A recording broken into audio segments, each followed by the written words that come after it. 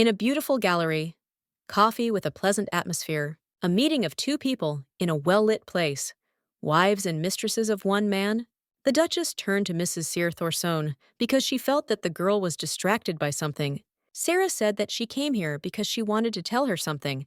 Even if she does not receive the Duchess's forgiveness, she nevertheless has no intention of parting with the Duke. The Duchess asked her to take this package. The lady noted that it contained exactly £100,000. A simpleton like Sarah had never seen such money in her life. The lady who tries to buy it with money is the Duchess. She noted that if she does not have enough of these 100,000 or a million, then she can give more. The girl asked for forgiveness and said that no matter how much she offered her, it would not sway her. This mistress was sincerely not in love. The girl screamed that she truly loved this man and asked for forgiveness, but no matter what she did, they would not part with him. The Duchess remarked that Mrs. Sayre was in an excellent position. The main character of this novel is not a girl with pink hair, but a duchess. Tereya Delova said that she can continue to seduce him. Since these are her words, she must definitely keep them. The Duchess asked her to take the money and buy a beautiful dress because she had to show up for a date. Tereya said that she would support the love between them. In this empire, there are two noble young dukes, one of whom is the husband of the Dills, a warmonger who instigates war on his enemies and is called the Black Lion of the Empire. He is the mentor of the protagonist of this book. And of course, the Duchess entered the body of the wife of this distinguished duke. When she opened her eyes, she saw the Duchess and thought it was very cute. But soon she remembered everything. Delova was such a pathetic woman. She devoted her whole life to love for her husband, but received nothing in return. She soon met her death in the shadow of her mistress, immediately married her, and as a result, no trace of her remained in the duchy. Not only did she die an unjust death due to disagreements within the duchy, but no one would even sympathize with her in the future. Our main character decided that she would not give up so easily. She would definitely survive and enjoy money and power to her heart's content. In that case, she needs to get a divorce as soon as possible. She will give Sarah money, people in the duchy. Therefore, she asks that she share love with her husband, the Duke, for the rest of her life. The butler greeted Madame when she returned. The lady noticed that she had already returned and asked if the Duke was now in his office. The maid reported that His Excellency was absent, which seemed strange. It seemed that he had no travel plans today. The maid reported that he told her that he had personal business. He really likes his personal business, but it is obvious where and with whom he went to meet. The lady asked where he had gone, and the maid began to worry. She said it was to Levrand. Tereya knew it. This is the same address of the house that her husband bought for Sarah. This is truly the love of the century. The Duchess showed that she was sad and was upset that he had gone there today. But in fact, the girl was very happy that he went there. She was glad that he continued to meet with her openly. She, on the contrary, was grateful to him. The lady asked to be left alone for a while. The maid, of course, was not against it. She felt very sorry for her mistress. Tereya was delighted and sighed with relief. Nervous breakdowns lack of physical activity. Even the slightest movement tires this weak body. The girl didn't understand at all how she could survive with this cottony body. Her plan is this. The first thing to do is to create the image of an unhappy, sickly duchess who received a mental wound from her husband and mistress. Based on this image, place the blame on her husband. The lady will successfully divorce simultaneously, receiving her husband's property. The name of this is A Magnificent Solo Project. She thought again that this really was a perfect plan. The Duchess even gave Sarah money and encouraged her to continue dating. And she hopes she didn't overdo it because the girl looked like she was really scared. She might get scared and back off. Meanwhile, she heard her husband's footsteps. He appeared faster than she thought. The expression on her face is colder than ice. Bright red eyes that attract attention. He asked if she was in her right mind, this scoundrel with a pretty face. This man is the main character's husband. Bloody eyes, red beautiful, and possessing special power. This is a very rare genetic mutation. Everything about them is a mystery, as are the limits of their power. The reason the original protagonist chose Duke Delaf as his mentor is because he had the same bloody eyes. The girl did not think those eyes were beautiful. Looking at her with those eyes, you can't call it beautiful. Her husband noticed that they said she was seeing someone today. He decided to find out who she had seen a few hours ago today. Terea asked if he could next ask if she had seen that woman. He asked if Jaina had spoken to her very well, and the comma in the stream gave her an envelope with money. Terea was shocked that he even knew that there was definitely no spy in that cafe. Perhaps Sarah couldn't stand it and told him everything. The Duchess smiled and said it was nothing special. She just told her to take the money and leave him alone. It seems he was not informed of this. The man sighed and said that she herself said that it was okay to date her, so he didn't understand why she was now doing such an unworthy act. Tyrea is a duchess, and the girl would agree she is truly a noble lady. She is the Duchess of Diloff, so she asks if she has done anything unbecoming of a duchess. She simply enjoyed tea with the poor girl. She gave her mistress some money and told her to leave. In the eyes of the public, this is after all worthy behavior for a duchess. He may have asked her to refrain from seeing anyone in the future. After that he left. The girl started crying. They said that they could meet, so they met now. He is talking such absurd things, so she doesn't understand what the problem is. She was shocked that he was saying that she should abstain and keep everything to herself. He is nobody at all to forbid her anything. The maids do not understand that this duke can be so cruel. They felt very sorry for Madame. Thanks to him, the girl's public opinion is going as it should. He can walk without looking back, and he doesn't even take his grief-stricken wife by the hand. Although those noble hands are meant for Sira, the lady decided that she had had enough of this. In any case, she would not have lost his hands for nothing. After this, a maid came up to her and said that she was told that the Countess Amantha would soon be here. Terea was surprised, but asked that tea be prepared for them in the greenhouse. After she entered this body, the results of what she had prepared finally began to manifest. As soon as she got here, the holy girl looked through all the protocols of the imperial court to find out whether divorce was possible in this world, and if so, in what cases. As a result, the girl learned that the most useful person for her would be Countess Amantha. The woman said that with the help of the imperial family, they completely divorced her ex-husband.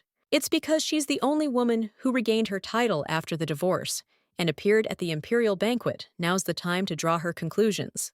The ideal reason for divorce, which even the imperial family recognized, the girl really wanted to know about the rumors from the Countess of Amantha.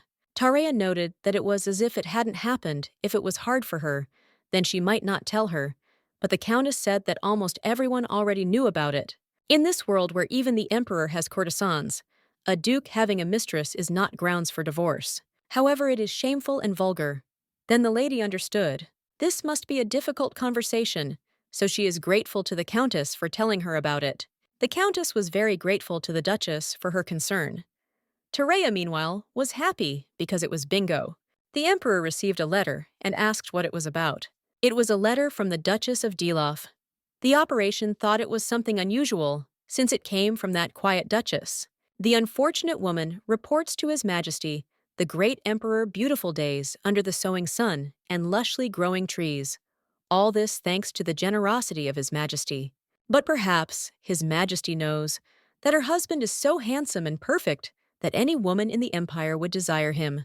But she is not sure that he knows that her husband has a beast that is so weak that he can barely stand up. As a wife in love with her husband, she would not want to neglect her duties expecting love from him. But all that awaited her was a silent view from behind the duke. She wanted to do her duty as a duchess and be pure, but in the end, she spends these nights with emptiness in her soul. The emperor was already completely shocked when he realized that this impeccable man, Duke Diloff, was in fact impotent. She will eagerly await the wise decision of His Majesty, who has the eyes of an eagle and the heart of a dragon. The Duchess sent him a petition of rather interesting content. It is important to prepare thoroughly for a divorce, but there is something more important, and it's a winning move to bring together two adulterous men and a woman in a secure manner. And the Duchess disappears to a place where she will have nothing in common with the original. Terea was already ready to say goodbye to death. Cupid sets off in search of freedom. As I sent Madame, they have now arrived. Now they are on Levrand. The lady only told him the name of the street, and he dropped her off right at the exact building. The coachman had apparently gotten used to coming here. The lady asked the man what floor she lived on. The servant tried to pretend that he did not understand what the mistress was talking about, but she was sure that he knew what she was talking about.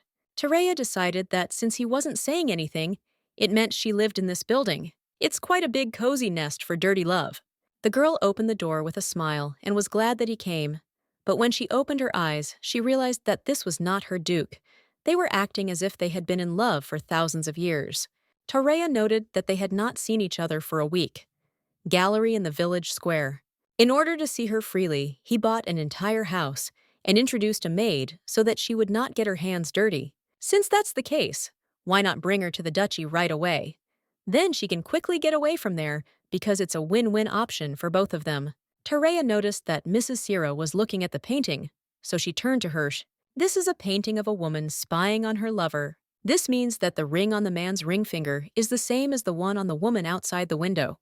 The title of the work is Pure Relations. The author was unknown. From an ironic point of view, she likes the title. Perhaps this painting should be hung in the Duke's room. Tareya said that if she liked this painting, she could give it to her, but the girl immediately began to refuse. She can't accept it, so you shouldn't buy it.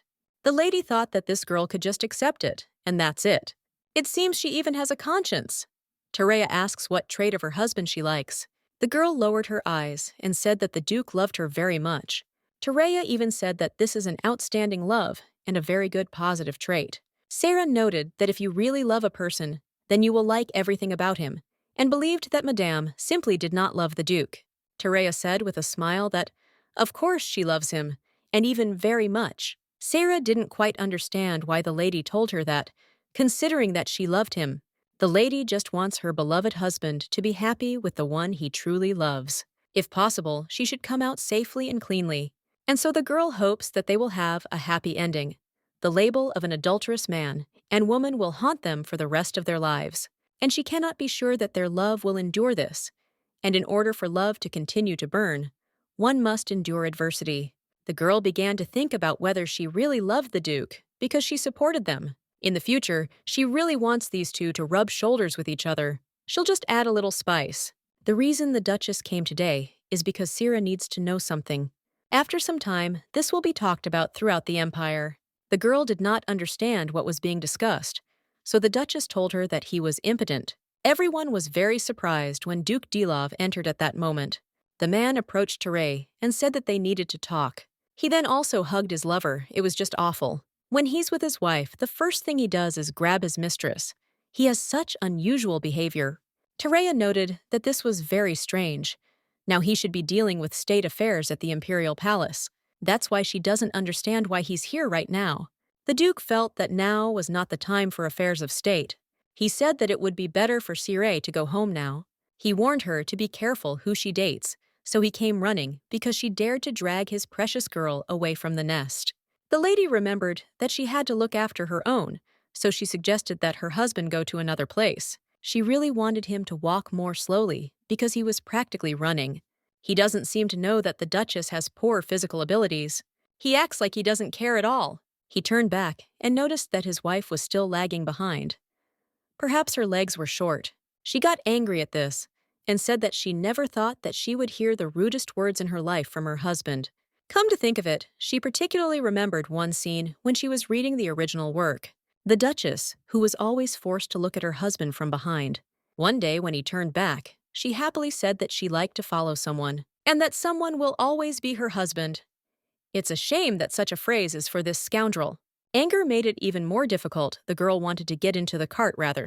Suddenly, the husband grabbed his wife in his arms, and she was in complete shock. She didn't understand why he suddenly started acting like that. He said that now they should talk. He thought she must not know how much he wanted to meet her. The lady was surprised, and remarked that she was very happy to hear this, and called him her favorite. And there is much to talk about. She sent a petition to the palace 5 days ago. The girl was surprised that he already knew about it. Things were moving faster in the imperial palace than she thought. The lady noticed that it was true and she sent it. Maybe he asked if she really said that he was impotent.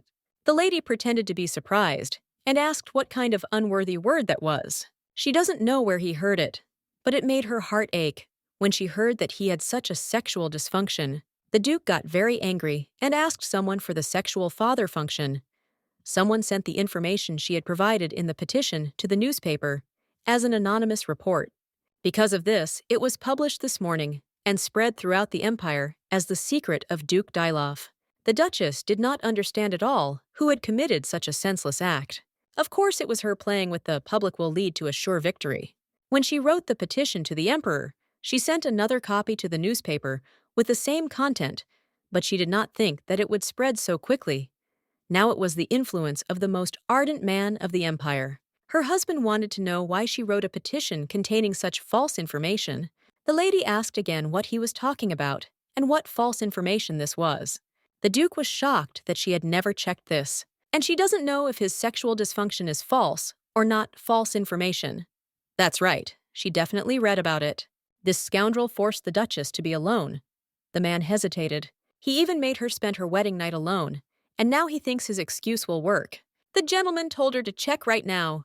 Tyrant was completely horrified and didn't understand what he was talking about. This man seems to have gone crazy. He offers her to test herself as a man. She didn't want to sleep with him. I asked him what he was saying in such and such a place. She doesn't want to be seen with someone who at his own discretion has fun wherever and with whomever he wants. A nervous laugh escaped the Duke. He asked her if she was really unhappy with her marriage to him. The lady was surprised. It seemed he thought it was the other way around. He acted as if she was some kind of decoration hanging on his neck. The man started saying that he had already done so much for her. The girl did not understand where he had left his conscience. He seemed to have put it in a bowl of soup and eaten it. Or maybe she forgot what kind of person he is. Tyrant said that he is the youngest minister of defense and the leader of the Imperial Knights, so she doesn't understand why he is asking such obvious information. The girl began to believe that he was showing off his wealth through photos. Like people who show off by showing off diplomas from prestigious universities, he is trying to show what an amazing person he is. And it seems that by doing so, he wants to say that he was very busy. Not bad. He showed rather repulsive behavior. Gentleman of the subject, that it is strange, but he also asked, what is he talking about at all? She did not understand why he was walking as if he regretted it, although perhaps in his eyes it seems strange. His wife, who until now had been looking at him with extreme frequency, had to smile sadly after these words. And after that, she also said that she still loves him, and add that he will withdraw his request. However, such words can become evidence in a divorce. In fact, there have been cases where, having softened in this way, the words have been recorded and presented as evidence. After this, the lady asked where they had arrived, because she did not understand where they were. Her husband said that they had come to the imperial palace after a trial from all sides. This matter would be corrected. The girl didn't understand what he was trying to fix. It seemed like what she said about impotence. If the husband was trying to fix this marriage, he should get down on his knees, sort out his mistress's house, and apologize. But even if he says now that he is very sorry, she still does not intend to stay married to a man she does not even like. Therefore, they will still separate in any case. If he had said so in advance, the lady would have dressed appropriately. In her haste, she could only gather her hair. Her husband said that they could continue their conversation after the trial. Tyrant didn't understand at all what to continue talking about. The court, her husband is talking about the divorce doors. No, it is not the kind of trial before their judge that they are used to thinking about. It is more like an informal meeting. In simple terms, it is like a playground for the emperor. They greeted His Majesty the Emperor, the Dragonheart, and the great hawk eyes of the empire. The emperor agreed to let them pass, because he had been expecting their mate for a long time. The emperor is Bernato Radric II. Although he is considered a magnanimous hero with all the qualities, he has a special side that makes his subordinates suffer. Well, that's not the lady's concern at all. The important thing is that, thanks to this, the matter went smoothly. The emperor said that he would first begin to speak. He asked with a smile whether the Duke was really impotent. The man immediately denied the accusations, claiming that it was a misunderstanding. He was sure that his wife had misunderstood everything, and that nothing like that had happened. He insisted that all the accusations were false, and that his wife had misunderstood what was happening. These statements, in his opinion, do not correspond to reality. The emperor asked how many years he had been married to his wife. The man replied that they had been married for 3 years, specifying that their relationship was not as stated. Hearing this, the emperor noted that his wife could not be wrong, and suggested asking the Duchess directly what she would say about this. The emperor turned to the Duchess and asked if she had told the exact truth in her petition without distorting the facts. The lady, taking the handkerchief in her hands, began to cry, admitting that she had written in the petition what she had really felt based on her experience. She claimed that she suffered every night and was in great pain, explaining that a man could not understand her suffering. This could not be proven. The Duke objected, saying that he did not understand why this could not be proven, since he was ready to provide all the necessary evidence right now. The Emperor noted that if the Duke was found incompetent, the imperial family could face serious consequences. He reminded that the Duke is a symbol of the young blood of the empire. If he proves incapable, it could significantly affect Dailov's image and future. The Duke symbolizes the strength and dignity of the empire, and if his incompetence is confirmed, it will be a blow to the prestige of the entire empire. Therefore, proving this fact will be extremely difficult, especially for the imperial family, which will face problems. Despite all this, the emperor found it amusing to watch what was happening. Although he did not want to take the matter too seriously, the Duke shouted in a rage that he would never get a divorce, but the lady reminded him that the decision was ultimately made by His Majesty. The Emperor then turned to Madame and asked her whether she wished to continue the marriage or whether she would prefer to end it. The lady bowed and expressed her wish. She asked the Emperor to divorce her from her husband, having decided that she no longer wanted to endure suffering. She confirmed that her intention remains unchanged, as stated in the petition. She does not want to suffer anymore and live in tears every night. The Emperor thought for a moment, and assessing the intentions of the spouses, said that he would make a decision on the case and deliver his verdict in the near future. He gave them 4 weeks to live separately, cool off, and give them time to think before their next trial. The law prescribed this period of separation, and 4 weeks became the official reprieve to allow reflection and emotion to subside.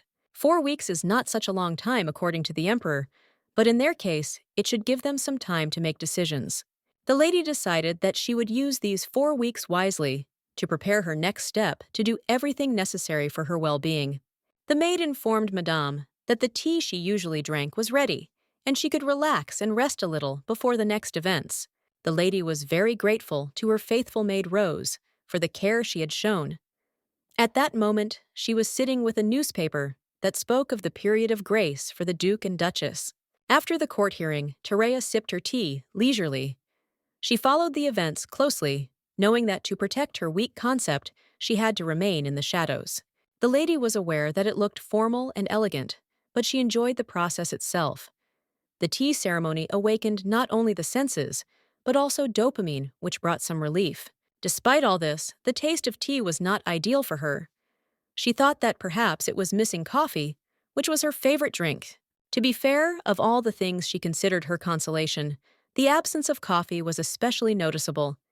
It created an emptiness in her soul that did not give her peace for a long time. After some time, Terea developed a habit of mixing different ingredients, trying to find something similar to the taste of coffee.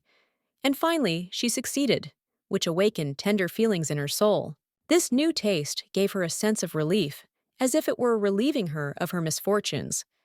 The 4-week grace period seemed a wise decision under the circumstances. After this time, there will again be a need to listen to their opinions, and then the final verdict will be made. Divorce or continuation of life together. However, for the lady herself, divorce was the main goal. To achieve this, she needed to skillfully manage public opinion and create the necessary conditions. At this point, numerous invitations were coming in her name, as if everyone was trying to arrange meetings wanting to discuss her situation. Apparently, many were curious because the focus was on Duke Dilov himself. The lady asked Rose to politely decline all invitations so as not to create unnecessary discussions. The reason for the rejection could be found to be quite acceptable. The lady was going to return to her parents' house for a while to recover from the difficulties she had experienced. Her plan was to spend her time in the shadows, crying at night, suffering because her husband was impotent and she could not count on his support. After the difficult revelation, the Duchess experienced both mental and physical weakness. In connection with this, she decided to go to her parents for recovery. Complete silence on the part of the Duchess would be the best defense against rumors of divorce and impotence. It would help maintain control over the situation and keep it within limits. Rose, having handed the letter to the lady, asked what she should do next. There were many letters from Doris again, so the lady said to send them back as always. By the way, before the restoration, something needs to be done. A few days later, she asked to put flowers near the fountain. Tereya has caused quite a scandal, and now she will not be able to simply leave everything that happened. Her decision requires attention and will certainly have consequences. It was a charity event that supported artists of low social status or those in difficult life situations. For Tereya, this banquet was the first event after the trial, and she did not give unnecessary explanations. All the high-ranking and noble personalities of the empire will surely come here. They will be attracted by curiosity.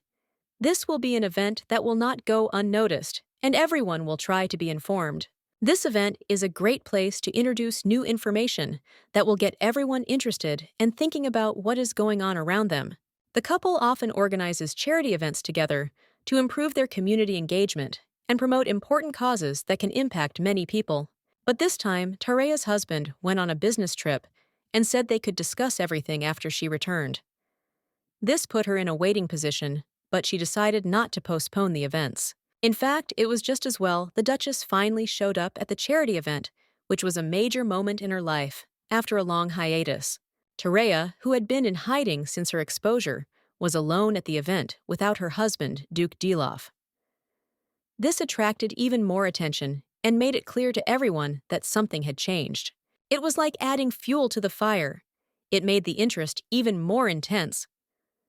Suddenly, a man approached Tereya, and she could not help but notice his presence. He was determined. Tereya was willing to listen to the man, and he thanked her for her help, because she was a benefactor of their gallery. It meant a lot to him, and he was very grateful. He said that his long-time dream of allowing everyone from the rich to the common people to enjoy art came true thanks to her support. It was made possible thanks to her participation. Tereya modestly responded that he was exaggerating, but was happy to help in this gallery. She added that this place became her solace in difficult moments when she needed support. The man, clearly delighted, said that of course this conversation was not for a public place, but he noticed that a golden bell had rung for the work of the artist Doris. This was an important event. The man said that the proceeds from the sale of the work, as well as the commission, would be transferred to the usual account as usual. Everything went according to plan, and it was in his interests.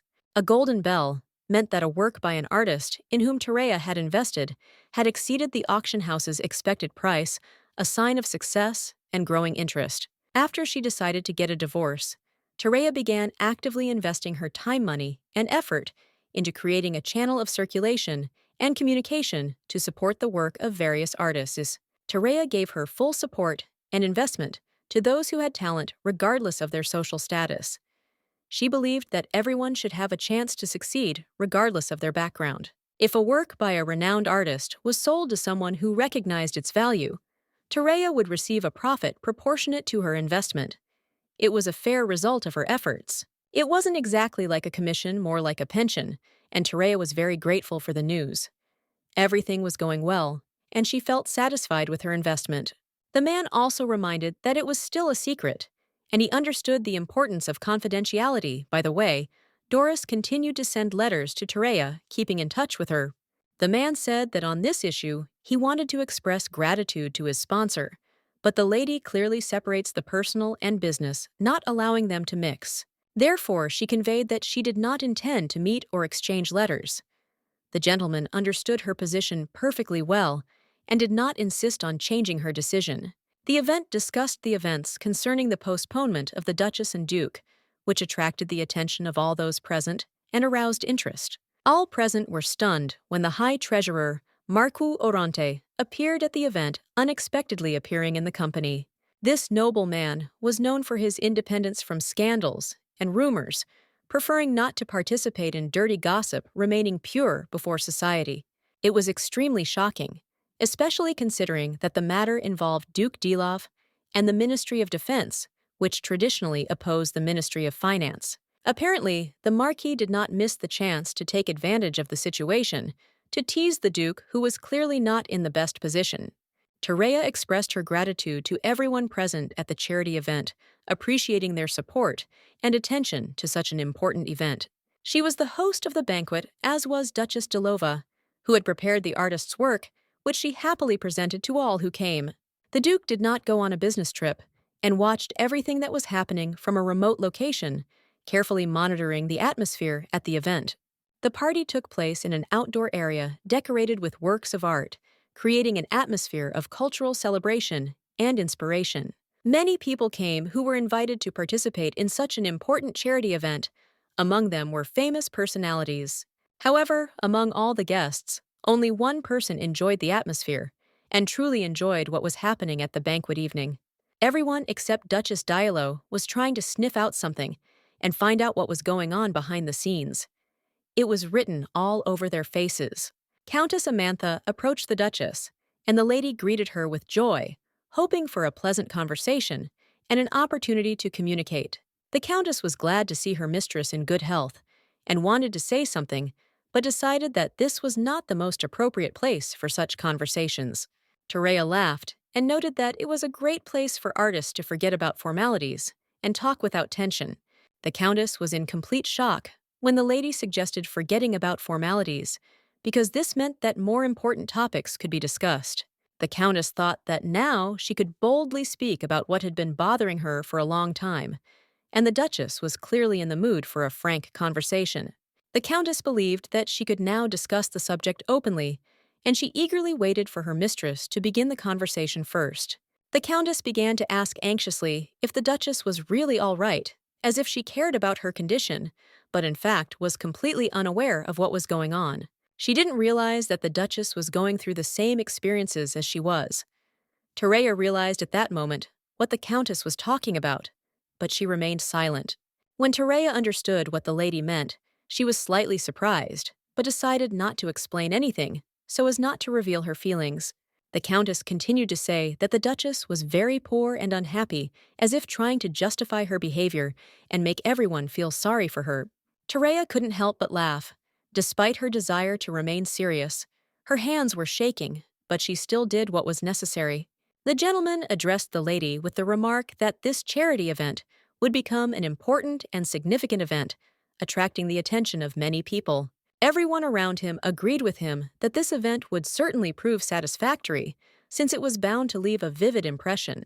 They promised to give her one of the best potions for erectile dysfunction, and also offered to buy her a beautiful painting so that she could enjoy it. At this time, strange proposals were made, but Terea was grateful for the attention and good intentions, even if they seemed ridiculous. The lady asked everyone present to enjoy the works, and she herself moved a little to the side so as not to attract unnecessary attention. Terea declined the invitation on the pretext that she needed to recover and refused to engage in active communication that would only worsen her condition. She needed some privacy to rest quietly in the room and then finish all the work she had left for later. In the corridor, she met her husband with a bouquet of roses in his hands, and this sight caused her a lot of questions that she could not immediately understand. Terea couldn't understand what was happening and didn't know why her husband had appeared here, especially with flowers in his hands, which seemed extremely unexpected. She was confused and could not understand why he had brought these flowers and why she was again being haunted by such questions and strange gestures on his part. The husband noticed that women liked flowers, so he decided to buy some for her on the way, not hiding his satisfaction at having brought her such a gift. He insisted that she accept the flowers, but the lady was not in the mood to show gratitude, although she felt a little embarrassed. She mentioned that he had gone on a business trip, but he began to say that he had come to ask why she had decided to divorce him. He noted that this decision would not be good for her or their relationship, and perhaps she should think about it again. After the Duchess lost her husband's warmth and support her achievements, and awards began to lose their value, and she began to think about the future. Terea had already begun to gather her belongings in preparation for the changes, because she understood that her husband should not worry about her plans. He said he always thought she was having a good life with him, and couldn't understand why she would suddenly decide to get a divorce when everything seemed to be going well. These words simply drove Terea crazy. She couldn't understand how anyone could think that she felt good with such a man. He allowed himself to have a mistress and live a carefree life, and now that she decided to get a divorce, he began to accuse her of doing it without reason. The Duke may not want to hear the truth, but the lady is sure that it will be difficult for him to accept it. Everything must be unexpected and shocking for him.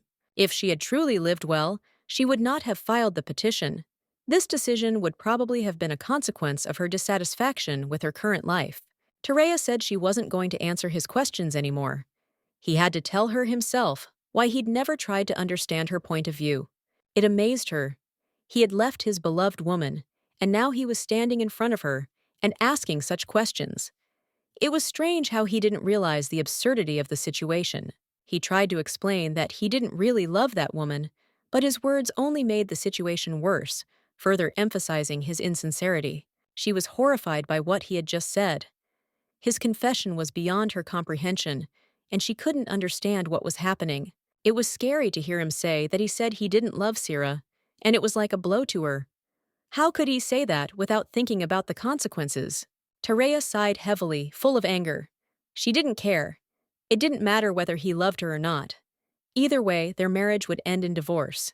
The Duke grabbed her hand, trying to convince her that he was serious. He asked her to believe him, but she was not impressed and felt only disgust. It was incredibly impudent of him. Even if she hadn't stopped reading his confession, his words still wouldn't have moved her. She will not forget how her life with him began.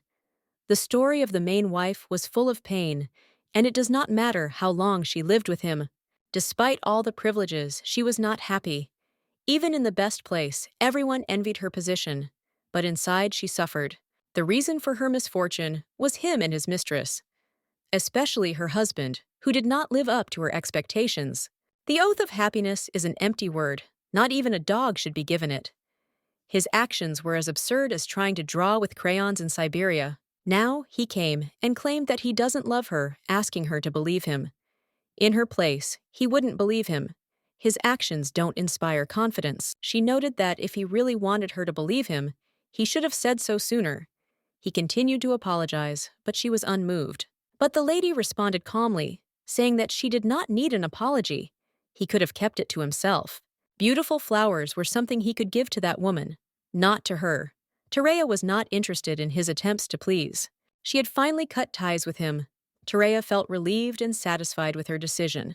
The Duke tried to stop her calling her name over and over again, but she was determined, and his attempts could not bring her back. He shouted that he hadn't finished yet, but that only pushed her away even more. His words lost their meaning. He ran after her, begging her to listen to him to the end, but her decision was firm, and she was not going to stop. He looked like a madman completely out of his mind. His behavior was strange and even frightening for Terea. He was screaming down the hallway and running after her like a mad deer. Terea couldn't understand what was happening to this man. Getting involved with this madness was just a waste of nerves. Terea decided that she had better not waste her time on this man. She decided to run away, knowing that if she reached the corner, she would find herself in the garden, where she could be left alone in peace. Already close to the corner, she suddenly felt fear. The situation became too tense, and she began to lose confidence. She felt a sharp pain in her nose, as if she had hit a stone. This only added to her anxiety at that moment. But then a man came up and asked if the lady was okay. Her figure caught his attention, and he immediately decided to inquire about her condition. The man, noticing that perhaps he hadn't been looking around closely enough, explained that he had been somewhat taken with her appearance. He had noted her platinum blonde hair like a crown. His voice was soft and warm, and his violet eyes matched his appearance perfectly. The man looked flawless, and there was a certain restraint in his behavior. At that moment, her husband ran up to the lady, and her face immediately darkened. She was upset as his obsessions sometimes drove her crazy, especially now. The man apologized for his rudeness, and if he was not mistaken, offered to help, as he believed that the lady was in a difficult situation. He was ready to support her. He offered to accompany her, and the lady thought about it, evaluating his offer. She immediately felt that it could be a good decision. She soon agreed, saying that she would ask him to accompany her. It was not an easy decision, but she did not want to be alone. The man asked who this person was, and the lady replied that he was her husband, adding that he would soon become her ex. She also added that her husband would soon be a thing of the past, which was an important point in the conversation for her. The man introduced himself by saying that his name was Pablo Ril Ensdobi. He apologized for the late introduction and hoped that it would not cause any inconvenience. The lady immediately realized that he was the younger brother of the Marquise of Ensdoby. This discovery was important for her, since she knew who was in front of her. The man was surprised that the lady recognized him and noted that it was a great honor for him to meet her. Several months ago, she learned of the death of the Marquise. Since the Marquise had no children, his title was inherited by his younger brother, and now Pablo became Marquise. This was an important event that also affected the life of the lady. The lady's intuition, supported by her husband's advice, told her that this man was clearly not an ordinary person. He had an aura that betrayed his extraordinary nature. She decided that it would be wiser to stay away from such people to avoid getting into an unpleasant situation. This was her cautious decision. She said that this situation definitely had meaning for the organizer, and he immediately realized that her words stopped him while leaving no room for misunderstanding. The gentleman noted that this seemed to imply that he was not alone in this gallery. He felt that there might be other important people here. The lady immediately understood that his goal was to make an impression. He clearly spent a lot of effort to look attractive and interesting to others. She also thought that she shouldn't introduce herself, but he noticed that she was already well known to him. It was strange and even a little unexpected. The lady apologized for the misunderstanding that had occurred, explaining that her husband was currently on edge, but she was sure that Pablo would understand the situation. Pablo noted that he had heard a lot about the lady and could not miss the chance to meet her. It was not just a show of respect, but a sincere desire to see her. The lady has thought of everything, so that the works of her artists really stand out. She has done everything to ensure that these works receive due attention and recognition. Terea was more pleased that a man appreciated her abilities than if she had received a dress or jewelry. It was more important to her that her skills were recognized. She hoped that the man would have a good time at this party so that all her efforts would not be in vain. Terea wanted to create a pleasant atmosphere for the guests. The man smiled and offered to talk in private. He wanted to introduce her to the artist, but Terea refused, thinking that the conversations could take place later. She told him that he could discuss the artist with her subordinates, but she needed to concentrate on finishing the banquet. The importance of the event did not allow for distractions. Terea thanked him for his help, but reminded him that she had to be careful for 4 weeks. She had to avoid anything that could become a source of rumors. The man smiled and promised that they would definitely see each other again. Terea only nodded in response, not wanting to delay his further actions. The servant came and informed her that as per her instructions, he had collected all of Terea's personal belongings. He asked where he should take them. She answered decisively. Terea told the servant without hesitation that he should throw away all her things. There was no doubt or regret in her voice. The man was stunned by her decision and tried to explain that these things were not just objects, but important dresses and jewelry. He did not understand her behavior. He even mentioned that among the things was a wedding gift, tears of the sun, but Terea only calmly repeated that all this should be thrown away. Even if he decided to hide the wedding gift, she no longer cared. Terea had made a firm decision, and his arguments did not change her view of the situation. The scene that took place in the house attracted the attention of many. All those present closely followed the development of events, surprised by the behavior of the Duchess. Terea wanted everyone who watched to spread this painting throughout the house. She was pleased with how her image of a free and independent woman was perceived. The man asked Terea to confirm that the items were intended for the right purpose. He promised to deliver them safe and sound. She gave him a short answer. The maids didn't know what to say in response to his words, but one could see confusion in their eyes. They felt awkward at that moment. Rosa asked Terea to listen to a message from His Excellency the Duke. Terea did not understand what was being said, as she thought he was busy. Terea thought he had gone to meet Sira, but it turned out he had gone on business. He asked her not to leave the house until he returned. He wanted to meet and talk in person, but Terea ignored this wish, deciding that she was ready to continue her business and move on. The maid asked if Terea was going to recuperate with her parents, and when she would return. She waited for an answer, but Terea had already made her decision. Terea replied that she would not return. This house was no longer her home, and she had no intention of returning to a place where she had once been considered part of the family.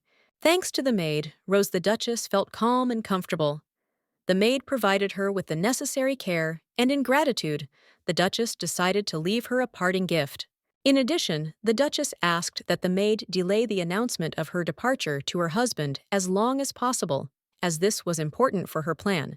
The maid assured her that she could handle the task. She promised to delay the news as long as possible so that the Duchess could leave without unnecessary worries. They set off, and as the Duchess had expected, the journalists behaved very respectfully, not interfering in their affairs following pre-established norms of behavior. A crowd of journalists had already gathered in front of the main gate, eager to learn as much as possible about the events taking place, hoping to get at least some information. The Duchess was lucky that she did not use the Duchy's private carriage. Now she had the opportunity to retreat into the shadows to bid farewell to an unpleasant stage in her life. In the future, the Duchess planned to build a new life for herself. She dreamed of a bright, happy future, relaxing in one of the most beautiful resorts. Yosin, the Duchess's home, is located next to a transparent sea, which was called the Glass Sea. This place became her new refuge. The city was famous for its developed sea tourism industry and was a popular resort number one, which the Duchess knew about. The local beauty attracted guests from all over the region. The nobles also often vacationed here, which made the region even more attractive. The peculiarity of the place was that it combined natural beauty and developed infrastructure. A villa had been prepared for the Duchess in this city by her parents. This care for her daughter touched her heart, and she felt grateful for their attention. The divorce settlement period was not as easy as expected. In order to understand each other, they needed to meet in person at least once every 2 weeks. This meant they could go up to 2 weeks without seeing each other, giving her plenty of time to prepare and get things done before she finally left. When the Duchess arrived at her home, she was met by her mother, and the girl was very happy to see her after such a long separation. It was a warm and joyful meeting. Her parents had been waiting for her arrival for a long time, and their meeting was filled with joy and warmth. She felt how much they missed her presence. The Duchess hoped that her parents were feeling well. They were talking calmly, but then Mama remembered that she should now call her Duchess. Teresa was a little puzzled by this, as she had thought they already had a good relationship. She did not understand why such a change in address was necessary. This was not the first meeting with the Duchess's parents. They had previously come to the capital to meet their daughter when there was a large banquet at the imperial palace. At the time, the Duchess was confused, but thanks to this meeting and the support of her parents, she adapted to the new world faster than she could have expected.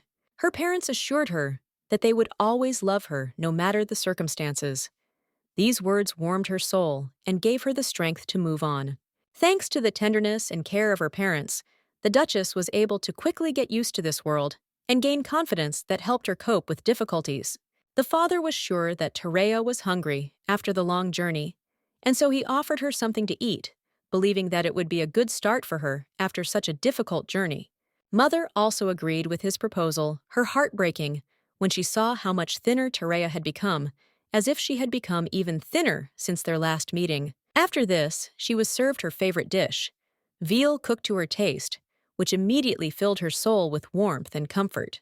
Teresa noted that this was indeed her favorite dish, and perhaps it was the Duchess's favorite too, since such subtle taste preferences often coincide. Since then, she decided that this dish would become her favorite because she chooses what she likes in this world, and this became her personal rule. In order to get a divorce from her husband, Teresa knew she had to maintain her image for her loved ones and act according to those expectations. Deep down, she dreamed of a life without worries, a life filled with comfort and luxury, where she could be a shining example of the YOLO style. However, for her parents, she had to remain calm and serious, showing herself as a well-mannered and worthy daughter, so as not to raise unnecessary questions. After she finished eating, Teresa noticed how delicious the food was, and thanked her parents for their care and attention to her preferences. Then, gathering her strength, she told her parents that she had decided to divorce her husband, deciding to speak directly and honestly about her intention. Mother now realized that the rumors that had been circulating about the divorce were indeed true, and she could not believe that it had already become known. Teresa was surprised that these rumors had already reached her home, and she could not believe how quickly these rumors had spread. Suddenly, her mother jumped up and ran somewhere, and Terea, not understanding what was happening, asked her father what exactly happened. Her father laughed and led her to her mother, and Terea was confused, not understanding what exactly was happening and how it all connected with her words. In front of her stood a box filled with gold silk carpets, tea leaves, and even a tea set. Everything was so disorganized that it seemed as if the items had been chosen at random. Mother explained that all this had been sent by her husband, the Duke, but Terea felt how this strange message from her husband only worsened her mood. This made Terea feel completely bewildered. But then her mother added that now the Duke no longer had any relation to their family, since he had become an outsider. Mother declared that she did not need an impotent man, and that she was not going to take him back, despite all his attempts to justify himself. The husband, trying to beg her, asked her to be more careful with her expressions, but the mother sharply objected, claiming that he himself could not be different. She could not forgive her husband for mocking their daughter and leaving her alone for 3 long years, betraying her in this way. Mother could not understand why a man who was not capable of being a full-fledged husband would take a mistress without being able to satisfy her. She cried out, demanding that her daughter wake up immediately, as she could not understand why there was this period of delay in their lives at all. The father tried to explain that if his wife continued to behave the way she was doing now, their daughter would not be able to finish what she wanted to say. As you can see, her parents live in complete harmony and support each other. They practice the ideals of marriage and family relationships, which is evident from their lives. Not only can they not understand why he needs a mistress, but they also can't forgive her for hiding this truth about her life for so long.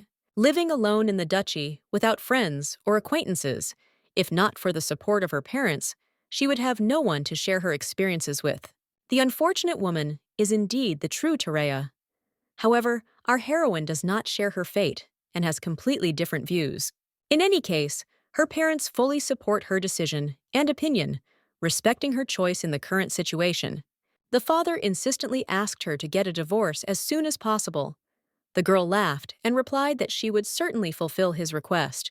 At least for her parents' sake, she should become a happy woman, independent of anyone. She said that maybe it was worth sorting out this accumulated baggage. She also noticed that there was a letter on the table. Curious, she asked what kind of letter it was and who could have sent it. Looking at the signature, she realized that the letter was sent by her husband, the one who had not yet come to terms with their relationship. She imagined him trying to persuade her to accept the gifts and convince his daughter to stay with him. It made her giggle. Apparently, he had tried to break into his parents' house before she arrived, which seemed ridiculous. She couldn't help but feel a little amused at such an obvious attempt. The lady offered to return all these gifts, and the movers were shocked.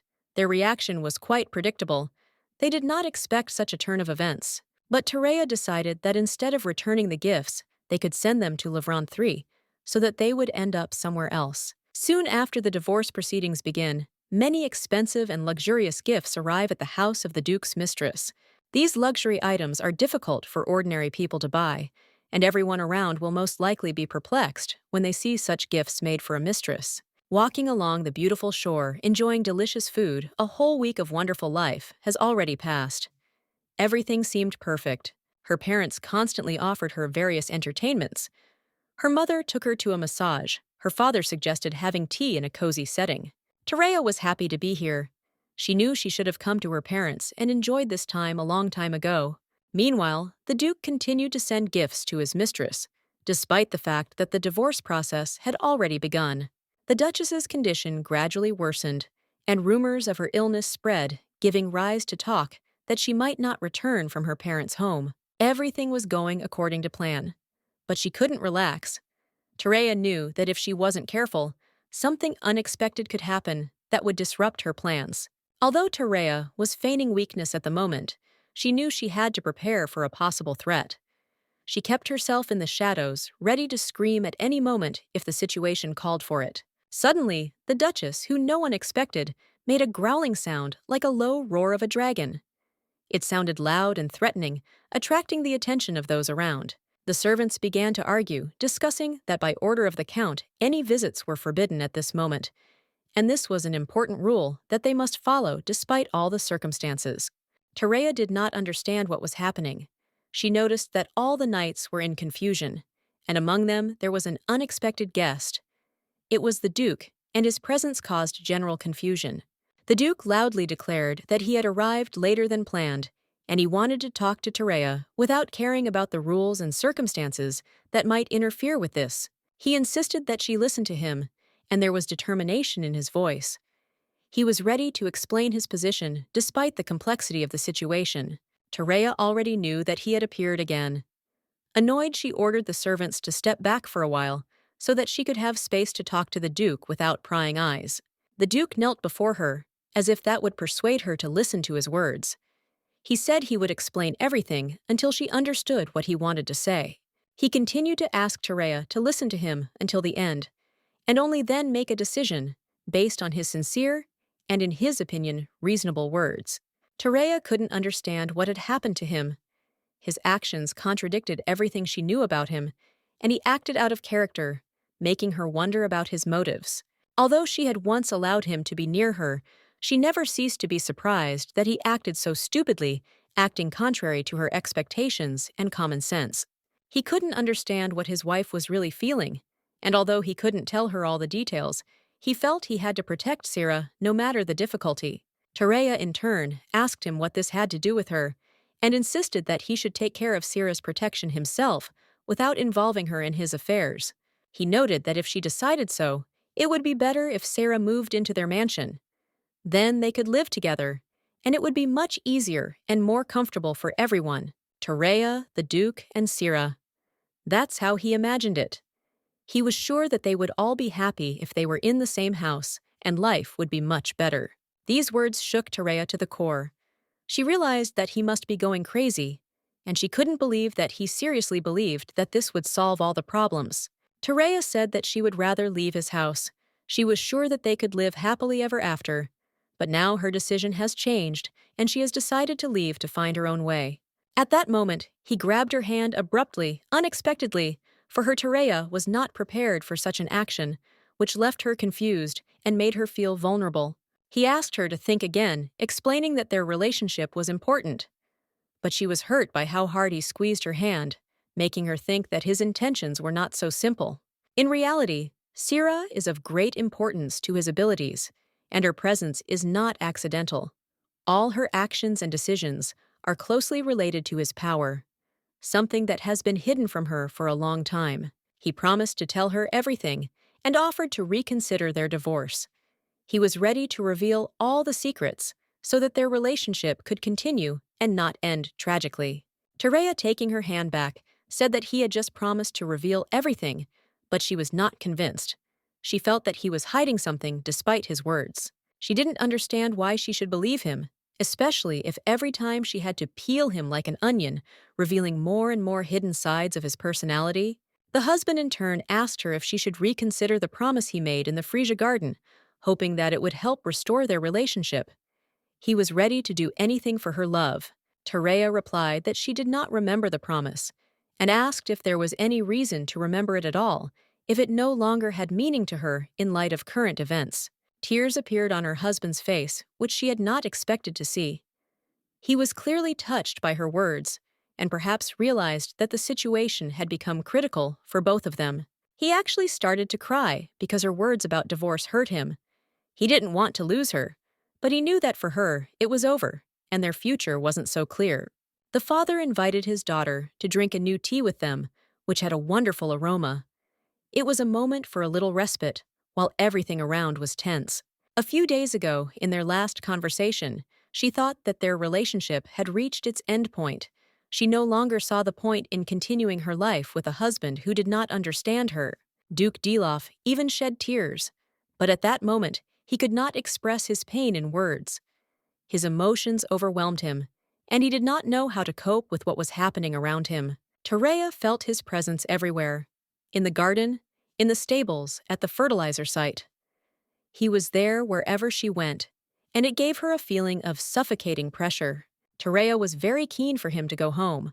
Her father noted that he insisted on doing anything, so he chose difficult tasks for him, but there was no sign that he planned to return. It seems he bought a villa nearby and stayed in Yosemite.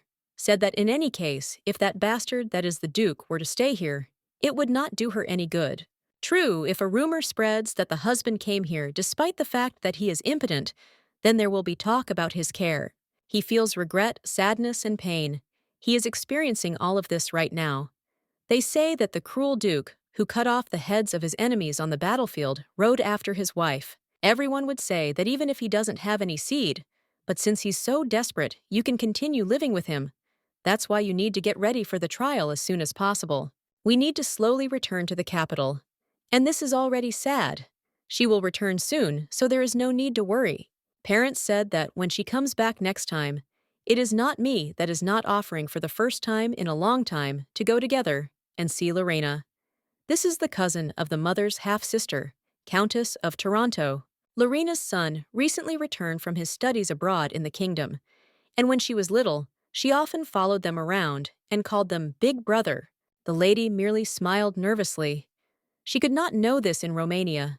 There was nothing written about the Duchess's past. The next time she returns to Yosen, her last name will also change, so her father asks how about giving his daughter a new villa to celebrate the divorce. Mother, of course, did not object to this decision and considered it an excellent idea, but the lady knew only one thing.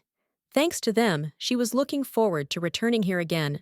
The girl had long understood that Terea had parents she could truly rely on. Already on the day of the trial in the capital, Madame provided all the necessary medications that she had ordered. The maid asked what to do with her hair, and the mistress replied that she should simply let her hair down and put on a veil.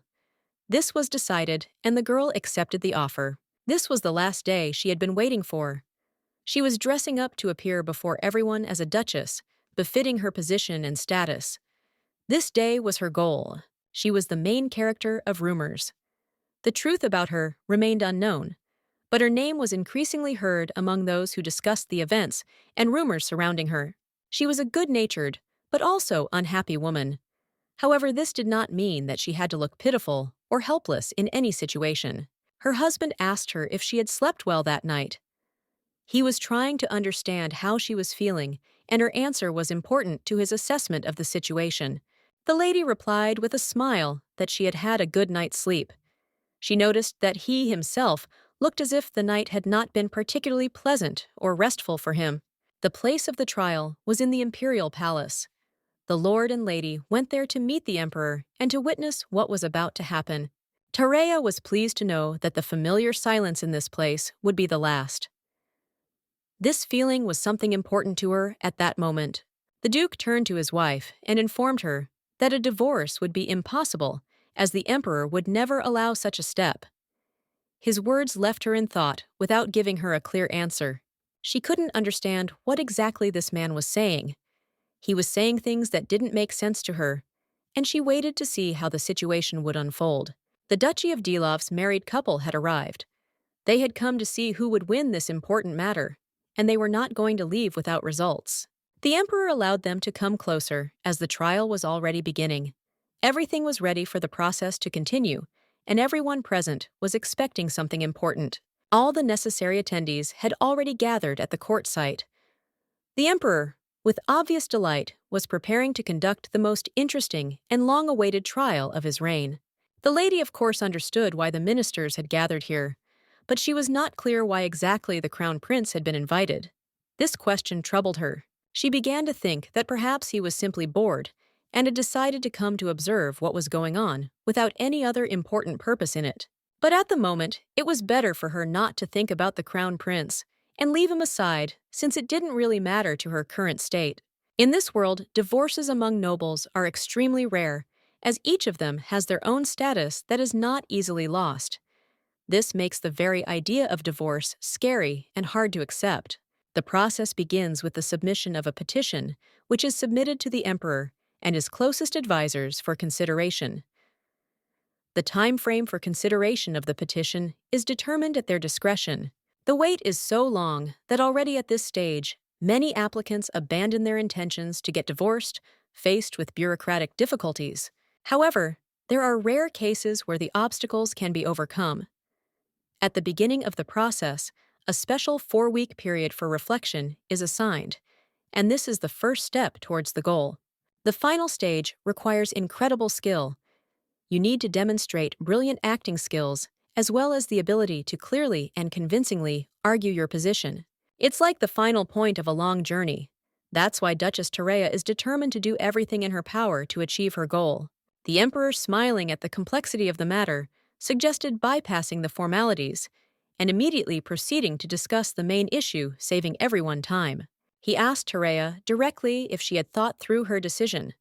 She confirmed that, thanks to his wisdom and the time he had given her, she had been able to weigh everything carefully. However, continuing the conversation, the Emperor noted that he had received a petition from the Duke in which he asked for a ban on divorce, which he clearly wanted to thwart his wife's plans. The Duke offered in exchange for this to go to war against the Arpasona, capture the enemy's capital, and present the Emperor with the riches of the Golden City, which was supposed to look like a lucrative offers.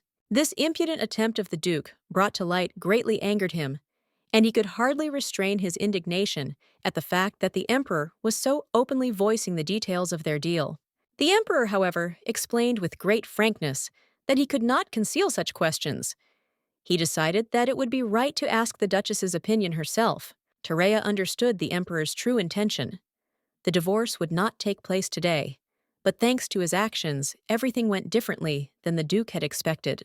Seizing the moment, Terea noticed that her husband had another woman for whom he had strong feelings, which was painfully obvious to her. She expressed bewilderment at how it was possible not to feel bitterness when a man who should have been faithful leaves his wife alone to cry at night while spending time with someone else. The Duke, listening to these words, began to show irritation, since similar discussions had already arisen between them many times before. But the Emperor interrupted him and asked him to remain silent, emphasizing that the Duke might have his own circumstances that should be taken into account. Terea realized that even the Emperor, with his wisdom, could not fully justify or understand her husband's behavior. At first, she thought that the Emperor was supporting the Duke, but his words and actions made her understand that he was actually on her side. She felt like the Emperor was almost pushing her, giving her the opportunity to say whatever she wanted without fear of consequences. Emboldened, Terea turned to the Emperor with the question of how she could be aware of all the circumstances that her husband did not consider it necessary to inform her about. Even if she knew everything, she asked the logical question: did she not deserve compensation for the years she spent alone, neglected by her husband? If she was to be with this man, it would wither and die alone, even if she were not with him. The likelihood, from the reader's point of view, she would be trying to understand the character in the book and delve into his circumstances. However, in this situation, when she moved into the one who sympathized and could possibly die, she does not understand why she should delve into the circumstances of that person. The lady expressed her opinion to the Emperor, stating that broken trust cannot be restored. She emphasized that betrayal leaves deep wounds that never heal. She also asked for sympathy for her unfortunate fate. Her voice was trembling, but there was determination in her words. She insisted on understanding her situation. At the end of her speech, she stated directly that the Emperor should allow them to separate. Her request sounded like the last hope for freedom and a new life.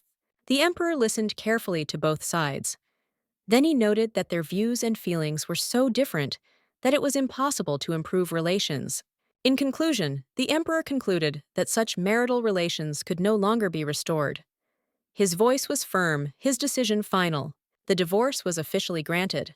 However, the Duke was furious about it. His face turned pale and his voice trembled with indignation. The Duke, unable to restrain himself, began to shout loudly. He claimed that the Emperor's decision contradicted what had been said earlier. The Emperor merely smiled in response. With a slight mockery, he reminded her that he had not promised anything specific. His words sounded confident. Then he asked a question, as if testing the Duke. Would he dare to dispute the sacred decision? It was a direct warning. The Duke realized that further argument was pointless. He stood frozen in place, dejected, but still seething with anger. When it was all over, the lady took off her veil.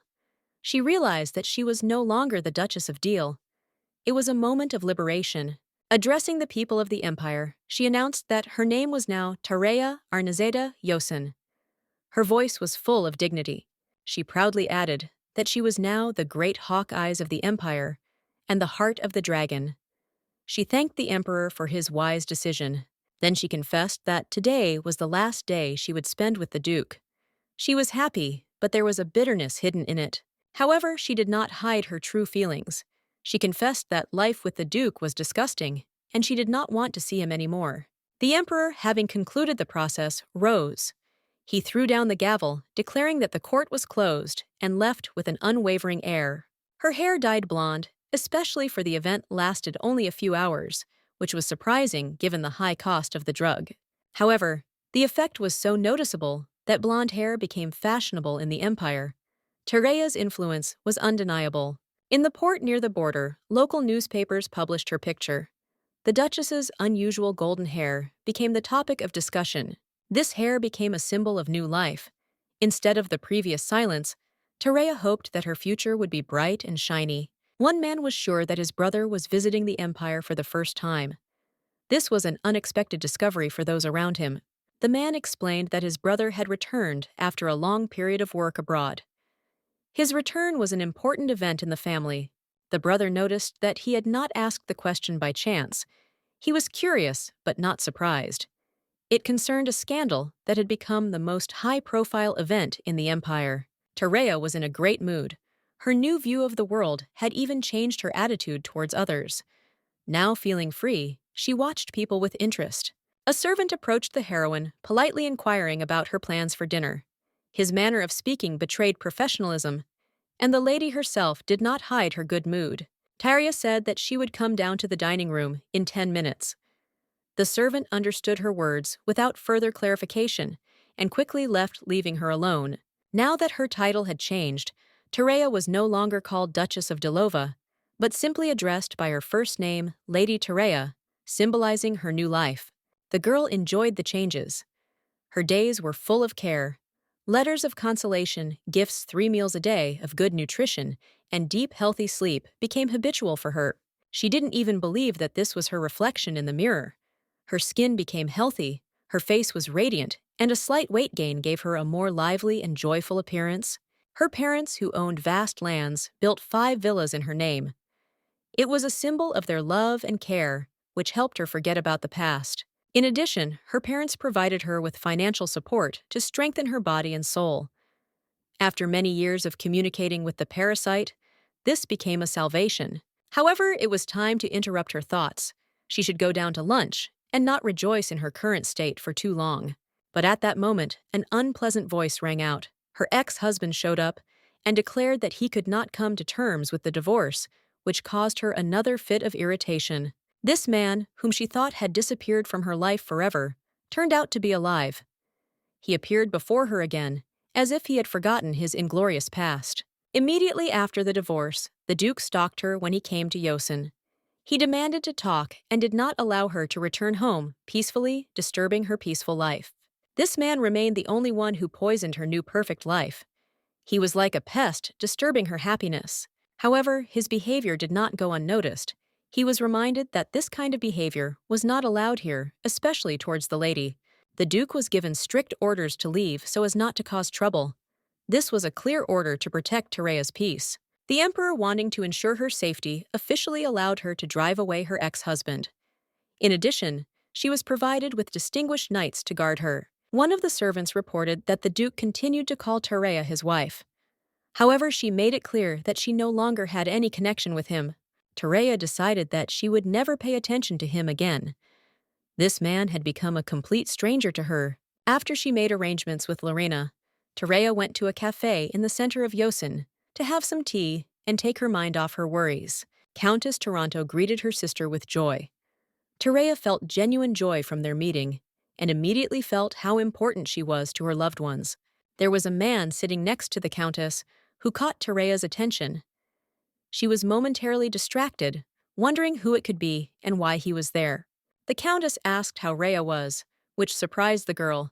She was not used to being called by her nickname, but it added warmth to the meeting. It seemed that the countess and her old acquaintance had a very warm and trusting relationship.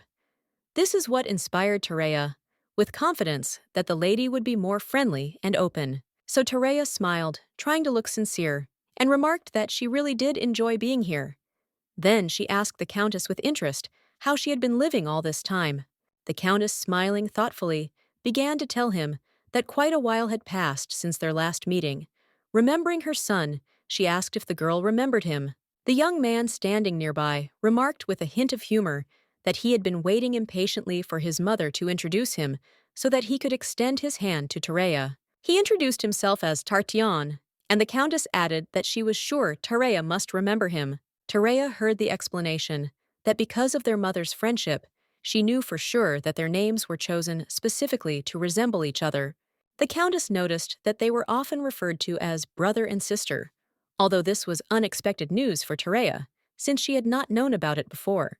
Despite the words, the girl's gaze was constantly drawn to the young man's figure, especially to his prominent chest, which made it difficult for her to concentrate on the conversation. She remembered the incident with the deer, which attracted attention with its unusual appearance, but she still couldn't help but notice that Tartine was a real beauty.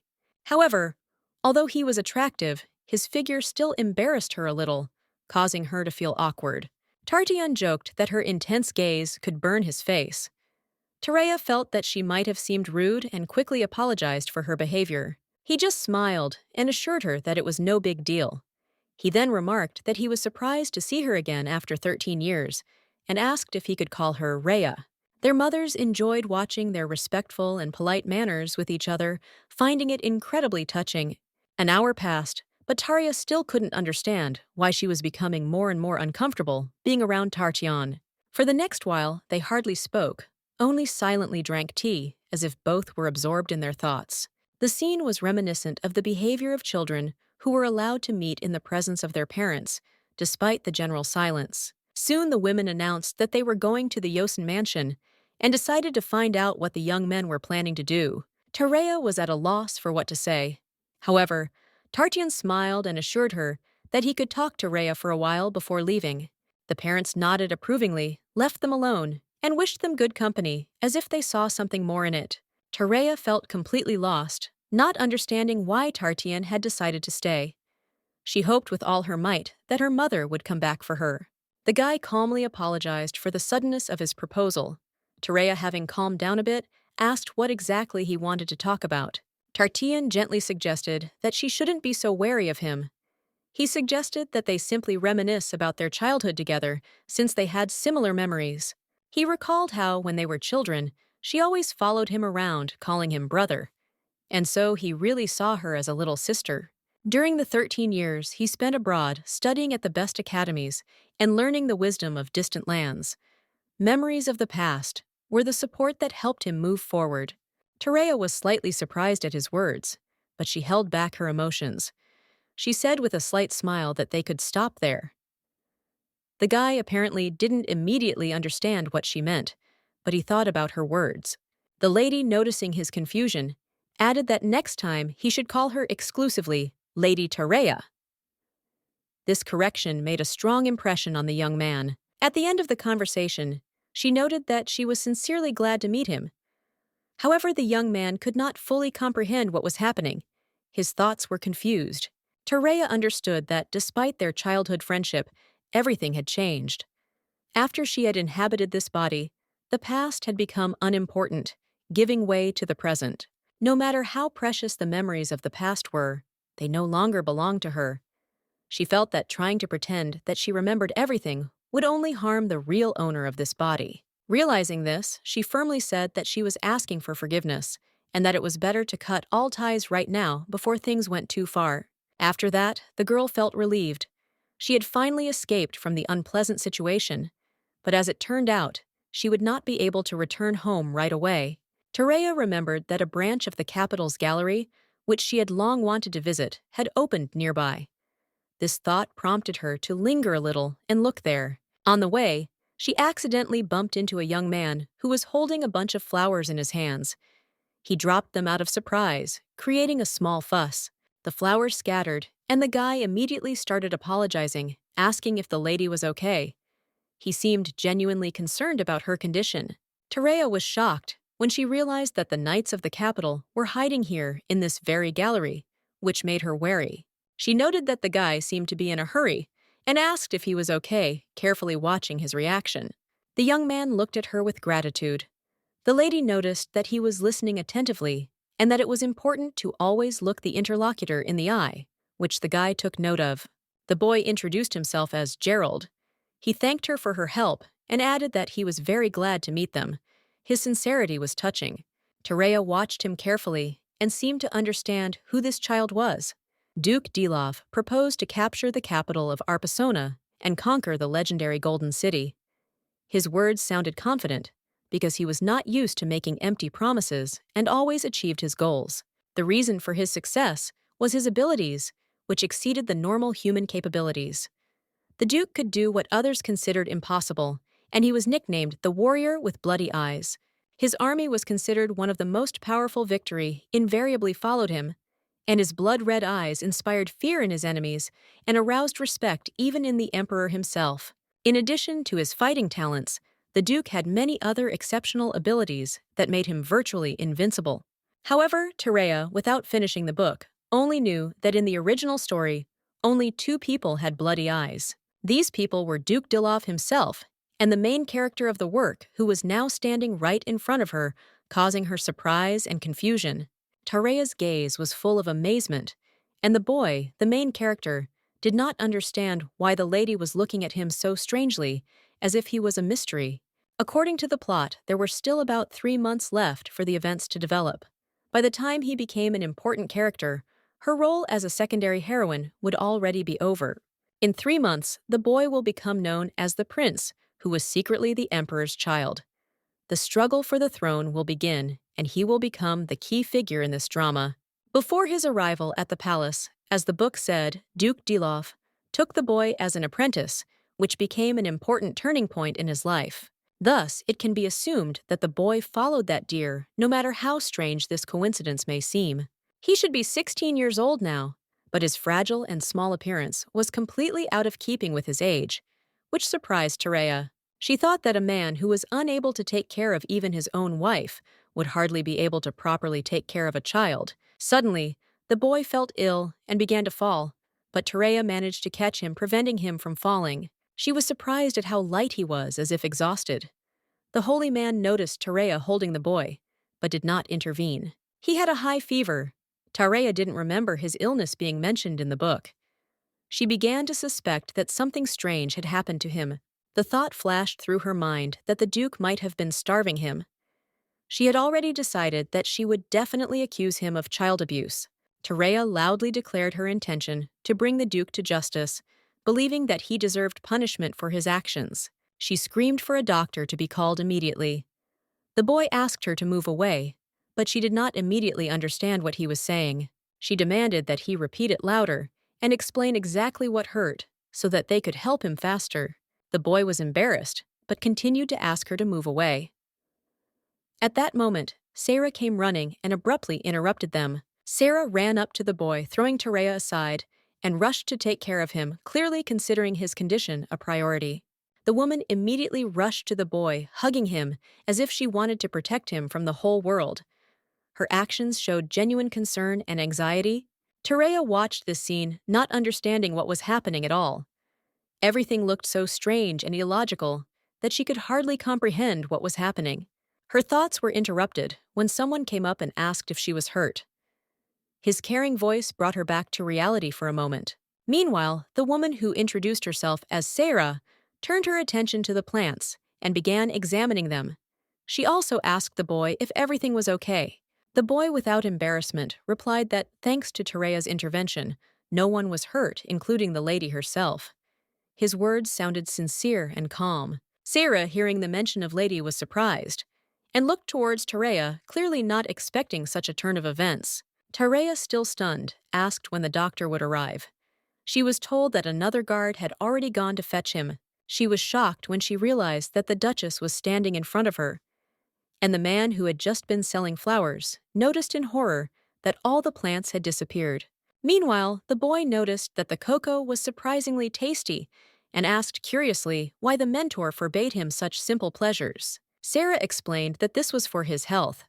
She also began talking about the water deer, an unusual creature with large fangs that had no enemies. To Tereya's surprise, it became known that the Duke had brought both his mistress and his apprentice here, a fact that left her slightly confused.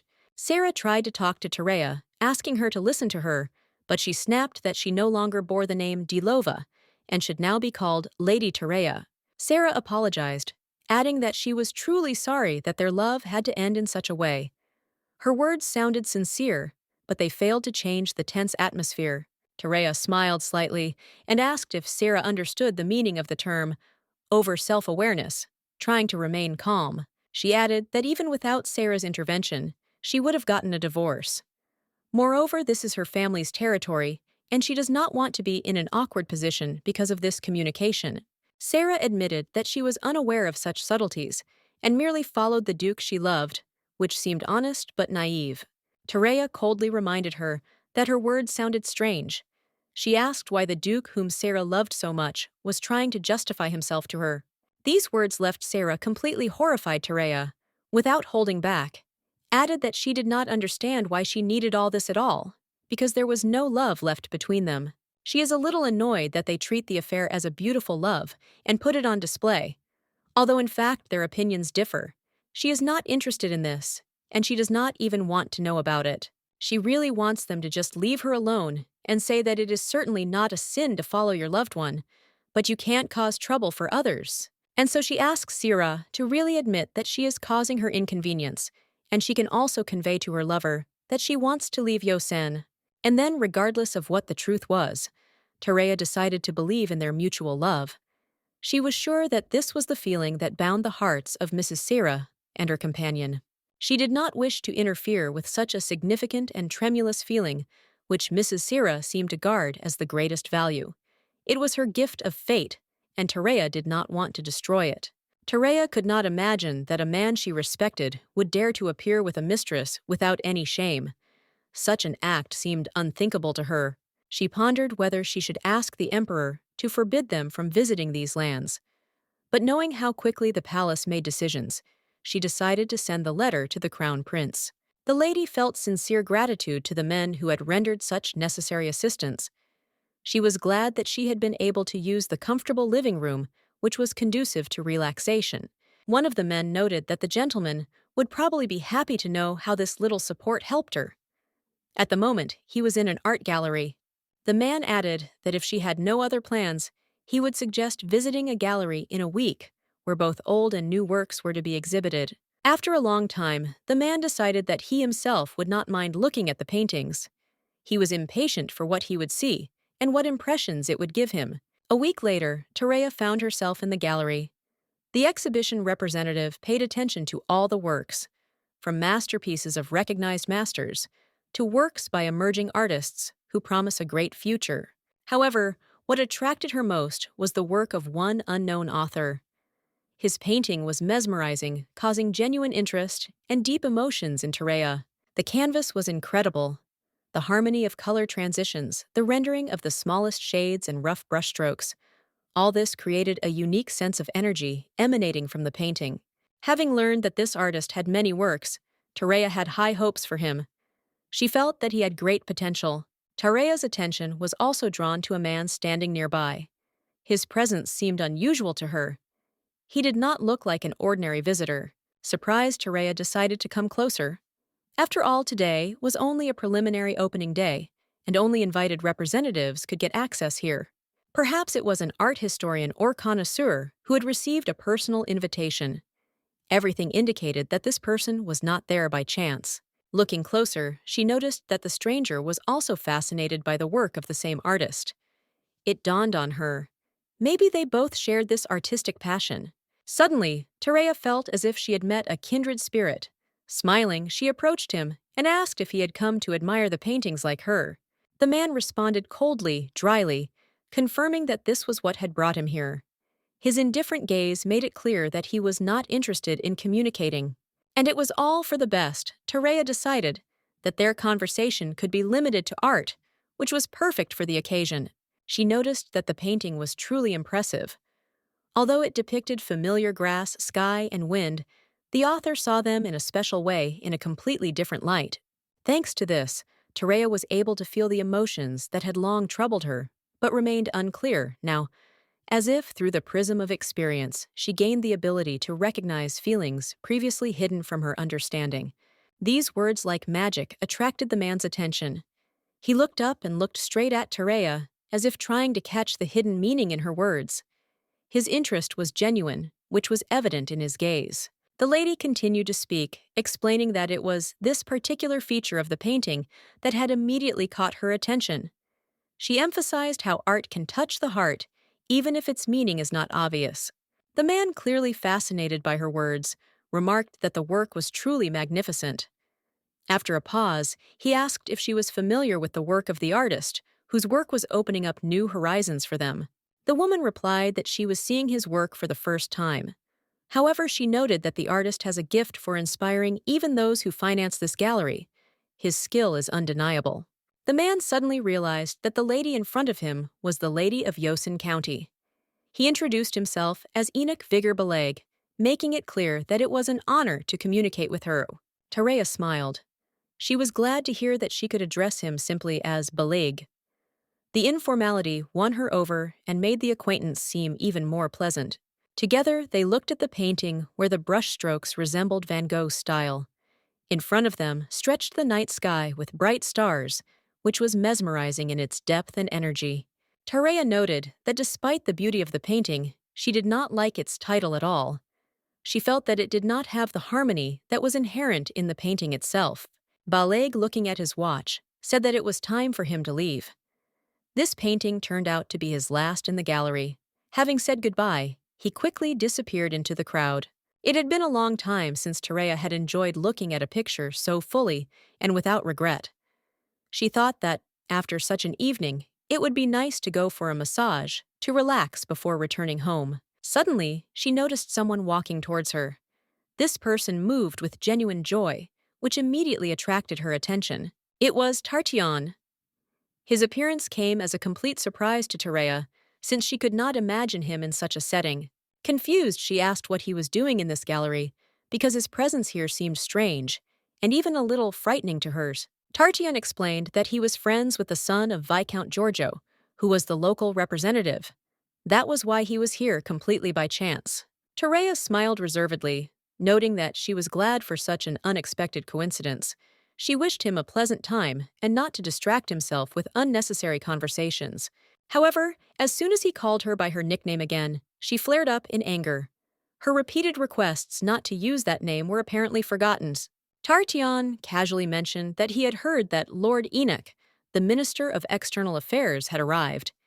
He assumed that Terea had already met with him. The girl was shocked by what she heard. She knew that Lord Enoch had been away from the empire for a long time, engaged in diplomacy, and rarely appeared in high society. Tyrant probably knew him personally. Tyrant noted that the Duchy of Beleg was indeed one of the most prestigious families in the empire. The family was recognized as one of the two major ducal dynasties renowned for their influence and status. Many in society know of the families of the Duchy of Beleg. Their name is associated with wealth, power, and centuries of history. Their achievements are discussed both in high society and beyond. The lady was completely shocked to learn that the man was a duke. Now it became clear why he had emphasized the title and advised her to take it into account. Tyrant noted that there were rumors about this lord that he had made significant contributions abroad, which only strengthened his reputation and status in the eyes of others. The lady asked what kind of contribution they were talking about, but the guy admitted that he did not have exact information and had only heard about it in passing. Terea couldn't understand how anyone could talk about a remarkable contribution without knowing the specific details. To her, it seemed like something secret, almost absurd. This secrecy reminded her of a marriage, which it seemed the person himself might know nothing about. She chuckled to herself, finding it ridiculous. Terea remembered their last meeting, where he seemed like a serious and mature person. Who would have thought that behind the facade, there was such a frivolous person giving in to rumors? The guy objected that she was too categorical, but added that he was sure that sooner or later, the story of this duke would become known and would have a huge impact on the empire. Terea asked him again if he knew anything about the contents of this great story. When he confirmed that he did not, she turned away and said with restraint that she understood him. After their first meeting, her opinion of him had noticeably worsened. Tartion, trying to dispel the awkwardness, changed the subject and asked if she liked the exhibition. After looking around, Terea found a painting that she really liked. She admitted that she was thinking of buying it, as the work made an impression on her. Smiling, Tartion remarked that if the lady liked this painting, he would be glad if it adorned her collection and expressed his approval. Suddenly, Terea realized that they had been walking side by side for a long time. She wondered how much time had passed since they had started moving together. The man matched her steps, which amazed her. Her husband would never do that if his life depended on it. He would only grumble that she was too slow. Her husband often said that her slow pace was due to her short legs. In this regard, Tartine was much more patient and attentive than the one she called the deer. The lady turned to Tartion, asking whether he planned to continue looking at the exhibition or whether he had other ideas for their walk. The man looked at her thoughtfully, and she did not understand the reason. He admitted that every time she addressed him as you, it sounded a little unusual and even alien to him. The lady noted that enough time had passed to justify the changes in their communication. It was now completely natural to address each other differently, as if time had changed the words themselves. In her words, he found a truth that was impossible to argue with. Indeed, much had changed, and he could not help but agree that the usual forms of address had long since become outdated. However, memories have a special feature. Although time tries to cover them with dust, they never disappear completely, only become slightly clouded. Even after many years, they remain as if sealed in the depths of the soul, and a small push is enough for them to emerge bright and alive. Those who like him live far from their homeland for a long time, often realize how much they miss home. This longing becomes their constant companion. Even when there are new impressions all around, new places and faces cannot replace what was left behind in the homeland, what is steeped in memories. The melancholy is especially overwhelming when it comes to small but priceless things, those that evoke the most tender and poignant memories. For him, these were the memories that came from the images associated with Terea, her presence, and all the moments that once united them. Extended text. The lady could not understand where this inexplicable feeling of wariness towards Tardion came from. She often thought about it, but never found an answer that could satisfy her curiosity. From the very beginning of their acquaintance, she had not noticed in Tarthion's behavior the slightest sign that he perceived her as a woman. There was no usual male gaze full of hidden desire, which she was accustomed to feeling from men.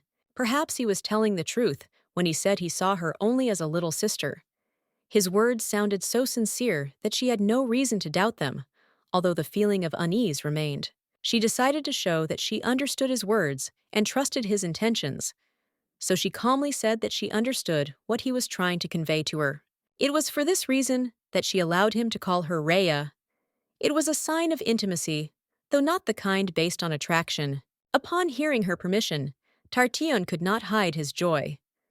A sincere smile lit up his face, and he looked like a child who had just been given a long-awaited toy. There was something touching in his joy. However, the lady smiling could not resist a little sarcasm. She was genuinely curious as to how long Tarchian intended to follow her. To her question, the man answered with slight surprise that she apparently did not know. It turned out that the Countess had invited him to dinner, so he was heading to Yosen County. Her mother, in turn, firmly believed that Tarcion was the ideal husband for her daughter. She constantly, insistently advised her to take a closer look at him. However, Tartion himself did not experience such feelings towards his mistress. Such thoughts were alien to him, although it was obvious that his mother had already made her choice long ago. At that moment, their conversation was interrupted by an unexpected noise. Loud screams could be heard in the distance, which immediately attracted their attention and silenced both of them. They saw the man arguing angrily with the girl. He clearly did not understand what he was guilty of, and demanded an explanation, completely confused by her accusations. A small crowd of curious onlookers had already gathered around them. The man insisted that the girl explain herself what exactly he had done wrong, what his mistake was. The girl, shaking with indignation, loudly declared that he dared to touch her thighs. Her words caused a mixed reaction among those around her. The man was seething with rage indignantly, insisting that he had not touched Terea, but had merely brushed against her by accident. His tone grew louder, emphasizing that there had been a misunderstanding. Even if there had been a touch, he added, it would have been merely a sign of friendly support. After all, Terea was old enough to be his daughter, and he had not put any unworthy thought into it. However, he stressed that it is difficult to avoid such situations if a woman allows herself to wear clothes that reveal her legs. The man said this as an excuse, clearly not noticing his rudeness. In response, the lady noted that everything around her reminded her of a beautiful open-air resort. However, at the moment, it all turned into chaos, reminiscent of a crush in the subway. Tartion, listening attentively, pointed to the speaker. It was Viscount Gordon Chin-Chan. He admitted that he had never seen the girl before and assumed that she was of some noble family. Continuing his indignation, the Viscount cried out that the youth of their day were behaving irresponsibly and carelessly. His words sounded like an old-fashioned grumble against the background of the general bustle. Meanwhile, he smirked at the other ladies, suggesting that they probably thought that if you painted stripes on a pumpkin, it would turn into a watermelon. His sarcasm was deliberately sarcastic. The man noticed that the ladies, in his opinion, were only shouting through their images, attracting attention. He judged their appearance, showing his prejudices about status and decency. He then pointed out that commoners probably came to resorts to watch the naive nobles with curiosity. At that moment, he turned his gaze to the girl. The Viscount pointed directly at Madame Terea, noting that her face seemed familiar to him. It was obvious that his suggestion was of interest to those around him. Gradually, he realized that her face reminded him of the former Duchess de Lova.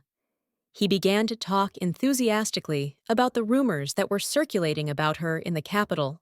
According to him, the Duchess was known as a quiet person, but her behavior, it seems, was not as modest as people thought. This, in his opinion, was the reason for the Duke's betrayal and their divorce. Tartion could not stand it and sharply reprimanded the Viscount, reminding him that a man should watch his words, especially when it comes to ladies to whom he has no relation. Terea looked at him calmly and said that it was nothing to worry about. However, memories of the Duke arose inside her, and for a moment her gaze darkened. She was irritated that no matter what she did, the label of former Duchess followed her everywhere. She resolutely approached the Viscount and asked who had called her Duchess of Delova.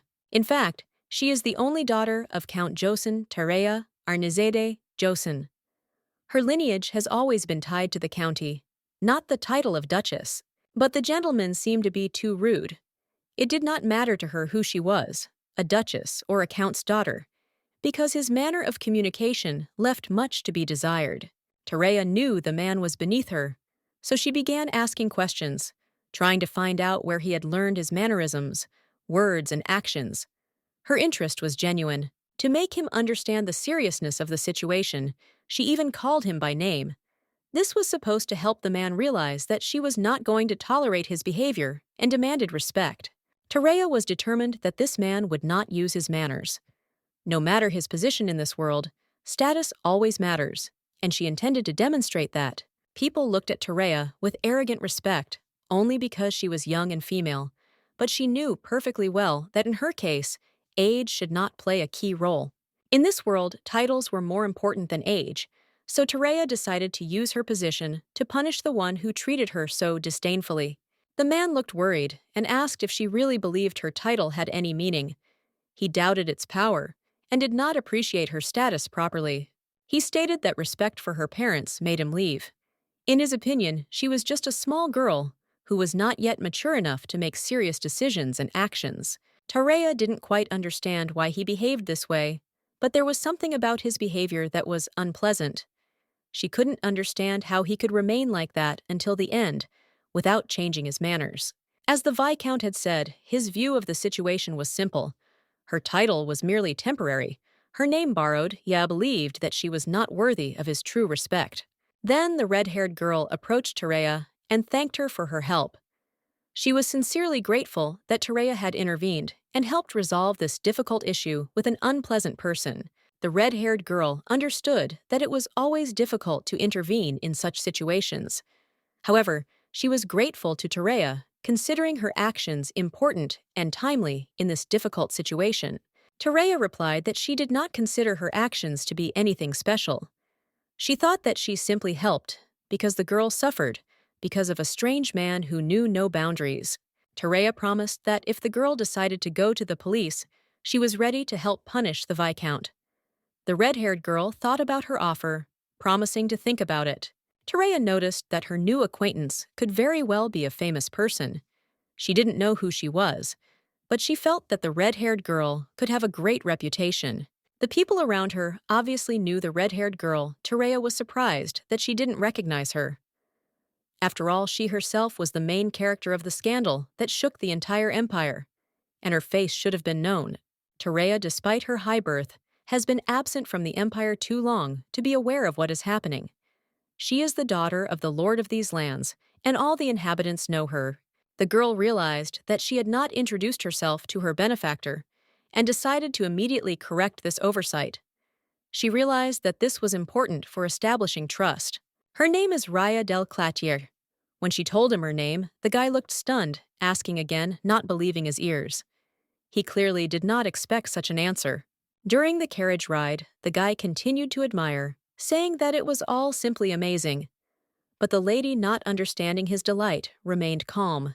Tarchin noticed that the guy was talking about that girl. This is Lady Klatsche. However, the lady, surprised, did not know who she was and what kind of person she was. The boy was shocked that she did not know this woman, because Raya del Clatier was an important person who played a key role in the affairs of the empire. He was perplexed. Terea didn't quite understand what he was talking about, and the guy explained that she belonged to a body that reported directly to the crown prince, which was of great importance. Raya is the daughter of Marquis Cletier, who heads the department that deals with special technical information. Her family is very influential in the empire, for the imperial family status is of no importance. The Marquis of Cletier, subordinate to the crown prince, is not inferior in status to the highest minister. His power is not limited in any way. Furthermore, rumors say that the Marquis and his two sons value their only daughter very much, who is the youngest sister in the family, making her an important figure. It was surprising to Terea that she had met such a person without knowing his importance. Her surprise was obvious, as she had not expected anything like this. Terea was usually knowledgeable about many things in the secular world, and even had a fair amount of knowledge about deer breeding, which might seem strange but important. However, the strangest thing was that the precious daughter of a powerful marquis found herself in such a situation without maids and knights, which put her in an awkward position. Why, despite all these circumstances, did she not reveal her identity until the very end? Her silence in response to insults remained incomprehensible to everyone. Yosen County, Terea apologized to her mother, saying that she was a little tired and would probably skip dinner. She felt unwell, but she knew she needed to rest. Mother was upset, but tried not to show it. She reminded them that Tartien was invited that evening. However, if Terea was so tired, it would be best to rest. She also noticed that a gift had arrived from Terea's classmate at the academy. The gift was placed in her room, which her mother curiously informed her daughter about. Terea was dumbfounded. She couldn't remember which classmate was being talked about because all her academy comrades had merged in her memory, leaving only vague images. The object had a special shape that resembled the official imperial seal. It was round in shape, and Terea thought it might be the seal of the crown prince. Terea couldn't remember such details, but the owner of her body, Terea, did study at the academy at the age of 7 to 8. This coincided with the time when the crown prince studied. At the academy, Terea fell in love with one of her classmates, a young man whose heart did not reciprocate hers. Her feelings remained unrequited for many years. The only memory I have of the crown prince is of them meeting at a court hearing. Their eyes met, but it was only a formal meeting with no further contact. She was surprised that now he, the crown prince, had suddenly decided to contact her out of old friendship. It seemed a little strange and even suspicious, but she decided to look into it. Terea decides to look at the gift, and after examining it, she felt that she could not understand what this object was intended for. It looked mysterious and unusual, somehow strange. She decided to examine the thing carefully. When she looked at the gift, she felt that she did not understand what its purpose was and how it should be used. The letter contained a strange instruction. Terea read that she was to hold the object in her hands and knock it 3 times on the wall. The signature belonged to Caller's friend, Elgot Dominic. Terea was surprised by this strange message. She learned an important lesson in this world. Not everything that is said or written should be taken literally, even if it seems obvious. This was especially noticeable among people from social circles, where intrigues were constantly in the air, and intrigues flourished at every step. The world of this elite was full of hidden motives and conspiracies. If he really cared about her that much, then he could help with the divorce, because he had a lot in his power. He was familiar with such cases, and he could offer real help. At that moment, Terea felt that something was wrong with these objects. Something strange was happening. A feeling of anxiety and suspicion overwhelmed her, forcing her to pay attention to details. She couldn't understand what this light was coming from the object and what this half-naked image meant. Thoughts of magic arose in her mind, but she couldn't quite comprehend what was happening. She soon realized that something was beginning to manifest. At that moment, she heard His Highness announce that the connection had been established, and the situation had become clearer. Terea was shocked when she realized it was actually a projector. She couldn't believe her eyes, trying to comprehend what exactly she was seeing and what it all meant. But when the image of His Highness the Crown Prince appeared before her, horror overwhelmed her. She could not understand how this had happened and why she had ended up in such a situation. The Crown Prince greeted her, but Terea had not expected to meet him in this state. This meeting was a real shock for her, and she did not know how to react. The lady bowed immediately, not knowing how else to express her respect.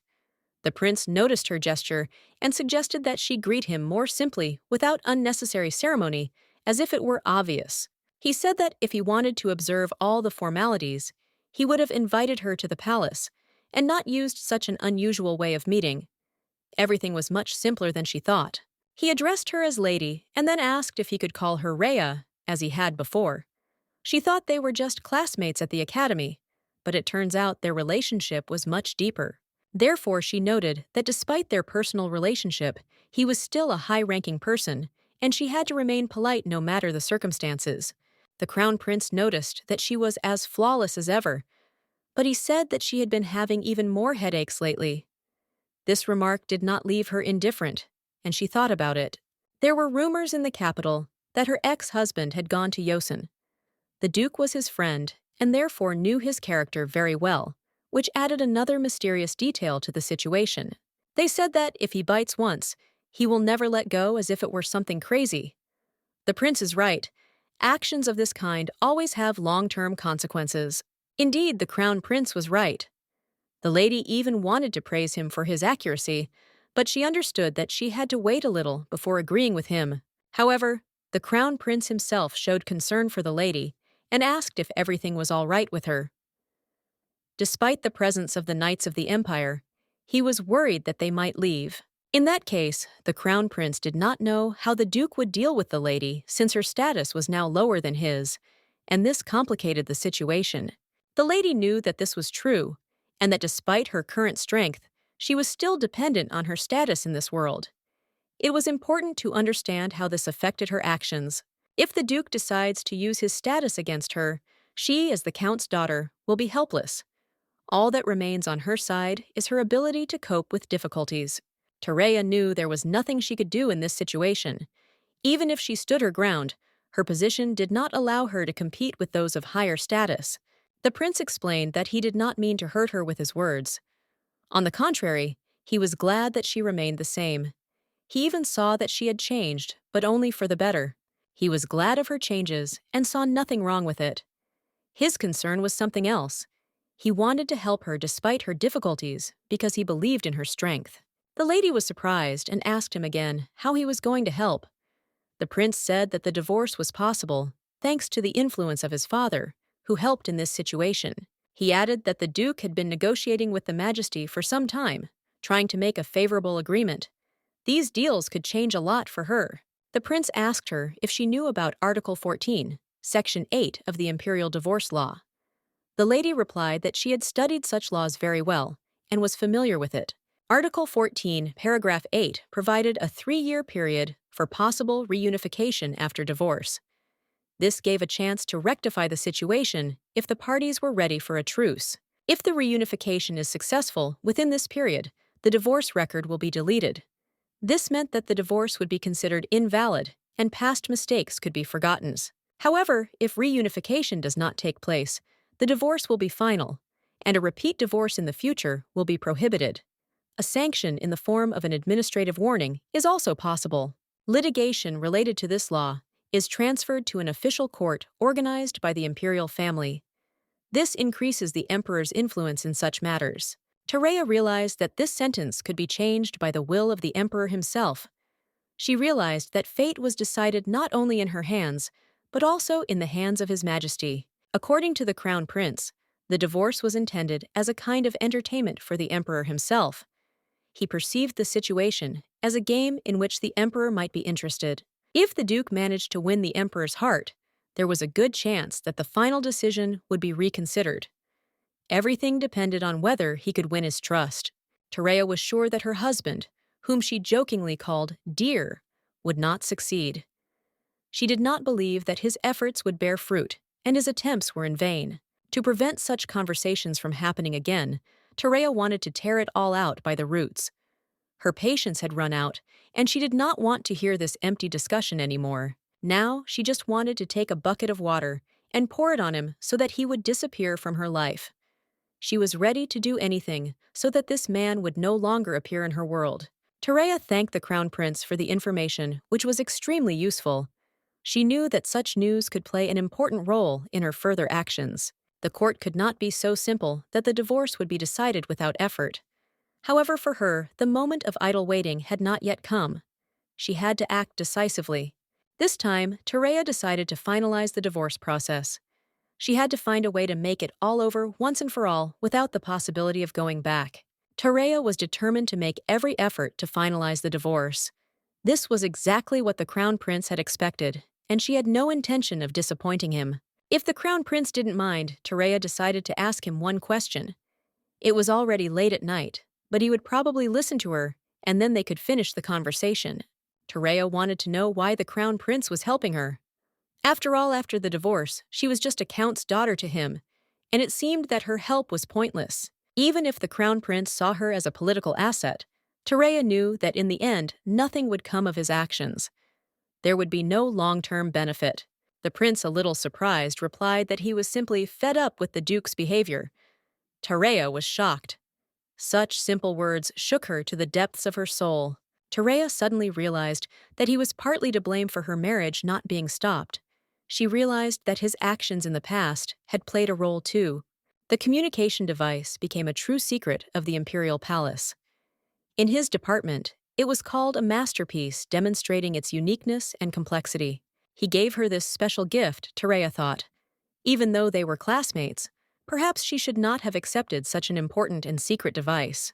However, this was a good chance. She now had a means of direct communication with the Crown Prince, which could prove very useful in the future. The device also provided the ability to track the Duke's movements so that they could work together to monitor his activities, maintaining vigilance. Having a connection with a high-ranking person was important for monitoring the Duke. It allowed him to be kept under control and to react quickly to changes. Having received such an unexpected opportunity, Tereya realized that it would be useful to her in the future.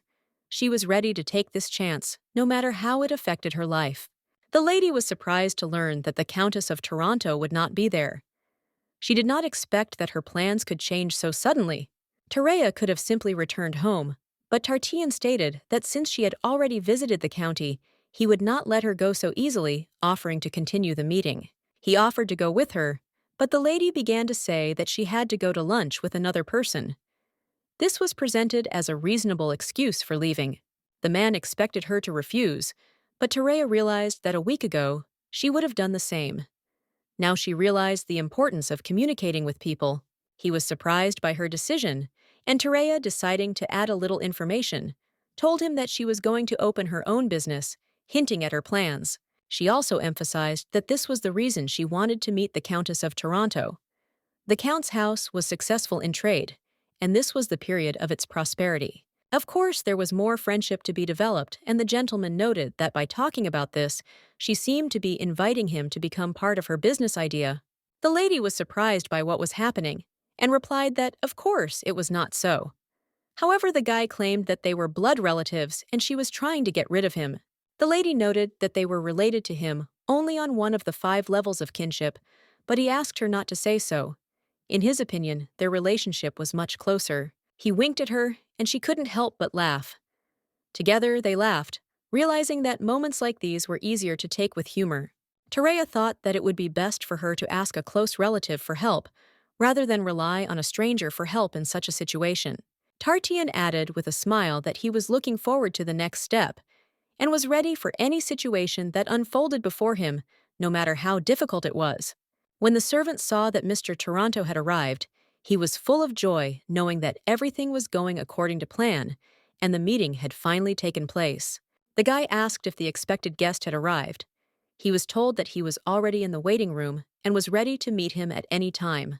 The lady was thinking that there might be something tasty in the hall, and suddenly realized that this man was familiar to her, although she could not remember where from. When she saw the man in front of her, she immediately recognized Hira. His eyes left a deep mark in her memory, and now she remembered him immediately. Terea couldn't understand how Tartian had managed to become so close to this man so quickly, since just a few days ago they hadn't even met. Tartian, noticing that the Duke had been kept waiting, apologized, but the Duke pointed out that he had arrived too early and thought that the expected guest was standing before him. The lady introduced herself, and the Duke, although he knew her, decided to introduce himself anyway. He said that she probably already knew his name. He also added that she could address him in any way she felt comfortable with, without worrying about formalities that might seem unimportant. This time, he addressed her differently. I wonder if he knew about her divorce. The lady calmly replied that it would be easier for him to simply call her Lady Terea.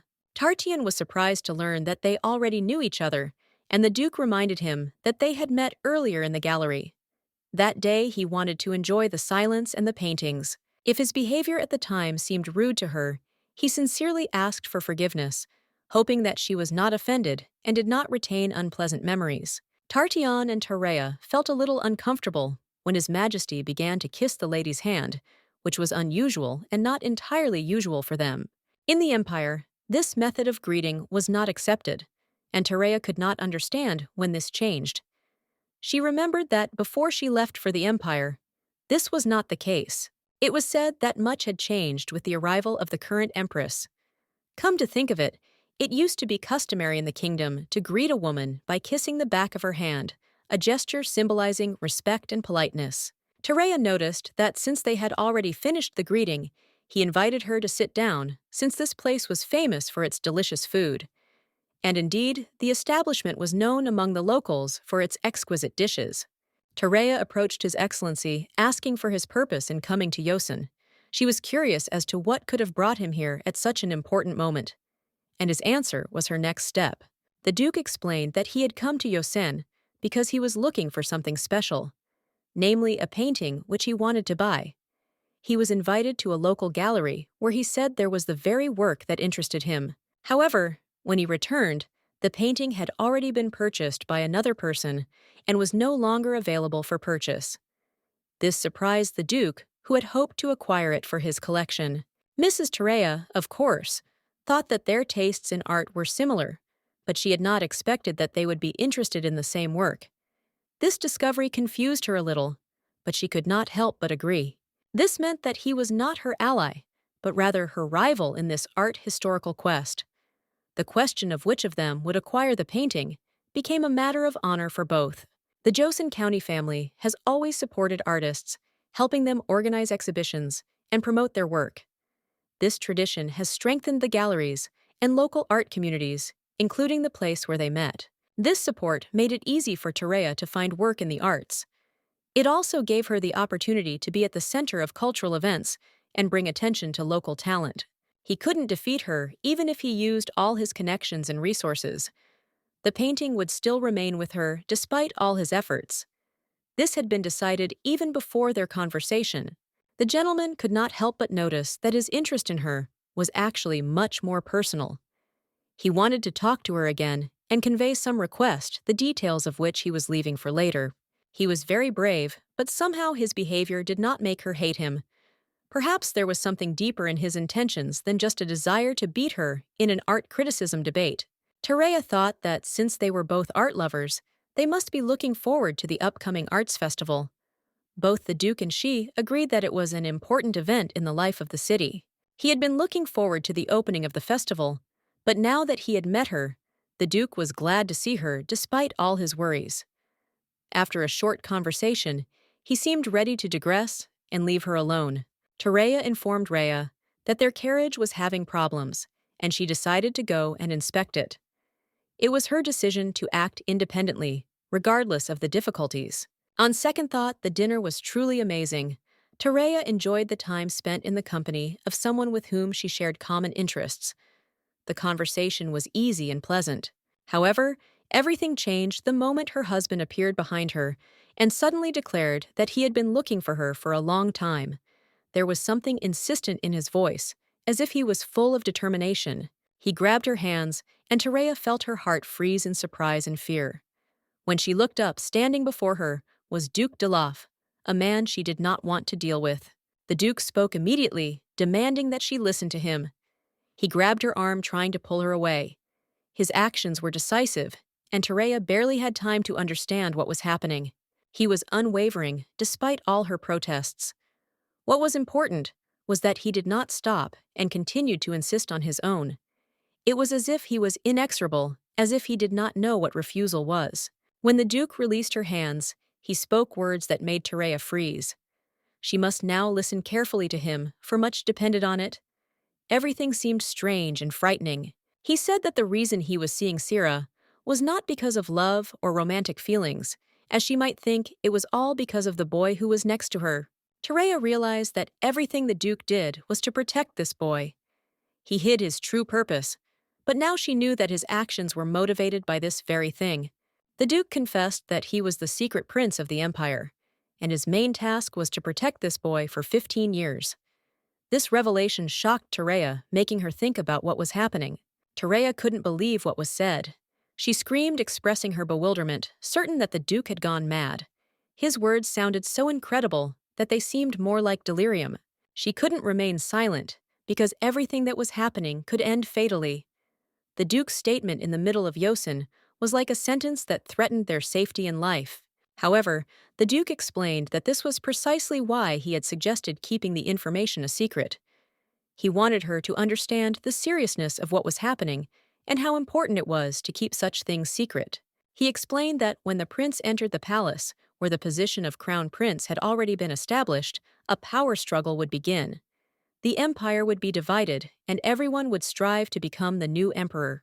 The Duke, despite his role and importance, still sought ways to protect Terea. He wanted to shield her from the bloody power struggle that would soon flare up around the imperial court.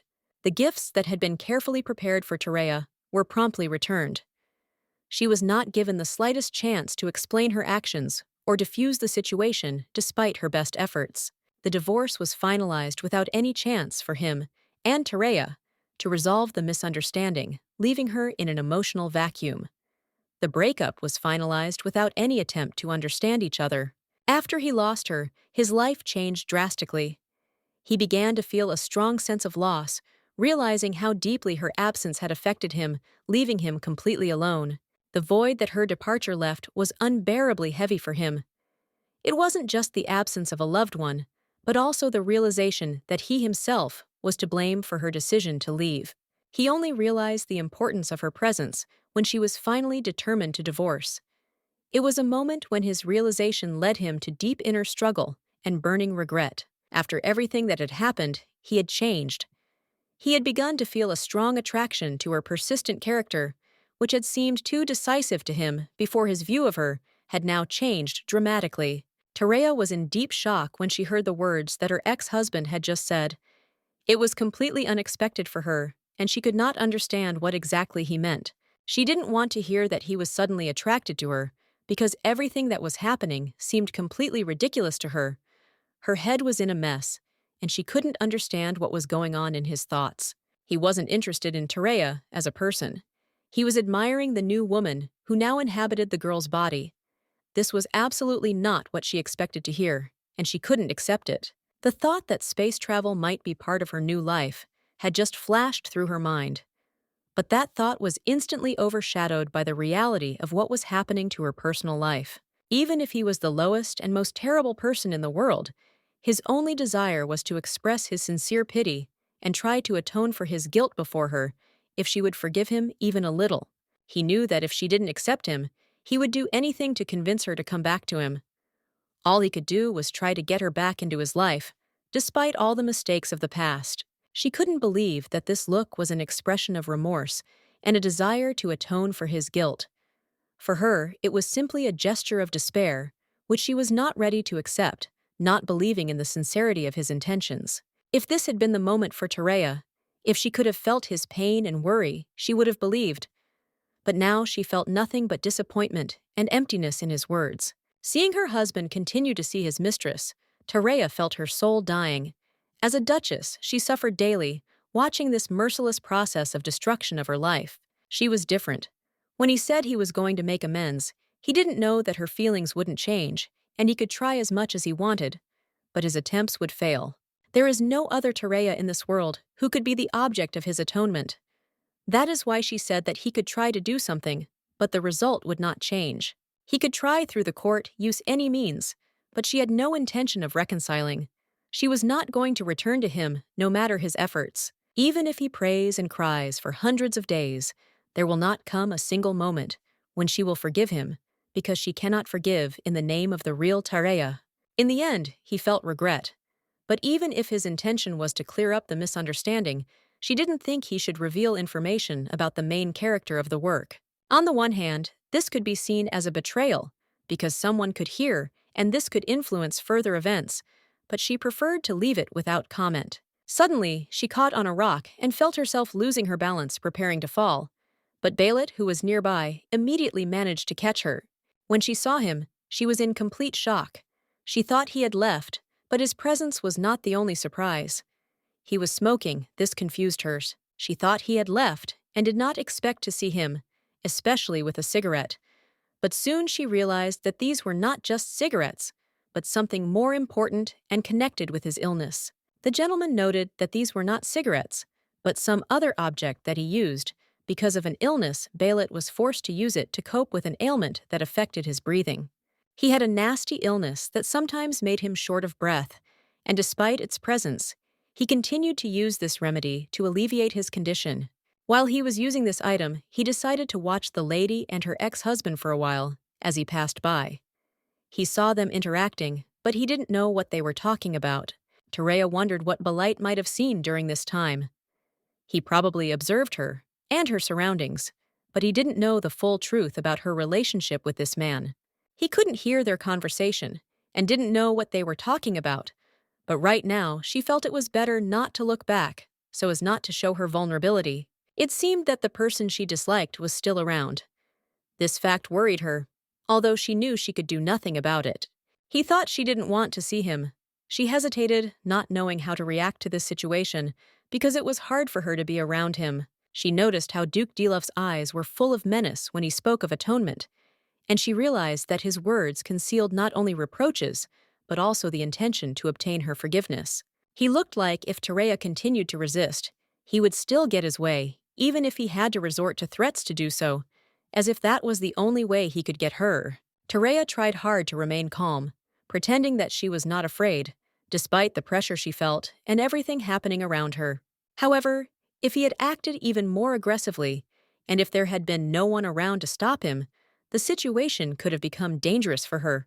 Bailet believed that all ladies needed help, but Mrs. Terea noticed that she didn't really need help, but something completely different. Then Bailet tried to change the approach by asking her a different question, and asked what exactly she did not need to receive at that moment. Terea replied that she actually needed an umbrella, because the sun was shining very brightly, and her eyes were starting to get blinded, causing her to feel uncomfortable. Although he didn't have an umbrella, he offered her an alternative. He could instead help her by shielding her from the sun with his hand, which would make the situation easier. If she took him up on his offer and walked next to him like that, perhaps the light wouldn't be so blinding to her eyes, and she would feel better. Terea thought that this proposal was too close, so she felt a little embarrassed, because such close contacts made her feel awkward. She noticed that his eyes were unusually expressive, and in their depths, there was a shadow like a reflection of the early summer sun. Mrs. Torreya realized that if he was doing this, perhaps he had something important to ask of her, and it might be a request of special importance. He replied with a smile that this request could only be addressed to her, the lady, and noted that it was not as difficult as she might think, although he was not so kind to everyone. However, he added that Torreya's situation may have been vaguely similar to his own, and for some reason they might end up in a similar position. In the Yosin mansion, Mrs. Torreya thought about Balit's words, who said that his situation was similar to hers. These words haunted her, and she tried harder to understand their meaning. The intrigue was growing, and she wanted to find out what exactly he meant when he said that his situation was similar to hers. However, she could not verify whether he was really divorced too. She continued to ponder, watching him. He looked a little dull, but his eyes sparkled as if they were hiding something important, and her thoughts were increasingly occupied by this mystery. There was a longing in his gaze, a certain sadness, like before parting. It was like a silent farewell full of emotions, which made Torreya think. His eyes were blue like a flower deer. This image came to her mind because they were large, soft, and innocent, like a gentle and graceful deer. Balit's face was one of confidence, though his bold features were hidden beneath a formal business suit. Still, Torreya could sense his hot physique, despite his reserved exterior. At that moment, she realized that Balit was trying to seduce her. It was obvious, but his approach was so subtle that she could hardly miss his intentions. It seemed that everyone around her thought that she was a lonely woman, easily susceptible to such temptations. Perhaps that was true, but Torreya was not ready to give in without a fight. Balit was interested in art and had good relationships with those around him. His hobby was related to paintings, and this further increased her interest in his personality and intentions. Torreya always appreciated people willing to help those in need, but her ex-husband would probably call her too naive. He constantly claimed that the divorce was her mistake. She imagined her ex-husband screaming again that the divorce had been a disaster for her. At the same time, she began to feel someone in her life starting to protect her. Torreya decided that she needed to pull herself together and not think about these thoughts. The most important thing now was to focus on her own business and future. At that moment, Torreya realized that her business now had to be a priority. Her entire focus was on achieving the success and stability that she had been seeking for so long. Even if she was going to earn money, she wanted to do it in such a way that it would come to her even when she was resting without constant effort and worry. Gaining fame and the ability to be successful was important, but Torreya was driven to exceed her own expectations and capabilities, to overcome her imaginary boundaries. Otherwise, everything she had accumulated over the years with the help of her ex-husband, and even the emperor, could disappear overnight, and all her efforts would be in vain. She didn't want to even imagine that her achievements could disappear like everything she had built: gold coins, awards, real estate. This thought was too painful for her. Torreya was determined to make money in something she truly understood. She didn't want to venture into unfamiliar areas she knew nothing about. Her idea was a business combining a coffee shop with coffee mixes and art. She met a Toronto family with a wealth of business experience and felt it was the start of something big. During the week, coffee tasting was held with the addition of consultations on business ideas. The taste of the 3-in-1 coffee and its special appeal left positive impressions on the participants. Many people have expressed interest in this product.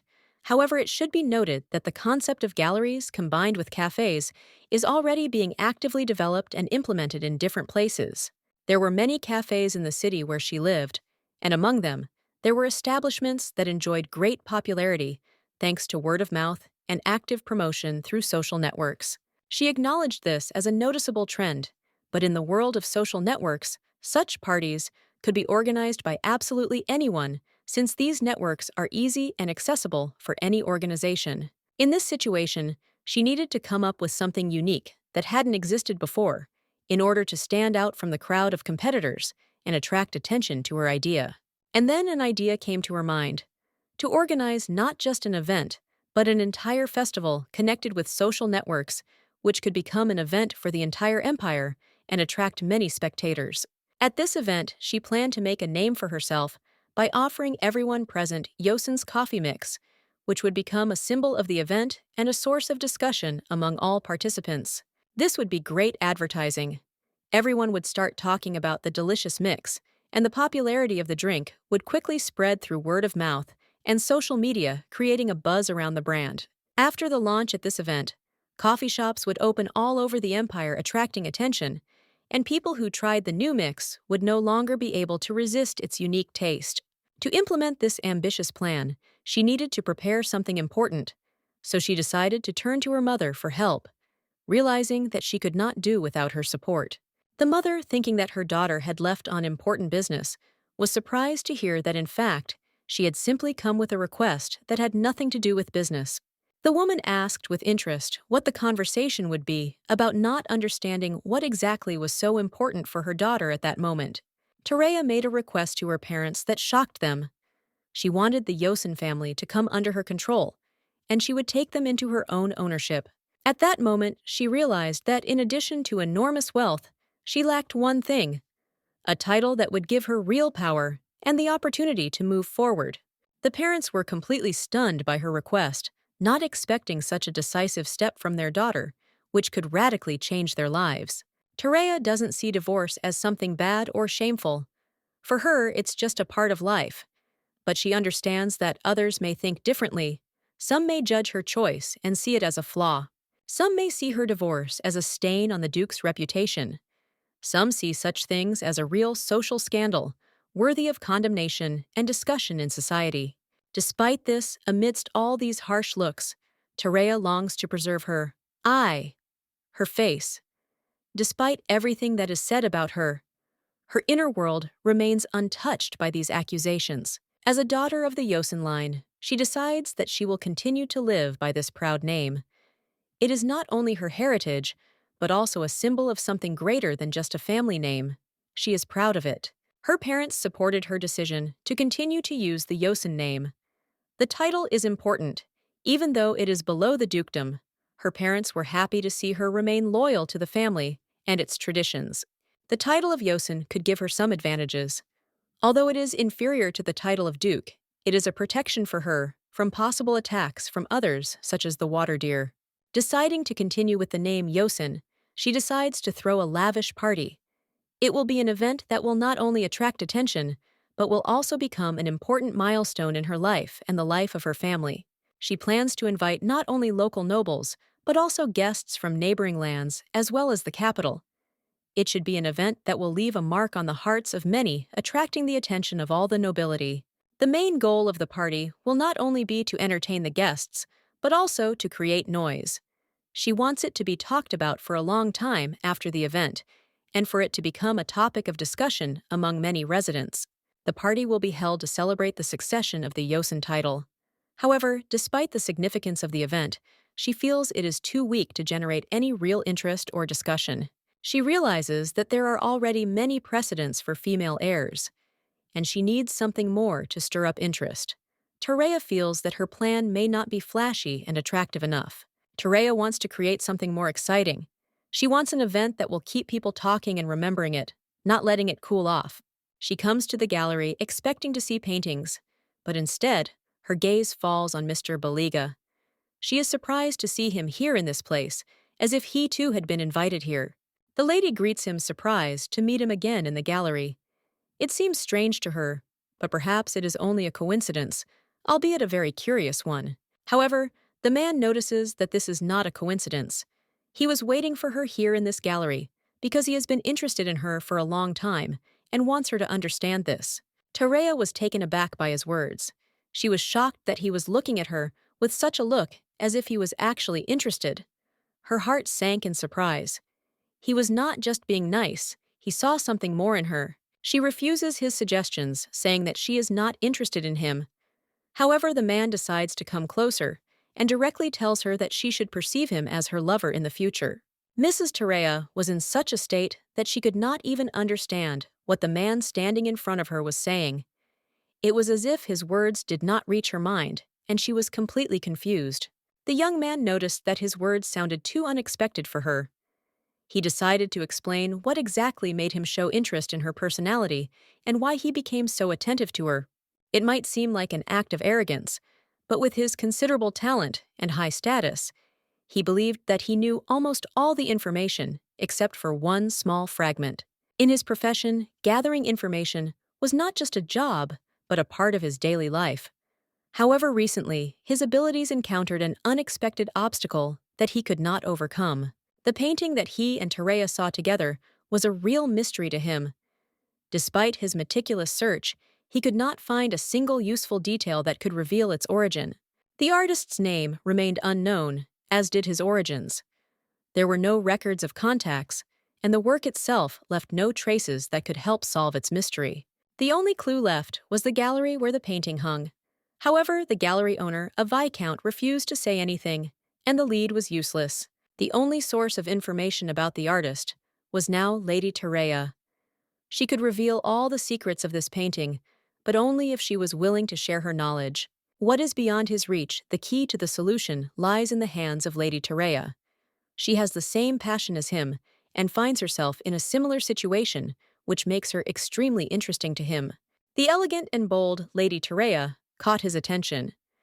She became a mystery to him, and now he was ready to do everything to get to know her better and understand her true intentions. Terea often wondered about the strange behavior of the men around her. She couldn't understand why they all tried to show their romantic side in the same way. It was a mystery to her. She was already thinking about divorce when her husband suddenly decided to try to be romantic. The gesture seemed strange and inappropriate to her, but she couldn't help but notice his efforts. Another man kept persistently sending her letters with an offer to meet. She did not know how to react to these strange offers, because they all seemed equally banal to her. Plus, there was that man who had flirted with her when they first met, and was now insisting on meeting her alone. It was all becoming increasingly confusing and uncomfortable for her. She had almost come to the conclusion that all this was pointless when suddenly Tyrant appeared in her thoughts.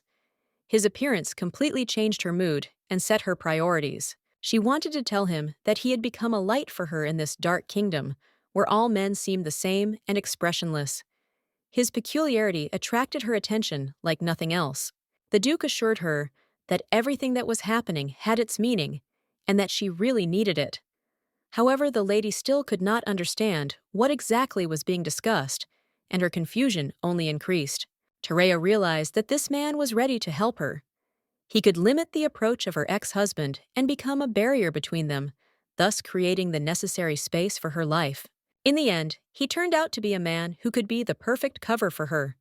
If she wanted, they could even play the role of lovers to protect her interests and ensure her safety.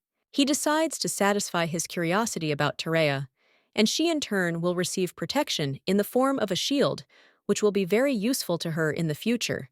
It was her decision, and it will have its consequences. He believed that the deal they had made was actually a win-win for both parties.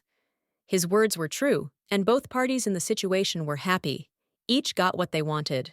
The same goes for the party that Terea is planning. This time, preparations are in full swing, and the atmosphere at the event promises to be no less tense than everything that has happened before. Although Terea did not send an invitation to the Duchy of Dilof, one man will still show up at her party. He will follow his own plans and show up uninvited, attracting attention. The rulers of the empire, including the Duke, still discuss the Duke's strange behavior, his inability to move on, and his constant attempts to return to his ex-wife. It has become a topic of discussion among the people of the empire. Many believe that he continues to visit his ex-wife because he cannot forget her, and this is perceived as a sign of true devotion. But in reality, no one knows exactly what drives him.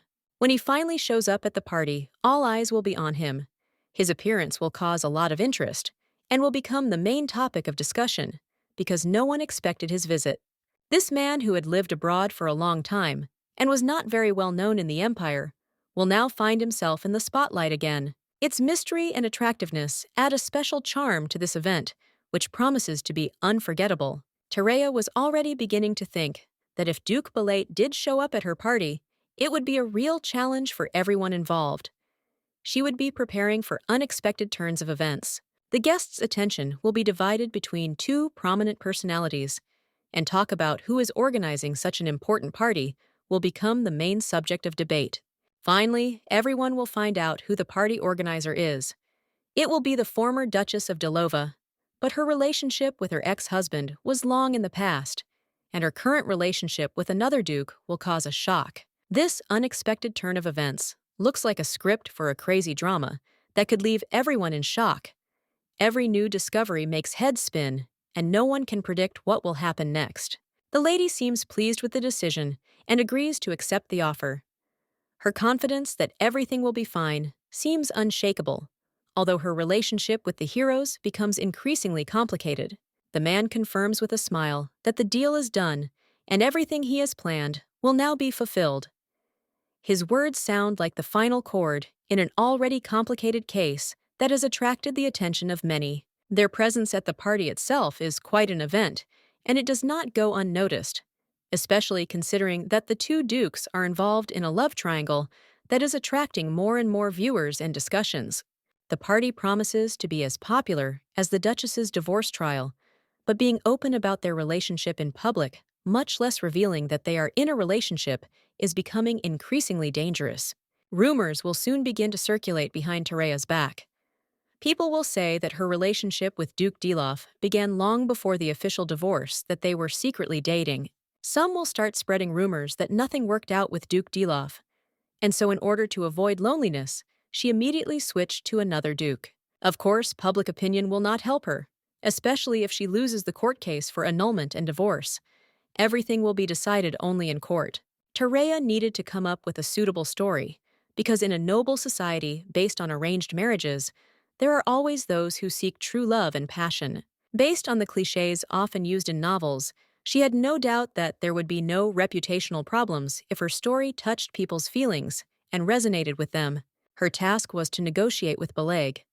She could not delay any longer, so she asked the coachman if they would arrive soon because he had stopped the carriage unexpectedly. The man noticed that someone had stopped near their mansion.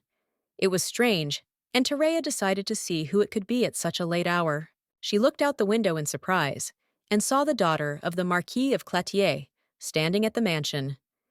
It was an unexpected meeting, and the girl had obviously come with some important business. Tereya decided to go out to her. The Marquis's daughter immediately apologized for coming so late. It was quite unusual, but she apologized. The girl's shoes were simple and low, indicating that she had probably been walking, unable to get there by carriage. This looked strange and a little disconcerting. Last time, it was the same. This girl had no carriage, no servants, no knights, which spoke of her very humble position. This was clearly noticed. If there had been an official invitation or request for a visit between the families, a carriage would probably have been sent. But this did not happen. The girl's arrival was unexpected. The girl admitted that her actions, of course, looked shameless, because they had met only recently, and she knew that she could cause displeasure in Tereya. However, she had an urgent request that she could not ignore. She came to Tereya specifically hoping for her help and was ready to explain her intentions. She desperately needed Tereya to help her in a difficult situation. She made it clear that she had come for a reason, but because of an important matter that required the lady's intervention. The maid respectfully entered the room, bowed slightly, and announced that the tea that the mistress had requested earlier was ready. She offered to serve it right away so that the mistress could enjoy the aromatic drink. Tereya nodded gratefully and added that, given the girl's status as the Marquis's daughter, she already knew her very well and needed no further introduction. This was said softly, but with a hint of polite simplicity. Then, slightly embarrassed, Tereya asked not to be offended by her directness. She explained that she was interested in the reason for the girl's visit to their mansion. Her voice was firm, but not harsh, and there was a sincere desire to understand the situation. The girl looked at Tereya carefully. Her face remained calm, and her gaze confident. She said that she saw no reason to hide anything and was ready to tell the whole truth without hiding the slightest detail. The girl explained that not only her personal honor was at stake, but also the honor of her entire family. For this reason, she considered it necessary to reveal all the details of what was happening, despite the possible risk. She warned him that her story would take a long time, and asked Tereya to be patient and listen to the end. Her voice was sincere and convincing, inspiring trust. At that moment, her image changed dramatically. Gone was that timid look like a puppy caught in the rain. Now standing before Terea was a mature, determined woman, confident in her words and actions. Terea remembered their first meeting. Then the girl gave the impression of a straightforward person with an iron grip. She always said what she thought, which was unexpected for such a noble person. It turned out that the girl belonged to one of the most prestigious families in the empire. She shared a story about her stay in the kingdom, where she met a man because of whom she agreed to marry. This man turned out to be a prominent member of the Presidium of the Alchemist Society. Their first meeting with Baron Baller seemed like a sign of fate, an incident that would change her life once and for all. Baylor noted with admiration that such an amazing alchemical formula could only be created by an outstanding person. He did not expect that its creator would be such a beautiful and intelligent girl. He offered to discuss alchemy in more detail if she didn't mind. His words conveyed genuine respect for her talent and a desire to get to know her better. After he came to the kingdom on business, his interest in alchemy grew. By chance, he attended a conference and found more common interests with her than he could have imagined. Their common origins from the same empire became the basis for long conversations. Common interests grew into a warm affection, which was the beginning of deeper feelings. Love flared up quickly, like dry grass on a hot day. Something special flared up between them, something that both valued and tried to protect despite the circumstances. Soon they had their own, albeit secret, engagement ceremony. For them, it was more than just a formality. It was a symbol of their love and commitment. For now, they decided to keep the engagement a secret. The Baron promised that as soon as they returned to the Empire, he would make her a formal proposal worthy of her status. The girl couldn't hide her delight. She admired his determination and willingness to go against the rules for their happiness. Her love for him only grew. As a sign of her love and trust, she gave him a family heirloom, a dress that had been passed down through generations in her family. It was a symbol of their special bond. Despite her affection, she continued to live a modest life. She covered all her tuition and living expenses in the student dormitory of the university in the kingdom. They spent 3 years together, enjoying every moment of their happiness.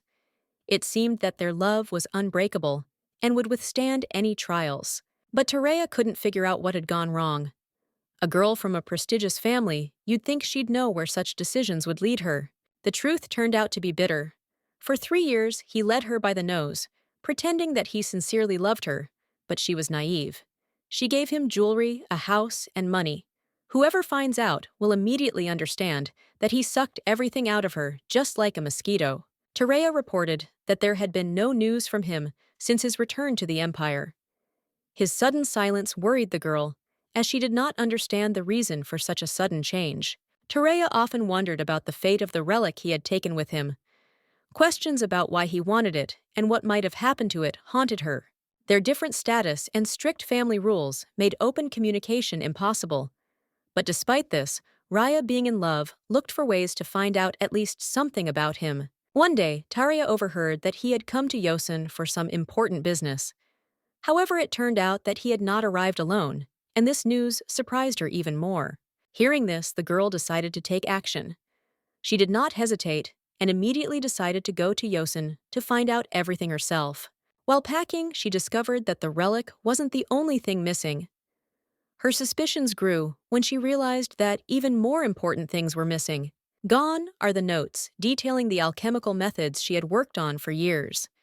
These materials were invaluable and could have made a major contribution to the development of science. Trying to understand how this could have happened, she thought about the situation again and decided to ask again to clarify the details.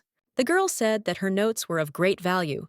If used properly, they could bring great benefits to the imperial family. In money, it would be enough to cover the expenses of a large estate for half a year. After investigating in Yosin Terea, found out that Baron Balor was engaged to another viscount's daughter. Moreover, this engagement took place about a year ago, which was a real blow to hers. Mrs. Tereu invited Raya to come closer, and slightly bowing her head, asked if she was sure that the events had happened a year ago.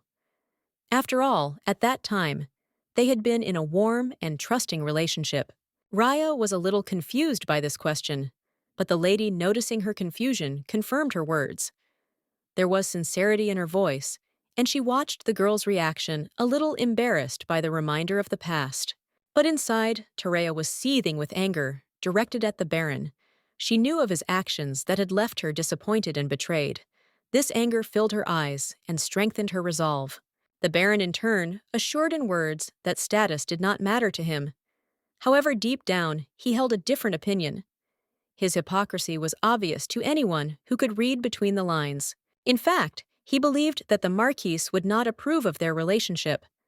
The fear of condemnation and rejection was ingrained in his mind, causing him to waver between his own desires and public opinion. Although he was aware of the risks, he was still afraid of open confrontation. In fear of losing such a rare woman, he chose cunning and decided to use her feelings without thinking about the consequences. Meanwhile, Raya informed her that the Baron would be attending the upcoming party in Yosen. She was sure that a confrontation with him was inevitable, which only increased her tension. Realizing that her plans required support, the girl turned to the lady with a request to help her get to this party. She believed that only in this way she would be able to solve her internal issues. Raya spoke with sincere hope, assuring that she did not expect much from the lady. One invitation was enough for her to be able to fulfill her plan. Her gratitude would be immeasurable. Terea, holding back her emotions, asked the lady a direct question. What would she do if she had to meet this man again? Her voice betrayed her inner anxiety.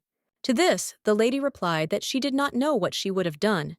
She admitted that 4 months had passed since those events, and the situation was still unclear to her. To begin with, she would like to return a relic, a valuable thing left by her mother. This relic was connected with alchemy, and had not only symbolic, but also practical significance. The girl, who did not yet know the whole truth, was deeply upset by the fraud committed by the swindler. This incident left a deep wound in her soul and made her doubt people. She couldn't tell anyone about it. It seemed to her that this situation was like a reflection of someone else. Someone from her past was connected to this deception. The lady shouted that no, and she should not be content with just this. The girl was shocked by this and asked again. Raya was adamant that they had been engaged, lived together for 3 years, and shared expenses. In essence, it was equivalent to a civil marriage, and his betrayal looked like treason. Meeting another woman in such a situation was nothing short of adultery. Terea knew how to call a spade a spade. She added that she knew how to act in such circumstances. Her experience in such situations was undeniable, which made her a great ally for Raya. Terea was a real expert in exposing adultery. Lady Crady had come to the right place, and the girl promised to do everything to punish the culprit. She will help her with all her strength. They will destroy that bastard together. Raya said that she will then count on the mistress. A few days later, the day of the party arrived. The Yosen mansion was decorated with exquisite luxury, emphasizing the importance of the event. All the guests, dressed in their finest, arrived, bringing with them whispers of anticipation and gossip. When Lady Terea's entrance was announced, the room froze in anticipation. The gentleman remarked that this was the first time they had seen each other since the event that had had such a profound effect on many of those present. Lady Terea politely remarked that they had not seen each other for a long time, which caused a wave of lively conversation among the guests. Many confirmed that this was the same lady, rumors about whom had reached even the capital's circles. When she heard her name, Terea was surprised. Instead of discussing her divorce or unpleasant stories, guests commented on how her face literally glowed. It was unexpected and pleasant. Some guests arrived later, taking advantage of last-minute invitations. They seemed interested and at ease, mingling with the crowd and adding to the festive atmosphere. Terea noted to herself that they could have as much fun as they wanted. The main thing was that they would later become doves, spreading news about her throughout the capital. She understood the power of such rumors. Suddenly, the guests' attention shifted to something else. The noise in the room changed, and it became clear that something important was happening. Parties in the Empire always followed strict rules, including the order of guests' appearance according to their title. And now, the room was waiting for the next VIP to arrive. It was at this moment, when everyone had already gathered, that Duke Dilov entered the hall. His appearance made everyone freeze because such a high-ranking guest was a rarity at such events. Everyone was stunned. No one doubted that the Duke had come for a specific purpose, and many suspected that he wanted to see his wife. The Duke's appearance immediately attracted everyone's attention, as expected, from a member of such a noble family. His presence gave the party even more significance. As he approached Terea, the Duke noticed that she was not particularly eager to see him. Her face remained calm but cold. Terea didn't understand why he was looking at her so intently. She thought that perhaps he thought he could embarrass her or make her afraid with his gaze. After a short pause, the Duke smiled and remarked that he seemed to be the only one she had expected to see at the party. His words sounded like a slight challenge. Terea smiled back, but said nothing. She felt that the Duke had not come here for a serious conversation, but rather to amuse himself with idle chatter. Meanwhile, the other ladies were discussing his appearance with delight. They saw something romantic in it, and this point of view only heated up the atmosphere of the evening. The guests began to speculate that the Duke had attended the party for the sake of a possible reunion with Terea. Their imaginations ran wild, and rumors spread faster and faster. Mr. Tarshan also appeared at the party. His accompaniment aroused interest, and the servant cautiously inquired who the stranger who had come with him was. Tartian, smiling, said mysteriously that the man should figure it out himself. These words made him think, and after a moment, he realized that the Duke stood before him, which was a surprise to him. Realizing that the Duke had arrived, he immediately announced it loudly to everyone present. The ladies in the hall were amazed. They did not understand which Duke was being talked about because it seemed that Duke Dilov was already here. There was a slight confusion among the guests, since Duke Dilov was indeed in the room. However, it soon became clear that they were talking about a completely different person, a new guest. Terea, hearing this, noticeably perked up. She immediately recognized the man who had arrived as Duke Enoch Vigor Beleg, whose appearance had become a real event for her. This man turned out to be her trump card, prepared for the important moment. However, Terea's ex-husband was confused. He could not understand what the Duke was doing in this place, because he usually dealt with business abroad. Terea knew instantly that she had to go over and greet him. She realized how important it was to establish contact with this man, who would now play a significant role in what was happening. Looking at the Duke, she noted to herself how strange it was to see such an influential man in such a remote place. His presence here seemed a real mystery. Tartian, noticing what was happening, came closer to greet the Duke as well. He did so with easy ease, addressing him as an old acquaintance. Terea asked the Duke curiously what he thought of the situation. It was the first time they had met formally, and she was curious to know his opinion of the place they found themselves in. The Duke introduced himself with dignity, giving his full name, Enoch Vigor Beleg. His voice sounded confident and impressed those around him. Terea, introducing herself in response, admitted that she had heard of his arrival in the city.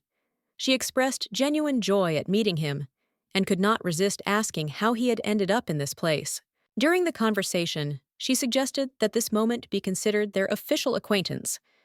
It was decided that their first meeting should be dignified and memorable.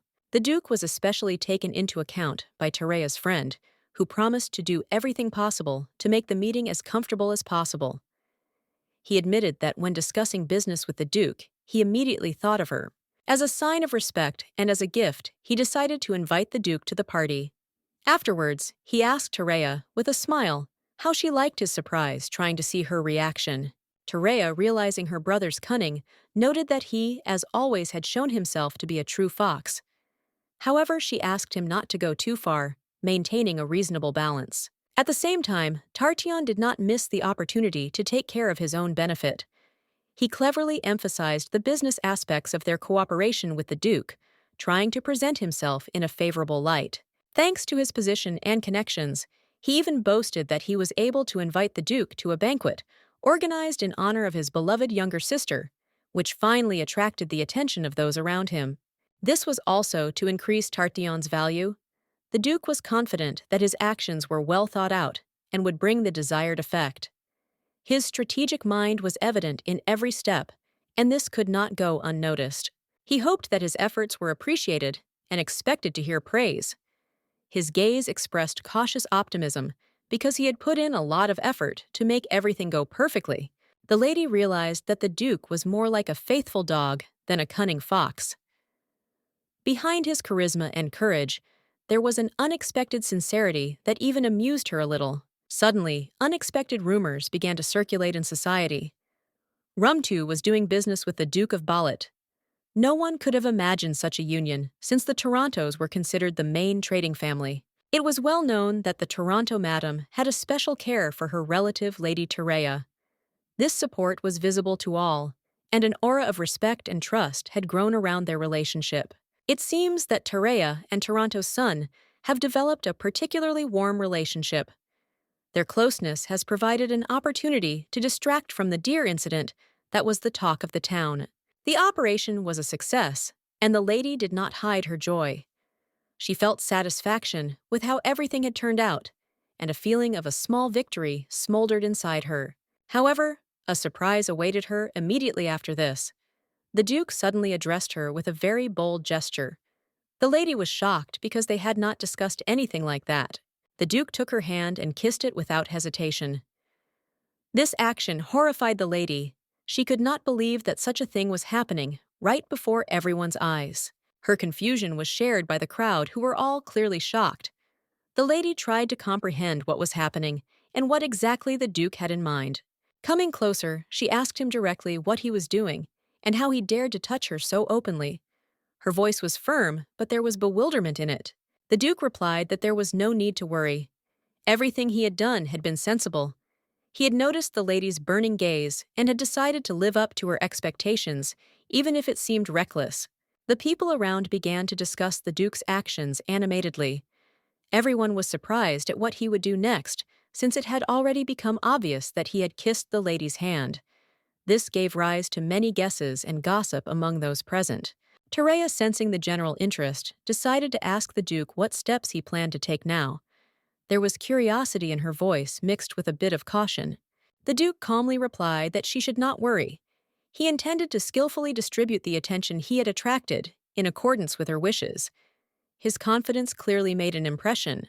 He then walked towards Countess Yosin and her husband, who were still in a slight state of culture shock from what was happening. They clearly had not expected such attention from the Duke. Duke Baelig smiled and thanked the counts for their hospitality, even though his presence was unplanned. His politeness could not go unnoticed. As a sign of respect, he even kissed the hand of Terea's mother, which made her father feel slightly jealous. Such a gesture seemed so unexpected that it even embarrassed the lady herself. The Duke, as if in jest, remarked that equal attention was required of him, and kissed the hand of Terea's father. This gesture evoked smiles, but at the same time caused everyone to become slightly confused.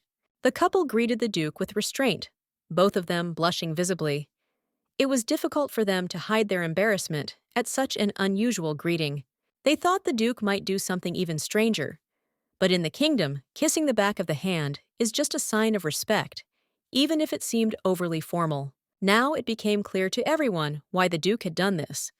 However, despite the ordinariness of the gesture, many for some reason found it slightly romantic in this context. Duke Baleg skillfully attracted the attention of the entire audience, but also deftly and quickly smoothed out the resulting excitement with his actions, leaving everyone with slight bewilderment.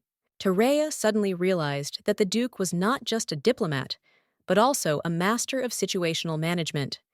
His behavior was reminiscent of the skill of an ice cream vendor who holds attention until the very end. Her gaze darted around in search of one person, and soon she managed to find him in the crowd. This was important because it was he who aroused in her a mixture of curiosity and anticipation. The gentleman had no idea that the lady knew about him, and Terea calmly stated that it was only natural. Her words sounded casual, but with a hint of hidden knowledge.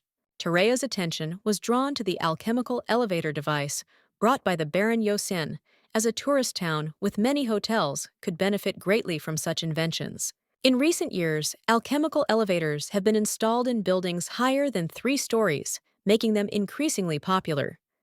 This device certainly had significant potential. Lord expressed surprise, noting that such things rarely interested women. His statement sounded more like a compliment than a reproach.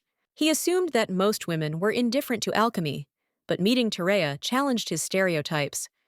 Her interest in the field impressed him. Terea, listening to his speech, could hardly contain her irritation. She did not understand why this man was constantly talking about women, not noticing that alchemy was also being developed by representatives of her sex. The western side of Joseon is currently under active development plans, call for a large residential complex, which will require a large number of equipped premises to meet the growing demand. The heroine, the lady of the house, also noted that elevators would be needed for the successful implementation of the project. Under her leadership, all details must be taken into account to create a quality infrastructure, so she approached the man with a proposal to discuss the project with her father, who could provide important assistance. This could significantly speed up the process if all issues were resolved with his participation. She had high hopes for the man's consent, and was pleased when he immediately suggested that if she did not object, he could go and talk to her father to discuss all the details of the project. For her, it was just wonderful. She felt that she was able to catch a big fish, attracted an important person to solve the issue. This gave her confidence in the success of the case. Terea noticed that her father was in the part of the city where all the important events were happening, and this was a good moment to immediately contact him and discuss the situation. However, at that moment, she realized that her ex-husband was there too, and she couldn't understand why it was so important for him to be in that place at that moment. This added unexpected emotions to her plans. At such moments, it was impossible to simply ignore him, because it could cause unnecessary problems. So she decided to immediately approach her father to keep everything under control. She mentioned that there was something important she wanted to introduce him to, and her father showed interest. It was an important event, and he happily agreed to listen to her proposal, not suspecting that it would change a lot. It was Baron Baylor, and the man greeted him happily, expressing his pleasure at the meeting. He was intrigued, for such a meeting was important and carried not only business prospects, but also personal significance. The man, feeling the importance of the moment, noted that meeting gastritis in the evening would be a real honor for him. However, her ex-husband, noticing the oddity of the situation, could not resist commenting that it was funny. This was the first time that someone had greeted another person in such a manner while standing right in front of him. The man was very frightened when he saw His Excellency the Duke, and began to apologize for his rudeness, realizing that there had been a mistake in his behavior. He tried to correct the situation, but this only made the strangeness of the moment worse. He reminded them that he had already greeted the Duke when he first arrived, but this did not help calm the situation. Everyone felt that what was happening was becoming more and more confusing and required clarification. The Duke calmly noted that his presence was so inconspicuous that the man barely noticed him. This added even more tension to the situation. The situation got out of control. The Lord was completely confused, not understanding what was going on. The lady was shocked by what her ex-husband had just told her, and could not understand how it had all gotten so messed up. She couldn't understand why her ex-husband and the Duke suddenly started arguing with each other. It was ridiculous and strange, but she decided that she needed to figure it out so as not to lose control of what was happening. At that moment, Duke Belag approached them, and noticing their conversation, remarked that the topic under discussion seemed quite interesting. This calmed the situation a little, but everyone understood that questions remained. The lady was surprised when the Duke approached and thanked him. This added to the unusual atmosphere of the meeting, which increasingly resembled a performance. The Duke, showing respect, handed the glass to the Count, symbolizing his readiness for further communication. This gesture was an important sign of attention, emphasizing the respect and status of all present. The Duke, noticing that the situation was becoming increasingly tense, asked if Duke Deloff would like a glass of wine as well. It was a way to smooth the air and bring the conversation back to a more relaxed course. However, the Duke, holding back his emotions, refused, noting that he had no reason to accept anything from the other. This showed that each participant in the meeting had his own limits, and the conversation continued to develop in an unpredictable way. Baylit said that perhaps he shouldn't get involved, then drained his glass coldly, appearing indifferent.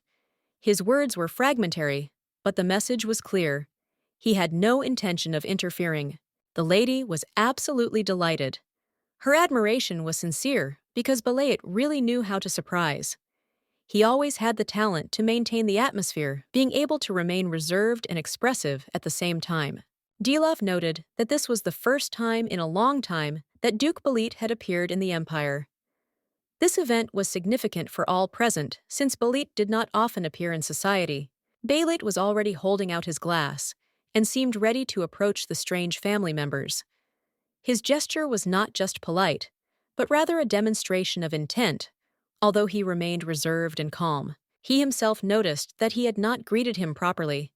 He had heard from conversations that the Duke had recently married, which affected his perception of the situation. He was somewhat puzzled by this. The Duke replied that he was not the subject at the time, and Balit immediately apologized. He explained that the word other family members sounded ambiguous, which could be taken differently than intended. He added that perhaps the expression was a mistake, as if it were about one's own family members. This misunderstanding could only be understood by someone who knew all the nuances of communication well. The Duke was clearly indignant and asked if Duke Balit had been trying to provoke him on purpose. His tone was sharp and his eyes flashed with displeasure at this unexpected and perhaps innocent mistake. But the gentleman in turn replied that he had not intended to offend him in any way. He suggested that the ballet might have been influenced by recent gestures in the form of kisses on the hand, which had made him nervous. The Duke replied that if he had said so at once, he could have left a kiss on his hand at once as a sign of reconciliation. The words were played out in a humorous manner, but their meaning remained serious and direct. Balit extended his hand to Duke Dilov, which immediately startled him. It was a gesture he had not expected, and the reaction was quite natural for such unexpected events in human relations. It was at this moment that a phrase was born that would remain in the memories of the guests of this party for a long time. The atmosphere became tense, and Balait's words acquired unexpected weight in the context of what was happening. The lady was absolutely delighted because Balait had really turned his game around. It turned out that he could not only be cold-blooded, but also demonstrate unusual audacity. Tereya didn't expect that there was a person in this world who could cut her ex-husband's hair better than the Emperor did. This person turned out to be much more skilled than she could have imagined. The mild conflict between the dukes kept everyone's attention focused right here. This created the impression that events were happening in the very center of attention, and all eyes were focused on this moment. Tereya had a great time, having managed to thoroughly prepare for all the activities planned for the day. Everything went according to plan, and she felt ready for the upcoming events to begin. Finally, the moment had arrived when all the fun that had been prepared for the day was about to begin. Tereya headed towards her father to take the next step in the event that had unfolded before her. Tereya suddenly realized that she seemed to have forgotten to tell her father about some important points. In fact, she had planned to introduce not only Baron Baylor, but someone else as well. She heard that he had found an effective way to improve the elevator, but she knew nothing about alchemy. So she invited her friend, who was well versed in these matters, and could help with this. The Lord, hearing about a friend who was knowledgeable in alchemy, immediately began to worry. His face showed concern, and he began to wonder about this strange new thing in the environment. Tereya immediately introduced her friend, Raya Kleitje. The Lord, seeing her, was a little taken aback. Although he did not show it openly, he expected something completely different. Tereya was very happy to introduce her friend. The Lord's face expressed indescribable surprise when he saw her, which only added interest to the situation. The early mistress said that the Lord always told her that she did not know how to dress. These words stayed with her, reminding her of how often she was criticized for her appearance. The Lord also claimed that she was not performing her duties as expected of a noblewoman. These statements left Tereya feeling dissatisfied and confused about her role in society. But she still didn't understand whether this meant that she would remain a graduate student and would have to wear a dress when she went to the lab. Such thoughts did not leave her head, making her doubt the correctness of her path. Every time he yelled at her, Tereya couldn't help but wonder if he really thought she was worthy. He often asked if she was really from a prestigious family, which only increased her doubts. Tereya began to wonder if the man truly loved her. This feeling of uncertainty and insecurity became a real challenge for her because she could not find a clear answer to it. These thoughts began to bother Tereya, and she could not shake off the feeling of sadness. Her mood slightly deteriorated, and she felt a slight melancholy consumed by memories of the past. However, Raya continued to love this man and could do nothing about it. Despite all the difficulties, she continued to remain attached to him, which caused mixed feelings in Tereya. Tereya suggested that from now on, she could call her friend by her nickname. It was her suggestion, and she hoped Raya would agree to make things more informal between them. Tereya promised to help because she couldn't let Raya just go to this meeting. The lady had to make the most of the party, and she wasn't going to miss this chance. Instead of simply taking responsibility, Tereya hoped that Raya would benefit from this incident too. She wanted her friend to gain something valuable from their interactions too. Raya noted that she actually felt calmer, knowing that it wasn't a one-sided help. She felt that the situation would be beneficial for both parties, and that calmed her down. In response, the red-haired Tereya suggested that the lady also call her by her nickname. It was a sign of closeness and trust that grew stronger between them with each new step. Tereya was surprised by how the stylist created a look for Raya that looked like she was going to her ex-boyfriend's wedding. The outfit didn't seem quite right. The man was in complete shock and seemed to be beginning to realize that something was wrong. He had a hard time understanding how things were going, but he felt that the situation required special attention. The lady introduced herself as Raya del Clatier and added that she was very pleased to meet Count Yosin. It was an important meeting for her, and she showed genuine interest. The Count responded to her words with joy, saying that he was also very pleased to meet her. He emphasized how pleasant it was that such a valuable guest was here among many famous people at this party. He noted that the young ruler of the empire was present at the event, which added significance to the party. The evening promised to be amazing and full of meetings with important people. Also present was a duke who had not been seen in the empire for a long time, and the marquise's daughter who was studying abroad. These personalities promised to enliven the atmosphere and add interest to the event. Tereya couldn't believe that all these famous people were gathered in one place, and it was a real surprise. She didn't expect such a combination of people in one space. Tereya spoke of Raya with admiration, emphasizing that she was an outstanding talent and was studying at the postgraduate level of the Royal Academy. Her achievements in alchemy were simply amazing. She added that Raya would be happy to give advice on Baron Balor's invention, but Raya herself modestly objected, saying that she should not be praised so much. She still had much to learn. However, Raya was interested in finding out what exactly Baron Balor had created. Her curiosity would not leave her alone, and she asked him to explain the details of his invention to her. The Baron was puzzled, not understanding why Raya was acting as if she didn't know him. He assumed that she might have forgotten him, but he didn't know what exactly caused this behavior. However, he was grateful that Raya was reserved and did not reveal unnecessary details, as he preferred to keep everything secret, as was usually the case for him. Speaking of the device created by the Baron, it was similar in appearance to previous models, but differed in that it used a new propeller. It was reinforced with a unique spell. The more exciting the story was, the more it developed, creating intrigue and attracting attention. The appearance of all these interesting characters at some point became an integral part of the whole narrative. This moment, when the Baron began to tell his boring stories, seemed to be part of the development of the whole story, adding elements to the plot that in essence revealed the personality of each participant. Tereya asked the lady for her opinion, and asked for her expert opinion on what they had discussed. She was very curious to know what a more experienced person thought about the situation. The girl noted that she was interested in the idea of using such technology only for an elevator, and this surprised her a little.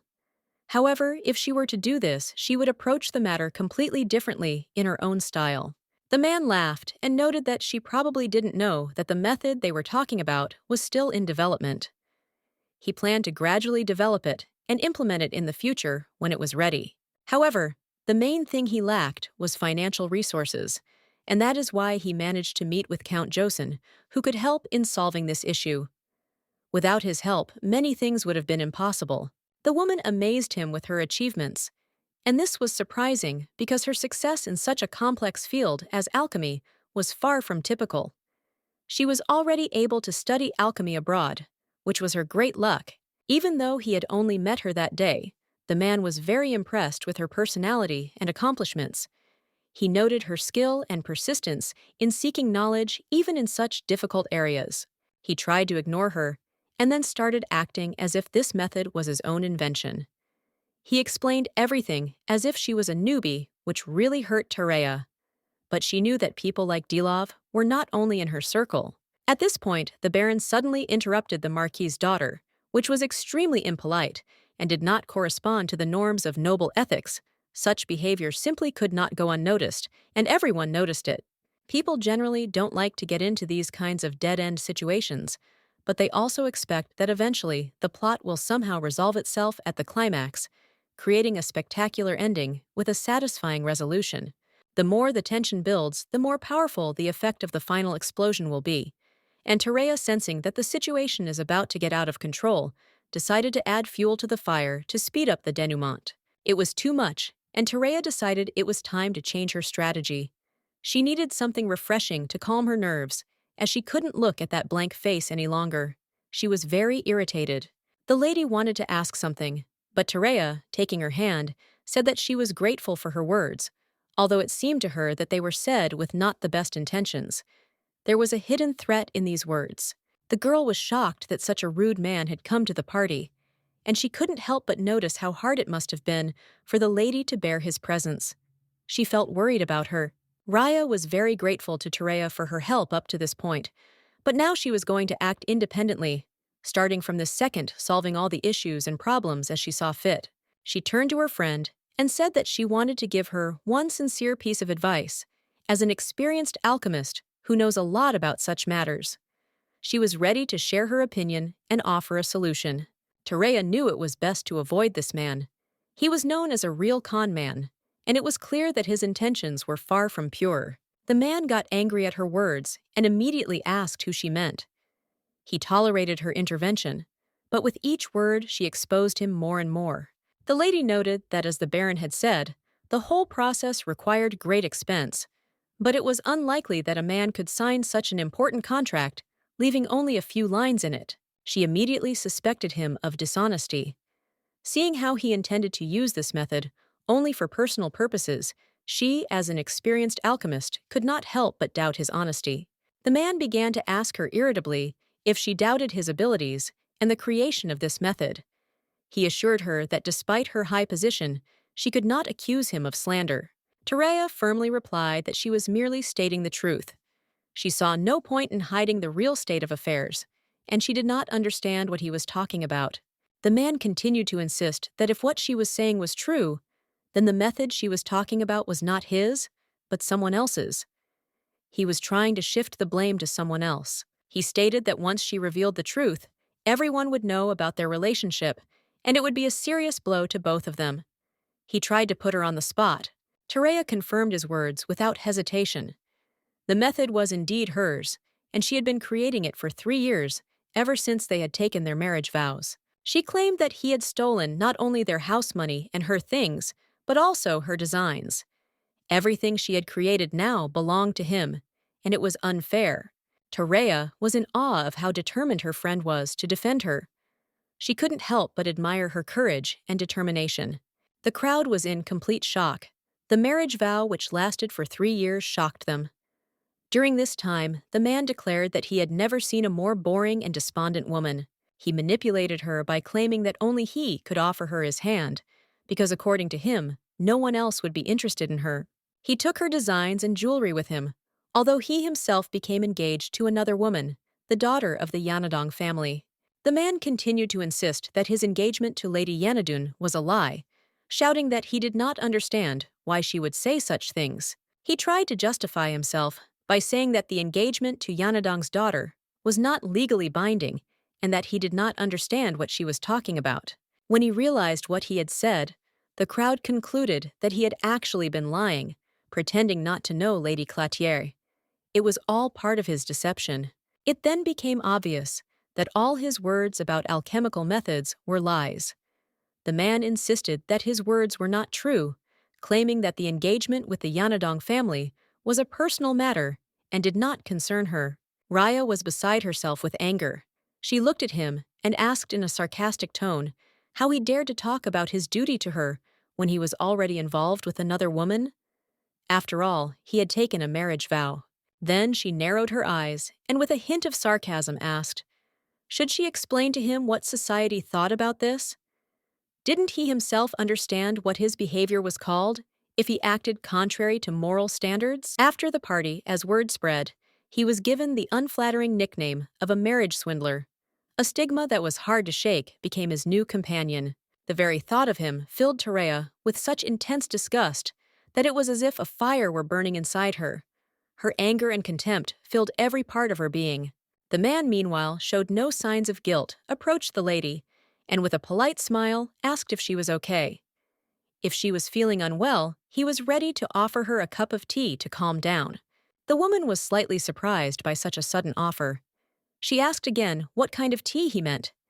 The man explained that it was a special tea that was prepared only in their Yosen mansion. He added that this tea can be drunk both hot and cold.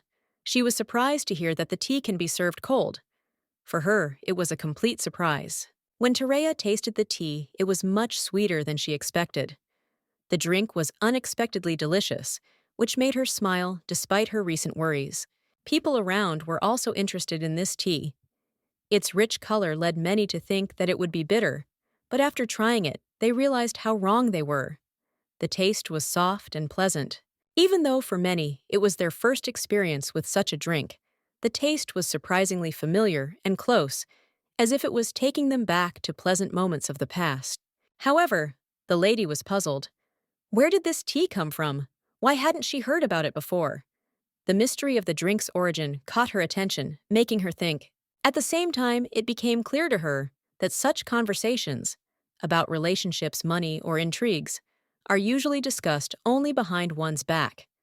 Openly raising such topics in society would be the height of indecency. After all, in a circle where reputation plays a primary role, such a thing is simply unthinkable. People value their names too much to risk it for the sake of instant gossip. The nobles looked at everything that was happening as if they were foreigners who were immersed in a Korean drama for the first time, where every gesture and word was full of emotion. Their genuine surprise betrayed their unpreparedness for such a scenario. Of course, watching any drama is unthinkable without a little treat. When you are immersed in the atmosphere of what is happening, you want to have a snack so as not to be distracted from the plot. This unspoken rule always pays off. Using this knowledge, offering the nobles mixed coffee turned out to be a perfect idea. This simple yet clever move helped to gain their trust and affection, which was part of Terea's carefully thought-out plan. The Lord tried hard to explain his methods, but his excuses sounded absurd. The woman next to him was shocked. Not only was he a marriage swindler, but he was also suspected of financial fraud. Terea realized that the conversation was starting to reach a dead end, and it was time to change the subject. She was wondering how to do this, but the Duke, as if reading her thoughts, suddenly took the floor and intervened. The Duke said that he could shed some light on the matter of alchemy. This remark surprised everyone, especially the lady who had never expected such a person to take up such a subject. According to the Duke, his knowledge of alchemy, backed by a scientific approach, would allow him to maintain objectivity. For him, everyone present was a stranger, which meant he had no personal preferences. Terea couldn't help but ask where the diplomat got his knowledge of alchemy. The Duke smiled and noted that his job required deep knowledge, including the intricacies of stock exchanges and international transactions. He then turned to the defense, stating that what he had heard concerned the strengthening of the elevator's energy flows. His analysis of the situation was accurate, which immediately attracted the attention of everyone present. The Lord confirmed that the Duke was right. Indeed, the formulas for elevators are usually engraved using silver powder, which has unique properties for transmitting energy. Lord said he upgraded the design using a new formula he found while repairing the old system. The old method of using silver powder was not as effective. The Duke noted that he, too, had experience working with silver powder. His experiments and observations confirmed the theories the Lord had spoken of, which strengthened the credibility of his knowledge. Continuing the conversation, the Duke emphasized that the formulas should be engraved in accordance with natural cycles, such as the 4 seasons. This is the basic principle of alchemy based on harmony with nature. The gentleman agreed, noting that the Duke was indeed well informed in this area. This impressed even those who had previously doubted his competence. However, the Duke pointed out that the Lord's knowledge of alchemy seemed superficial. This remark confused the interlocutor because he was sure of his rightness and expected recognition of his achievements. The Lord was shocked. He did not understand what was being discussed, and the Duke's words left him confused. It seemed to him that he was one step behind in this intellectual duel. The Duke went on to explain that the basis for proper engraving was not the cycle of the seasons, but the lunar cycle. This was a basic principle that was discussed in the first chapters of any book on alchemy. If a lord himself does not know such basics, but uses complex methods, this means that either someone directed him or he simply borrowed someone else's work without fully understanding it. He couldn't figure out who this woman was, but he immediately realized that such abilities were extremely rare. Even in the vast empire, finding such a person would be an incredible stroke of luck. And in this situation, it seemed like a miracle. In the entire kingdom, people with such a level of training are found only among those who have completed postgraduate studies at the best academies. Such knowledge and skills require many years of hard work and incredible dedication. If he still wants to prove his innocence, the only way out is to find and bring here someone who can confirm his words. Only in this way can he avoid punishment and justify his actions. The Lord was at a complete loss. He stood motionless, not knowing what to do next. Silence suddenly fell over the room, creating an oppressive atmosphere. The Duke, without wasting time, approached Terea, sincerely believing that he could help her. Terea looked at him carefully. Her gaze was calm, but filled with hidden disappointment. He had indeed done everything he could to emphasize the drama of the situation, but Terea could not afford to tell him that now. Now it was obvious to her. She needed to focus on ending the situation. The Viscount, standing nearby, could not understand why all this was happening and what had caused such a sharp turn of events. A man who had always succeeded in business achieving success suddenly realized that he had made a mistake. Using the skills he had learned from women, he hoped that he could get out of the situation without losses, but everything turned out completely differently. He began to suspect that the hostess of the celebration, Lady Terea, was to blame for this. All his anger and irritation, which he could not restrain, were directed specifically at her, as if she was the cause of all his troubles. In a rage, he continued to accuse her. The pent-up anger made him grab a glass of wine and then spill its contents right on his mistress's dress, trying to demonstrate his contempt. He screamed, accusing her of bringing him here on purpose to humiliate him. His voice was harsh and loud, breaking the silence that had hung in the air. The man couldn't figure out which friend Terea was talking about. He had never heard Raya mention anyone like that before. His conviction that this was all a conspiracy only grew stronger. He described Terea as a wily schemer, a woman who weaves her webs skillfully. Her audacity and desire to control even her own husband seemed outrageous to him. In his rage, he continued to shout that she was just an impudent divorcee. This, in his opinion, was what explained her behavior and desire to destroy everything around her. Terea looked at him silently, her face motionless, her gaze expressing complete incomprehension of what was happening. She did not utter a single word in response. Terea's father, seeing what was happening, could not remain on the sidelines. His voice cut through the noise of the hall, demanding an explanation. He was outraged by the rude treatment of his daughter and demanded respect for her name and position. However, even in his confusion, he sensed that the assailant was not completely insane. He did not look as if he had completely lost his mind, although his actions seemed chaotic. Perhaps he was trying to make some kind of plan. Probably his goal was to avoid the attention of two dukes and the marquise's daughter, and he decided to take out his anger on the lady of the county who was in the wrong place at the wrong time. Suddenly, the count loudly ordered his servants to summon the knights immediately. His order sounded firm, and the tension in the hall only increased. However, despite the tension, the general mood was gradually shifting in her favor. It seemed that if things continued in the same vein, the return of the relic to Klatya would only be a matter of time. If you think about it, even being doused with alcohol could be justified because everything was moving towards a successful conclusion. And then, at that very moment, Terea noticed a new stream of liquid flying straight at him. This time it was Raya, seething with anger, throwing her coffee at the offender. Her face ablaze with anger, her voice resonating in the hall. Raya screamed furiously, demanding that the bullying stop. She reminded him of how he had insulted her in the past and expressed her bitterness for the days she had wasted trusting and loving such a man. But that wasn't the most important thing. Raya was furious that he dared to humiliate her friend Terea. The Baron, beside himself with anger, grabbed the glass and began to shout back. He called her a stupid girl who knows no boundaries and constantly climbs where she is not invited. He had tolerated her antics for a long time, but now his patience was exhausted. His loud voice drowned out her screams, escalating the conflict. At this point, Duke Delave intervened in the situation. He, holding a sword in his hands, sternly warned the Baron that if he did not pull himself together, he could lose his head right there on the spot. The lady, who was standing nearby, looked at what was happening with an expression of complete incomprehension.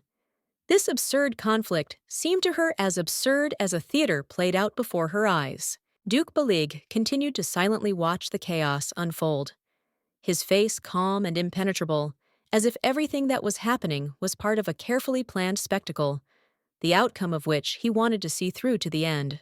He found nothing objectionable in his words. His confidence was unshakable. He did not consider his thoughts or actions to be wrong, and was genuinely perplexed as to why anyone could see anything bad in them. The Duke sincerely did not understand why Terea was accusing him. After all, in his opinion, many people thought the same way as he did, and there was nothing unusual in his words. It seemed to him that her reproaches were unfounded. Raya timidly apologized to Terea, admitting her mistake. She confessed that she had unwittingly caused her pain with her actions. Her voice trembled with guilt, and she could barely lift her eyes. Shame and regret engulfed Raya like a heavy weight. She was ready to sink into the ground, ashamed not only of her mistake, but also of the fact that her life had crossed paths with a man like the Duke. Terea, shocked, demanded an explanation. What made Raya feel this way? The lady, with a gentle smile, noted that in everyone's life, there are encounters with unusual people. This is an inevitable part of fate, and of course, it is not Raya's fault. Her words sounded calm, but confident, like consolation. The lady continued that mistakes, if there were any, were just a natural part of the journey. She emphasized that what happened should not be perceived as a mistake or a sign of weakness, because it makes Raya stronger. Her smile grew even warmer as she said that even the hardest moments are also experiences. And these experiences, no matter how painful, help people grow, becoming wiser and stronger. Baron Balor remained firm until the end. Because of the norms of this world, women were judged more often in society, always finding more faults in them than in men. For example, there were rumors that if a girl was already with someone, she was considered damaged goods. Such unfair stereotypes are deeply rooted, poisoning the lives of many women. The lady bitterly admitted that even she could not escape these unfair standards.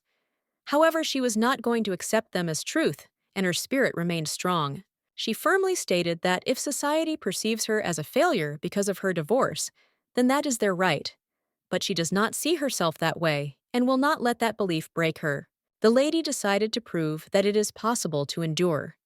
She wanted to reach out to girls who had gone through similar trials to inspire them and show that they can be strong.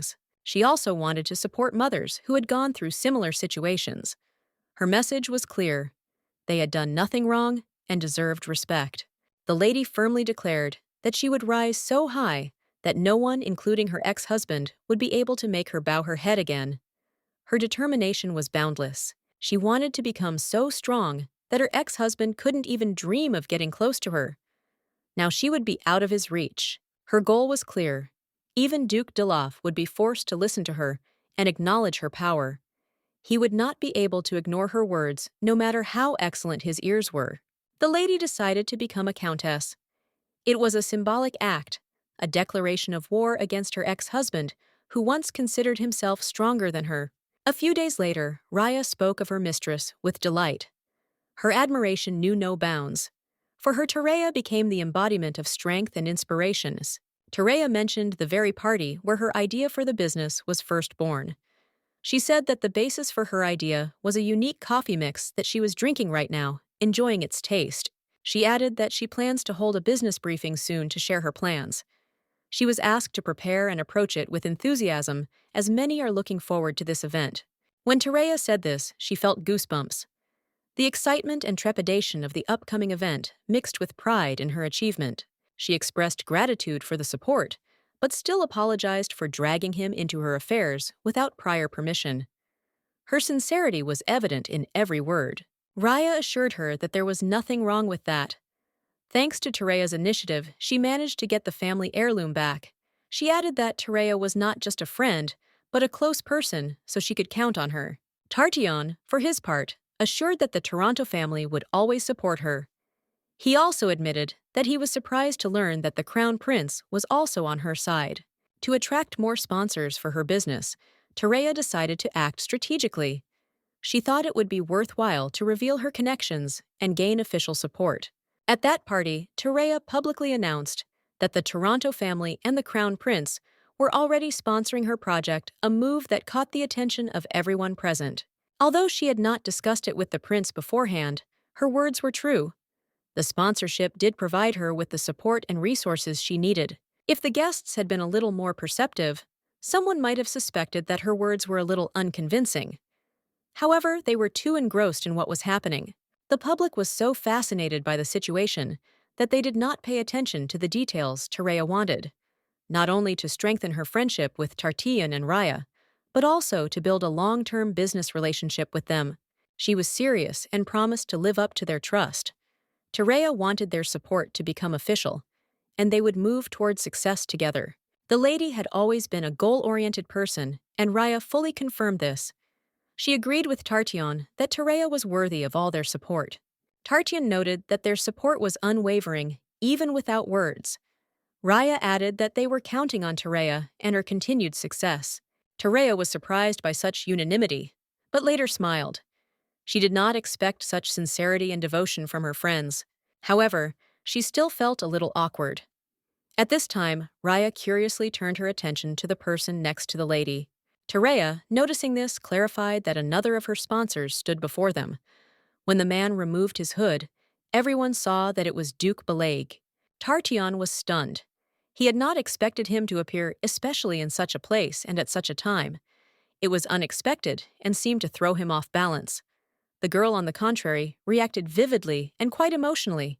Tartion, once he came to his senses, began to bombard the Duke with questions. Why was he here? What was going on? And most importantly, why did he look as if he was trying to disguise himself? The Duke, remaining calm, explained that the Countess had recommended that they temporarily hide their relationship. Her premonitions were justified. Duke Dilov's men had settled around the mansion, which could lead to problems. Terea struggled to contain her emotions, trying not to show her irritation. It irritated her that Duke Dilov was interfering again. However, Raya was interested in the Duke's words about relationships, and she decided to clarify what he meant. Belat asked if it was okay to discuss the matter with those present, as it seemed like a secret. He clearly wanted to make sure no one would become an unnecessary witness. The Countess assured that she had complete confidence in these two. They played a key role in her plan. The Duke finally confirmed. They had decided to start dating and hiding. It was part of their overall strategy. Tardion and Raya were completely confused. When did all this happen? And since when had they been together? The questions kept coming, and the answers only confused them. It all started in the gallery, where their eyes first met. Then a slight interest arose, which only strengthened after a recent party, where the decisive turn took place. Despite being rejected, once the Duke did not give in, his persistence and passionate courtship eventually convinced her to give their relationship a chance. Raya was simply delighted. She could not hide her admiration for how much everything that was happening resembled the plot of a romantic book. It was like something out of a dream. Tartion, on the contrary, was almost crying from resentment. He reproached the Countess for telling him about it right away, because a cousin deserved to know such things first. The Countess only chuckled, reminding him that he was the first to learn of her decision. This calmed Tartion down a little, and he even felt relieved. Realizing that their mission was complete, Tartion and Raya announced that it was time for them to leave, After saying goodbye to the Countess and Duke, they went about their business. As they parted, Raya wished the couple a pleasant time. Her words sounded sincere, which added a touch of warmth and sincerity to the moment. When the friends were out of sight, the Countess and the Duke stopped holding hands. Obviously, this was all just a carefully planned performance. They were relieved that their little trick had worked. The two believed in their romantic line, which was an important part of their plan. The Countess was surprised to see that Tartion and Raya's reactions were much more positive than she had expected. She thanked the Duke for his help, especially during such a stressful time. The Duke reminded her that she had spoken of the need to discuss something important. He had come here precisely for this conversation, and now he wanted to know what was troubling the Countess so much. Terea began to explain her discovery. She had found conditions in their agreement that could not be ignored. It required immediate discussion. The Duke listened to her, but clearly did not understand what she was getting at. The essence of her claims remained a mystery to him. The Countess specified that they needed to review their contract. The mutual agreement for temporary lovers was not clear enough, which could affect their further actions. Terea accepted this contractual relationship not of her own free will, but because it promised her certain benefits. She saw it as a chance to gain useful perspectives for herself, despite the absurdity of the situation. The relationship was meant to attract public attention and distract negative rumors, which could work in her favor.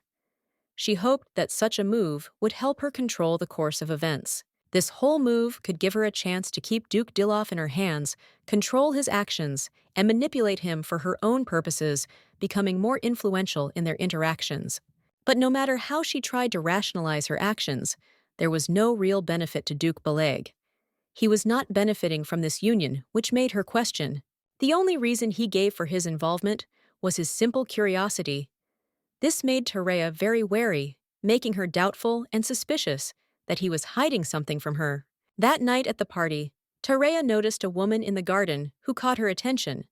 The woman was not shy about calling out the name of Enoch Viger Belega, shouting that he was there and did not think she knew anything. The woman continued to shout that the Duke should hurry out, as she knew more than he could possibly guess. This caught Terea's attention, and her suspicions grew. All this became clear through the tracking device that Terea carried with her. She began to observe every step and every word that happened around her. The woman continued to shout, threatening that if he did not come out immediately, Terea would not be able to control her actions. This was very persistent and greatly affected her perception of the situation. Terea felt her patience wearing thin, and the woman was obviously trying to manipulate her emotions, forcing her to make quick decisions that might be disadvantageous. The woman was screaming that the Duke had to come out immediately before things got out of hand. It was important for both her and Terea to understand the real reason for her worries.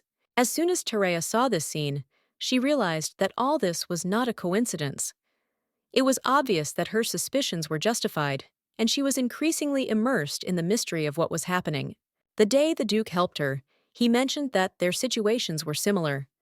This made Terea believe that he too might be involved with someone who was causing him trouble just like her. So she began to suspect that this girl she had heard about might be the reason for all these events. Perhaps she really was related to the Duke in some personal way. When she asked him about the girl, the Duke was silent for a few seconds and then finally began to explain the situation. This silence made Terea even more doubtful of his honesty. He said that the woman Terea had seen in the garden was named Niobe Rouge Asteria. The name immediately seemed familiar to Terea, and she knew that it was connected to an important royal family.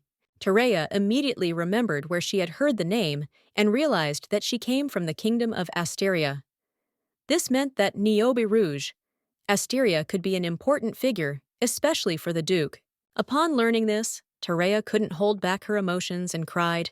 It was too much for her. She realized that this girl was in fact a princess, and her feelings for the Duke could be much more complicated. The Duke confirmed that Niobe's mother was the Emperor's younger sister and the current Queen of Asteria. This added even more significance to the situation, making it extremely important for the political game. Thus, Terea realized that the woman the Duke had thrown her into was the Emperor's niece, and therefore a significant figure in the empire. It was a disturbing discovery. This discovery changed the whole picture. Terea now understood that this girl could not only be a relative of an important person, but also a person who has influence in political circles. The Duke explained that all these events began when he first visited the Kingdom of Asteria. His visit became the starting point for this whole story, which was now intertwined with the fate of Terea. Terea had been obsessed with this for 3 years, spending entire days in his office, not hesitating to go into his bedroom. Her attention was so focused on him that the boundaries of personal space disappeared. Women who were subordinate had no right to stay if she began to suspect them.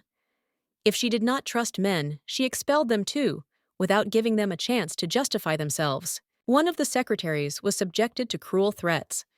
In addition, she began to direct him to mysterious actions and did not hesitate to threaten the Duke if he did not give in to her wishes. Despite his attempts to persuade her, Terea was shocked to learn that his reactions were not yet extreme. The whole thing seemed even more disturbing to her than she could have imagined. The main problem was that he couldn't hide. She knew wherever he was, his location was always broadcast. He was trapped and there was no way to escape her. Terea's alchemical device was imprinted with his blood, allowing her to track his movements. The revelation couldn't help but shock her as she realized how close she was to him. It was like installing a tracking device on her phone. She felt goosebumps run across her skin with the knowledge as if she could monitor his every move. Today, he again politely, but firmly refused her. There were moments when he was less reserved, because even he could not restrain his feelings and tolerate these endless attempts from her side. Discussions between the Empire and the Kingdom were about an important alchemical agreement that had been in effect for the past 3 years. However, this agreement hid many secrets. The Emperor was very keen for the agreement to be concluded. He could not afford to back out of it, and the only option was to endure all the difficulties that this relationship brought. For 3 years, he had been holding back her advances to avoid damaging diplomatic relations. He knew that if they did not follow protocol, the consequences could be disastrous. But finally, the main issues of the agreement were resolved. He entrusted this matter to his assistant, and he himself, taking advantage of the moment, fled the kingdom alone, hoping that no one would follow him. He thought that she, as an empire hater, would certainly follow him, but he was wrong. She seemed to have no intention of pursuing him in this story, which came as a complete surprise to him. Terea was shocked by everything she had just heard. It seemed unbelievable to her, and she could not believe that it had all happened like this, and that he had told her everything without hiding anything. It even made Terea shudder that he had been next to her in this position for 3 years, as if she were his salvation, and not an enemy with whom he was in constant struggle. If she were in his place, she wouldn't think twice. She would rip all his hair out and send him to jail, because it was impossible to cling so thoughtlessly to something that should have ended long ago. Ballet couldn't help but be surprised. He knew that his silence about this danger could bring serious consequences. He was ready to take responsibility for it, despite his own doubts. He still wanted to make one detail clear, though he knew they were on the brink of something important, and he wanted to make sure his words about Terea weren't taken as empty or wrong. He was sure that Terea was the best opponent to play the role of pretender. He still believed that she was the strongest ally or enemy in this complex political game. Mrs. Terea decided to find out why he had chosen her. She was interested in what could have prompted him to pay attention to her, and not to someone else. This question did not leave her thoughts. After he rejected Niobe, people began to say that his action was too rude and arrogant, although on the other hand, they noted that accepting kindness is the right of the one to whom it is intended. No one can understand the feelings of those who, despite rejection, continue to move forward without stopping along the way. This feeling, like many others, remains incomprehensible to most. But Terea knew that feeling. She understood what it meant to keep going, no matter what. She also wasn't a fan of sympathy for her problems, preferring to be left alone with them. The lady noted that she also does not like it when someone tries to manipulate her control, her decisions. The Duke in turn said that he knows about this and respects her independence. He said that he really pitied her. The lady, not knowing what to answer, decided to just laugh. She couldn't help but notice that his pity was more sincere than she expected. He was indeed cunning, and she could not be fooled. This was not simple sympathy. She could not understand how one could ignore frank requests for help when everything was so obvious. The lady agreed, adding that perhaps a clause should be included in the contract to compensate for the damage caused by the princess. She thought that was a reasonable solution given the circumstances. Terea decided that she needed to be alone. She knew that this was the only way she could find the true freedom she craved. To be alone was to be herself. In order to hide from the scorching sun, she needed an umbrella. It was not a whim, but a necessity because the sun here was merciless, and protection from its rays became a priority. However, this umbrella could only serve until sunset. Once evening came, its functionality was lost, and Terea knew she had to be prepared for changes. The Duke remarked that until the hot weather subsided, he hoped for the Countess's help. He counted on her support, and she could not help but notice that his words sounded reserved but confident. Lady Terea asked the Duke to stop in a discreet manner. She delicately made it clear that he would do well to refrain from such gestures as kissing her hand so as not to provoke unnecessary conversations. In the Empire, such a gesture is usually directed either to lovers or women with whom one wishes to spend only one night. It might seem somewhat vulgar and misinterpreted. Mr. Baelig instantly felt awkward. His face flushed. He felt completely at a loss, as if he had made a terrible mistake. Trying to justify himself, the Duke assured Terea that his intentions were far from frivolous. He spoke sincerely, hoping that the lady would understand his correct motives. Terea understood everything perfectly. She smiled and gently told him that he should not worry. After all, now that he had become her lover, he had the right to such gestures, but only with her consent. She calmly extended her hand to the Duke, showing that she trusted him. This symbolic gesture indicated that she accepted their new connection and was ready to follow him. The Duke readily reached out to kiss her hand, but the lady suddenly stopped him, placing her palm on his hand. She herself was embarrassed by what was happening. However, despite the awkwardness, Terea suggested that they switch to a more informal form of address.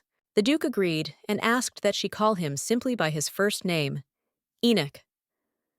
This strengthened their closeness and created a sense of trust between them. A few days later, while at the Yosen mansion, Enoch asked Terea what steps she planned to take in the near future. Terea didn't quite understand what he meant at first. Then the Duke clarified that he was talking about the development of their relationship and her business endeavors. Realizing his question, Terea knew that as her key partner, Enoch had a right to know. She said she felt it was important to make their relationship open. At the same time, she noted that she had to act carefully.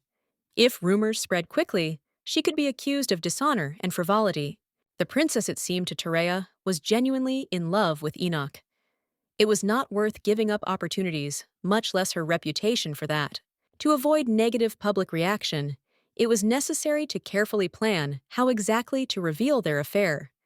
It had to look perfect, so as to evoke only approval and admiration.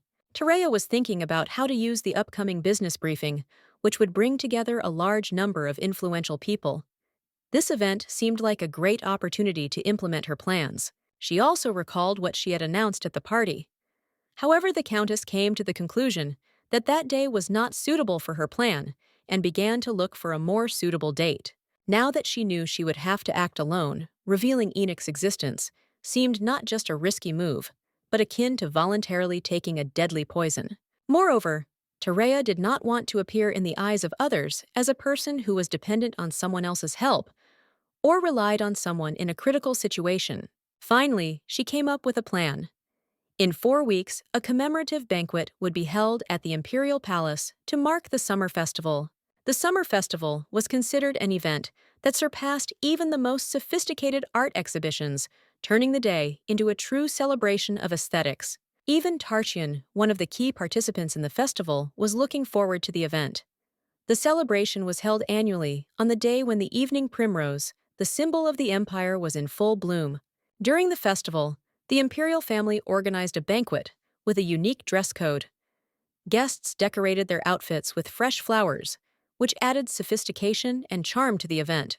Instead of a specific theme for the event, the main hero of the day was the one who managed to attract maximum attention with his image and style. This meant that a striking appearance at a banquet could leave a lasting impression on the entire empire opening up incredible opportunities for self-presentation.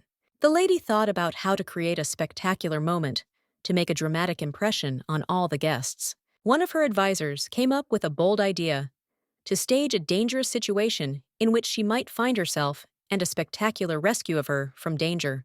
A scene appeared before her mind's eye. A dark alley surrounded by gangsters cries for help, and the sudden appearance of a hero who effectively deals with the attackers. However, she immediately dismissed this thought, deciding that such a banal scenario was too hackneyed and only caused disgust.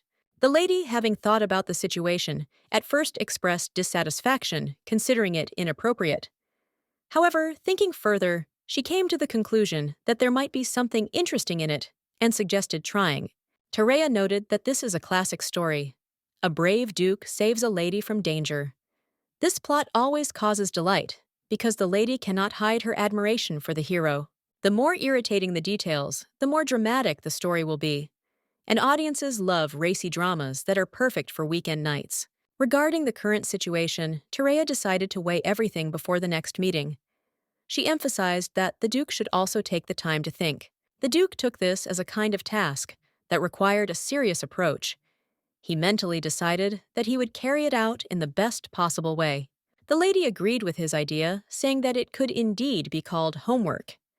The Duke smiled, assuring her that he was ready to take on this with great enthusiasm. During the conversation, he called her his love, which confused Terea. She considered his behavior overly dramatic, especially considering that there were only two of them there. The Duke, for his part, decided that such moments required habit to avoid future awkwardness. Gradualism, he believed, was the key to success. Terea, agreeing with him, smoothly turned the conversation to work topics. She said that she was going to the capital for 4 days to resolve several important issues. Her plans piqued Enoch's interest. He asked her why exactly she needed to go to the capital, expecting to hear something important. She explained that she intended to meet the artist Doris and offer him a new job. This was her main motive for the trip. The Duke noted with surprise that Doris was now the most famous artist in the empire, whose works were admired throughout the world. However, he warned that the artist is known for his difficult character.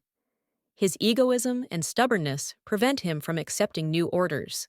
The Duke assumed that Terea probably had her own ways of convincing him, since the paintings she showed belonged to Doris. She confirmed his guess, adding that there was a special bond between her and the artist.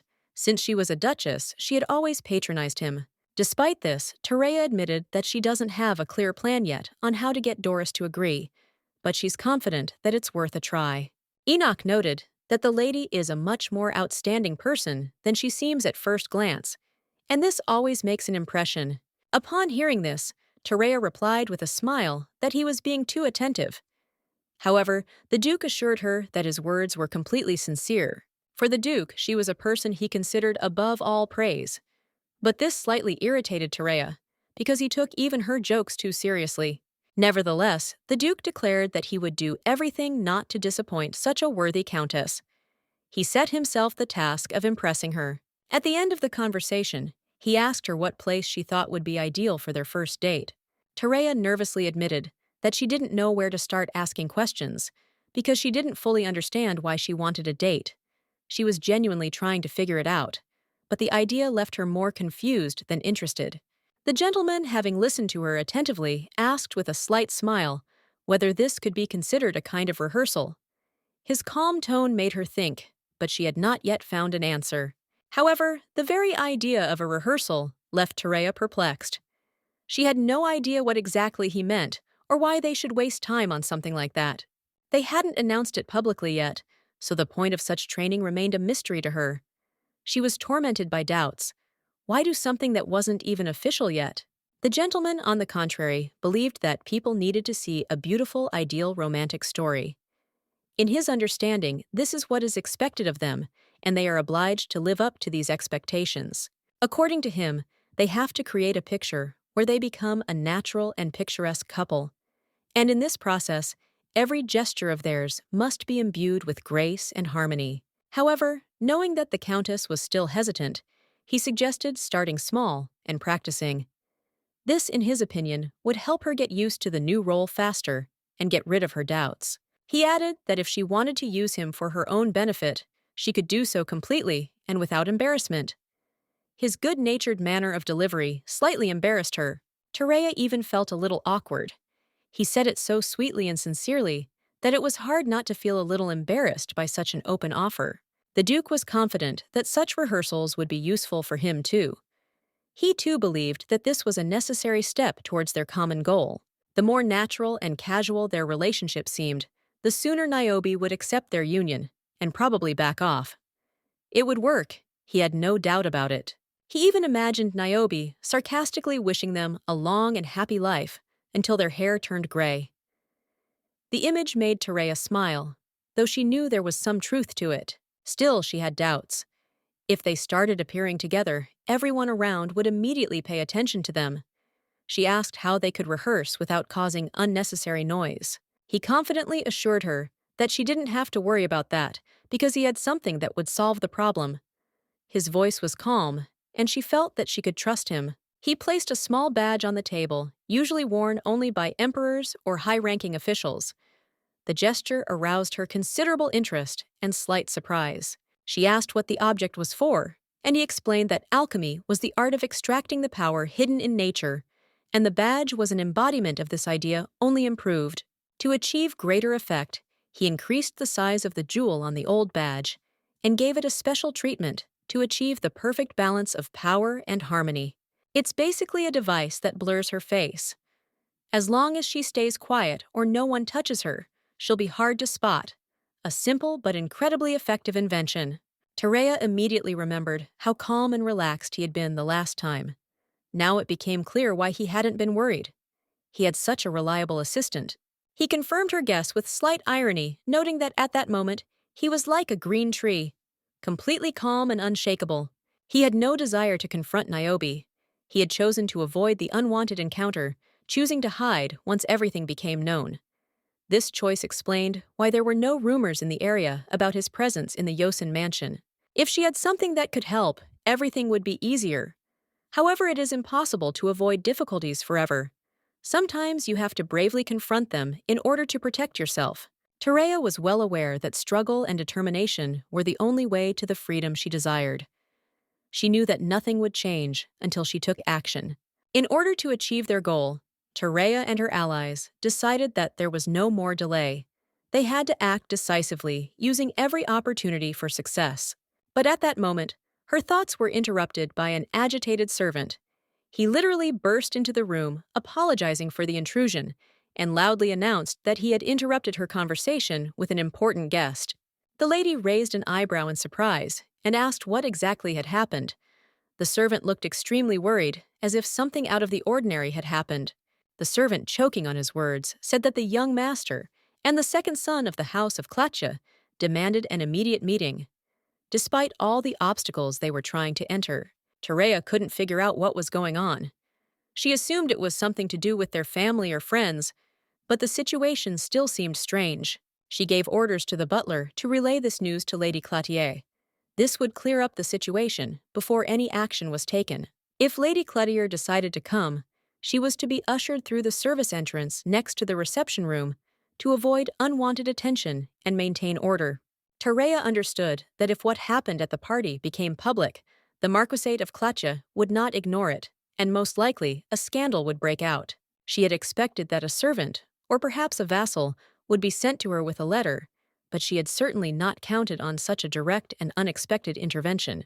However, seeing how persistent they were, the lady decided to go out to them personally to sort out the situation and hear their explanations. When they met, the Marquise noted that this was their first meeting with the former Duchess of Delova, who was now the heir of Yosand. His name was Colin Bale Clatier, and Terea smiled and said she was pleased to meet him. Politely but reservedly, she also introduced herself following the etiquette. Colin continued by introducing his brother Daniel Hardy Clathier. Despite the elder's politeness, the younger looked extremely agitated and angry. Daniel was beside himself. His voice was harsh. He declared that he did not understand at all why they were wasting their time getting to know each other now. In his opinion, they should focus on finding the one who caused all this trouble and not engage in empty formalities. Colin, his brow furrowed sternly, told Daniel to shut up. He reminded him that etiquette was a must, even if the situation seemed urgent. You couldn't throw away decorum for impulsive decisions. Daniel sighed heavily and replied that he would never allow Tarea to go abroad to study alchemy, could be studied at home without any risk to safety. He had no intention of making concessions. Daniel added that if anything happened in his absence, he would be forced to take full responsibility. This outcome scared him, but he could not do otherwise. Colin noticed that Daniel wasn't the only one worried about his little sister.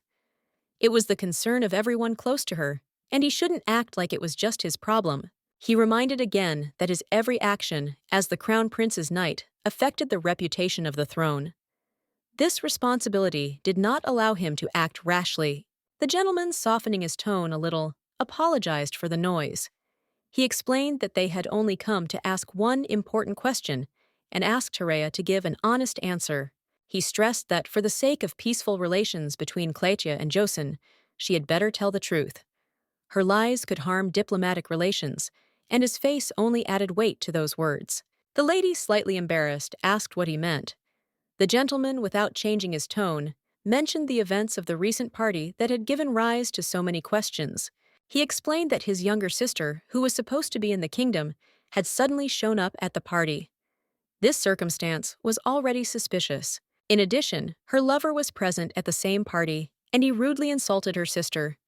Such behavior is unacceptable, but unfortunately, no one stopped it in time. He considered Tarea to be the main culprit of the situation. She, being the hostess of the evening, remained indifferent, allowing her younger sister to be humiliated in front of everyone. The gentleman continued his accusations. Tarea not only ignored what had happened, but knowing everything, she did not send her sister home. Her indifference caused great indignation. Despite the many rumors, eyewitnesses of the events in the capital could confirm the real facts about the party.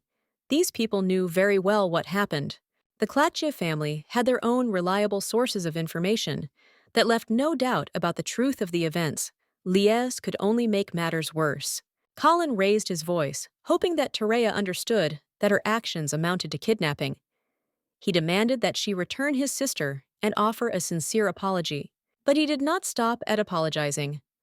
On behalf of the Klatche family, he announced his intention to file a lawsuit against Josin to seek justice through the courts. He warned that Tarea would have to pay for deceiving the Klatche family and for hurting his younger sister. No compromise would help to avoid punishment. Tarea, realizing the gravity of the situation, admitted that Colin's behavior was truly frightening. She did not expect such cruelty from the young master. She was terrified to the point of trembling and could barely utter a word. However, the man made it clear that he did not tolerate jokes and lies, especially when it came to his family. He continued to call her the former Duchess, despite Terea's repeated requests not to do so. She preferred to be called Countess Josin, emphasizing the importance of her new title and current position. Tarea reminded the heir that she was no longer a duchess but Countess Josin. She calmly but firmly pointed out the need to observe the rules of etiquette, emphasizing that he was obliged to call her correctly in accordance with her status. The man did not argue and nodded, indicating that he accepted her words. He assured Tarea that in future he would adhere to polite address and properly respect her title. However, he noted that the fact that he asked her to confirm the rumors indicated his confidence in the veracity of these conversations.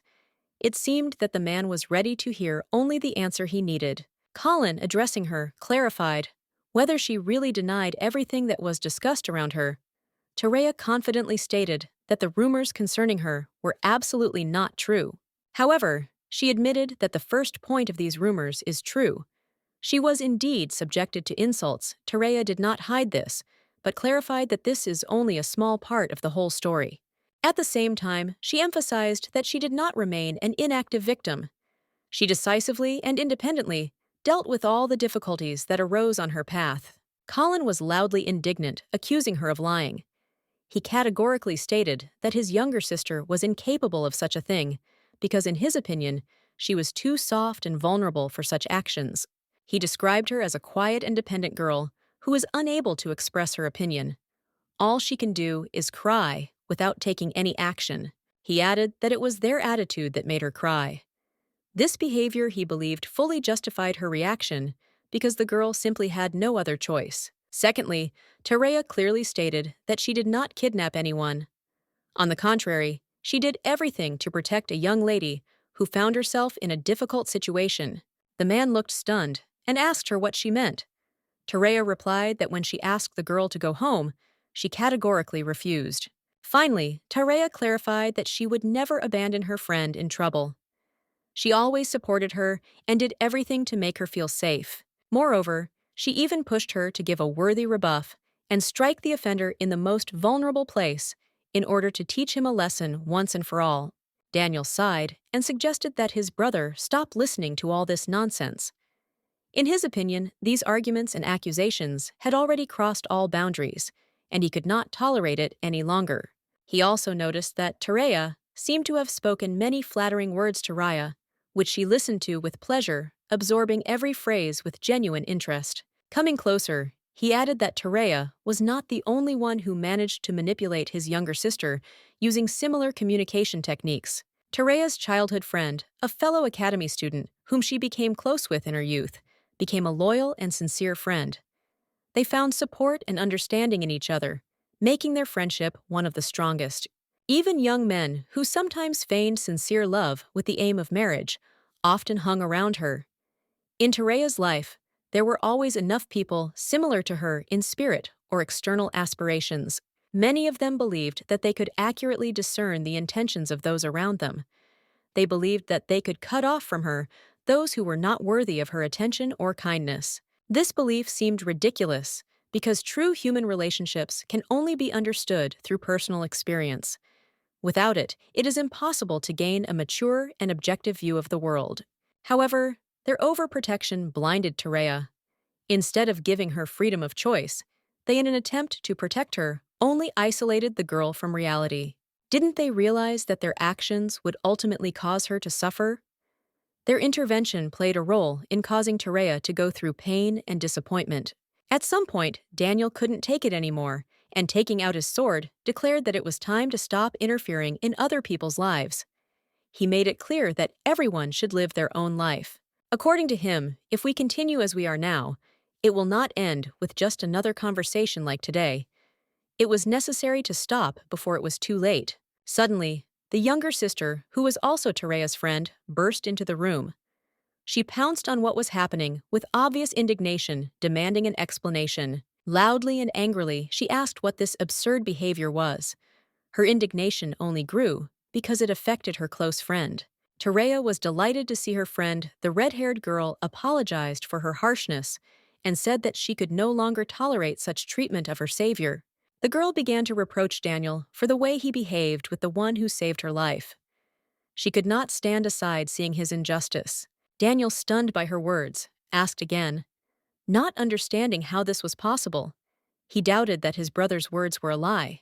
Terea, outraged by what was happening, shouted that there was no kidnapping and that her friend's words were not true.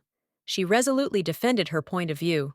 According to her, no one provoked her, and everything that happened was her own choice.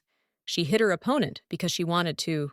Colin noted that Terea should have told her brothers what happened because they were worried about her and deserved to know the truth.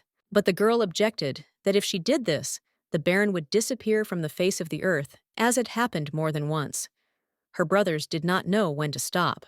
Terea remembered how, as a child, her brothers had eliminated any threats, as if she were a helpless child with no right to interfere.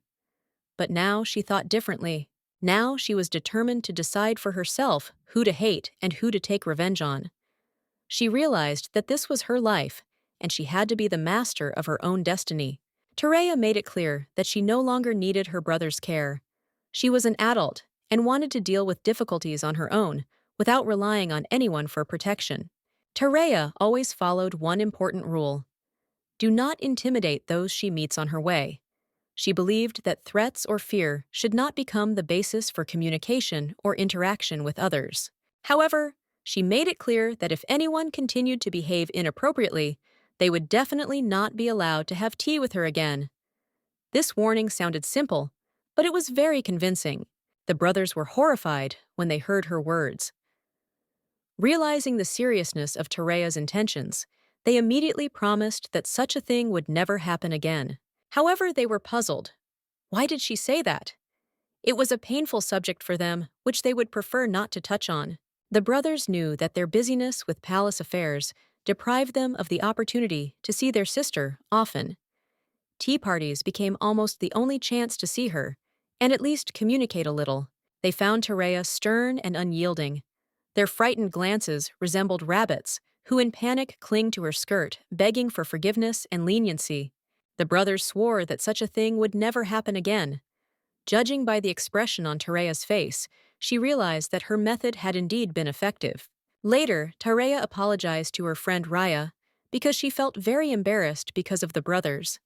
She realized that their behavior and methods of solving problems seemed quite childish. However, Raya assured that nothing terrible had happened. Moreover, thanks to the situation, she was able to hear their sincere apologies, which she could not have imagined before.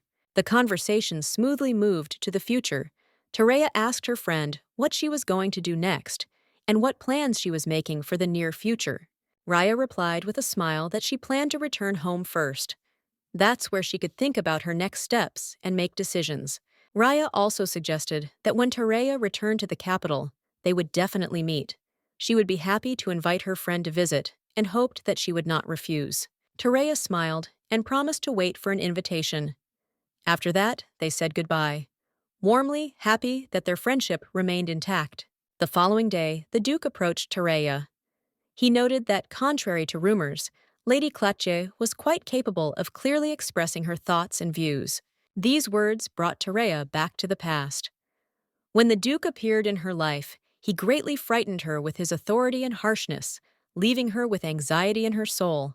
She was protected by Enoch, who was always there. If anyone dared to harm her, he would be the one who could stop any threat. However, this performance, as Terea put it, ended surprisingly well. She noted that the Duke turned out to be a very perceptive person, able to see the essence. It was all a byproduct of his job, but Terea wanted the Clutches to remain in her debt. However, it seems she overdid it, delving too deeply into her intentions. Personal emotions were to blame.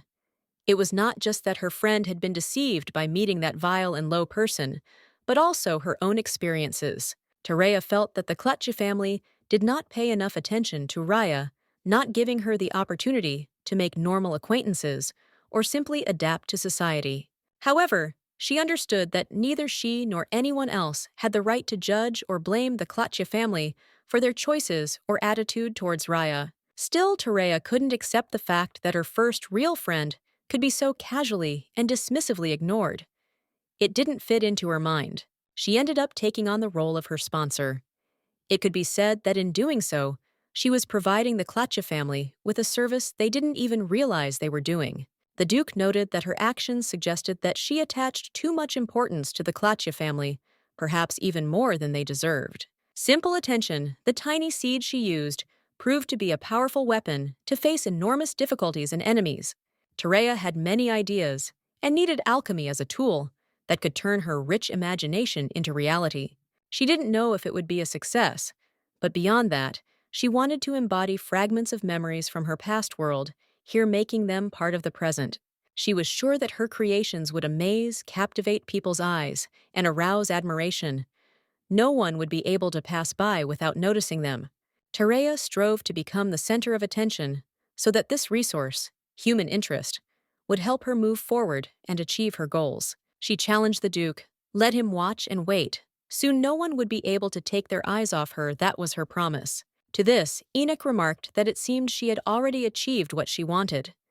His calm confidence surprised her, causing her to ask again. He didn't have to be embarrassed, and he explained with a smile. At least he himself couldn't take his eyes off her, and that was already quite eloquent. Terea was amazed, for she had never seen such an expression on his face before. It was both surprising and disconcerting. Taking her hand, Enoch suggested that the next time they met, they could try practicing the art of dating. His voice was soft as he asked her to take care of herself until then. It touched her soul in an unexpected way. Terea couldn't understand why her fingers burned from the light kiss Enoch had left on her hand. In the evening, left alone, she sighed thoughtfully. Why did the man who was always so reserved suddenly smile so sincerely? Perhaps it was her surprise. Her heart wouldn't calm down, continuing to beat faster than usual, as if reminding her of this moment. Terea had to gather her thoughts and prepare for important matters in the capital. Time was running out, and she needed to focus on the duties ahead that required her full attention. She had already sent her things to Yosin's mansion in the capital. If she left tomorrow, she would have a whole week to prepare for an important business briefing that was supposed to be a turning point in her life. Of course, she was a little disappointed that she wouldn't be able to have dinner with her father on the last day, as he was too busy with his own affairs. But it wasn't the end of the world. She understood that work requires sacrifice. However, Terea knew that they would be able to make up for lost time when the summer festivals began. Then, it was imperative to see each other and spend time together, enjoying good company. Terea was also very excited to introduce Enoch to her father. She felt that this moment was important, as she hoped that her loved ones would approve of him and that the relationship with him would grow stronger. When she heard her father's voice, her surprise knew no bounds. He had come earlier than expected, and noticing her surprise, he said with a smile that he had simply been working hard. It was obvious that he had a lot of work to do. He couldn't ignore the growing workload in the business, which required more and more attention. However, Terea knew that he had to take care of his health, despite all external circumstances. Terea was simply shocked when she saw the state he was in. His appearance left much to be desired, and she could not help but worry about his well-being. Her anxiety increased. Something was wrong. However, her father reassured her that he was fine. He said that the most important thing was that they had just overcome the unpleasant news that a new prince had appeared in the capital. Terea couldn't hide her surprise and immediately asked what exactly he was talking about. It turned out that her father himself didn't know all the details, and the news was so unexpected that even he was in the dark. The most important detail was that the new prince was brought by Duke Dilov, and this made the situation even more confusing. Terea could not understand what exactly was happening in the capital and how it was connected to her family. At that moment, Terea realized that the story she found herself in began with exactly this kind of shock. The last time she met the protagonist, he was still too young for this. She didn't expect things to happen so fast. Terea thought she would meet a new prince in 4 to 5 years. But now she realized that everything was happening much faster than she expected.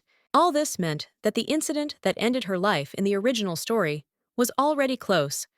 But since Terea had divorced Yosin, these events could not unfold according to the usual scenario. But despite the divorce, she couldn't calm down. That old dear, as she called him, still wouldn't leave her alone, and that made her wary because everything could change at any moment. Terea's father did not know what to do in this situation. Finding the missing prince could be a matter of treason, and the consequences were unpredictable. He was worried that the new developments regarding the candidate for the throne could greatly affect the fate of Yosin and his daughter. After all, she was his wife, and all this caused him fear and anxiety. Terea noticed how worried her father was. He was depressed, and she realized that this was serious. He didn't know how to deal with this situation, and her anxiety grew. At this time, Terea realized that the wave of change brought by Duke Dilov was strong and destructive. In order to avoid Yosin being harmed, she had to take matters into her own hands and act decisively. Terea assured her father that nothing special would happen to him. She reminded him that she and the Duke were officially divorced, and now her life no longer depended on his decisions and actions. She also admitted that she knew nothing about the new prince. If she had known, she might have been forced to remain silent, and she herself once suggested a divorce, fearing revelations and possible consequences. Everything that man did has no bearing on their lives now. It's all over, and those events won't affect the future of Terea and her family. She and her father have started a new life. They will live peacefully as before. The father always hoped that their life would return to normal, so he hugged his daughter tightly to support her. Terea couldn't understand what her ex-husband Duke Dilov was really thinking. His intentions remained a mystery to her, and she didn't know how he would resolve all this. At this time, Terea was in the Yosin mansion in the capital. She was busy preparing things, deciding where exactly to move them. This took time and effort. She had a lot of things to do, but as soon as the necessary materials for the briefing were brought, all her affairs could be considered resolved. Then there would be time to rest. Meanwhile, her friend Tartillon was waiting for her around the corner. He was very happy to meet his friend and could not hide his joy when he saw her once again. Terea was also glad to see him. She noticed that he did not leave her side and watched her steps. It seemed that he had no other business than to be near her. They decided to communicate on a more free note without formalities. Tarchin began to joke that he was already too close to her. He was in a good mood. Tartion brought her a gift of tea leaves. He spoke excitedly of how he had cared for them, but Terea was not sure how exactly he had cared for the gift. Terea was touched when she saw the tea leaves. She didn't even notice her friend at first. She was so carried away by this small but pleasant gift.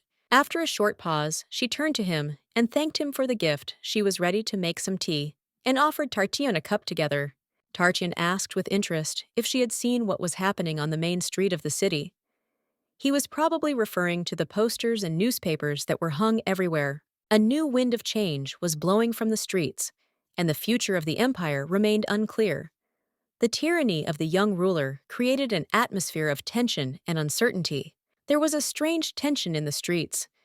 It was not only due to the political situation, but also due to the excitement of the upcoming festival that everyone was waiting for.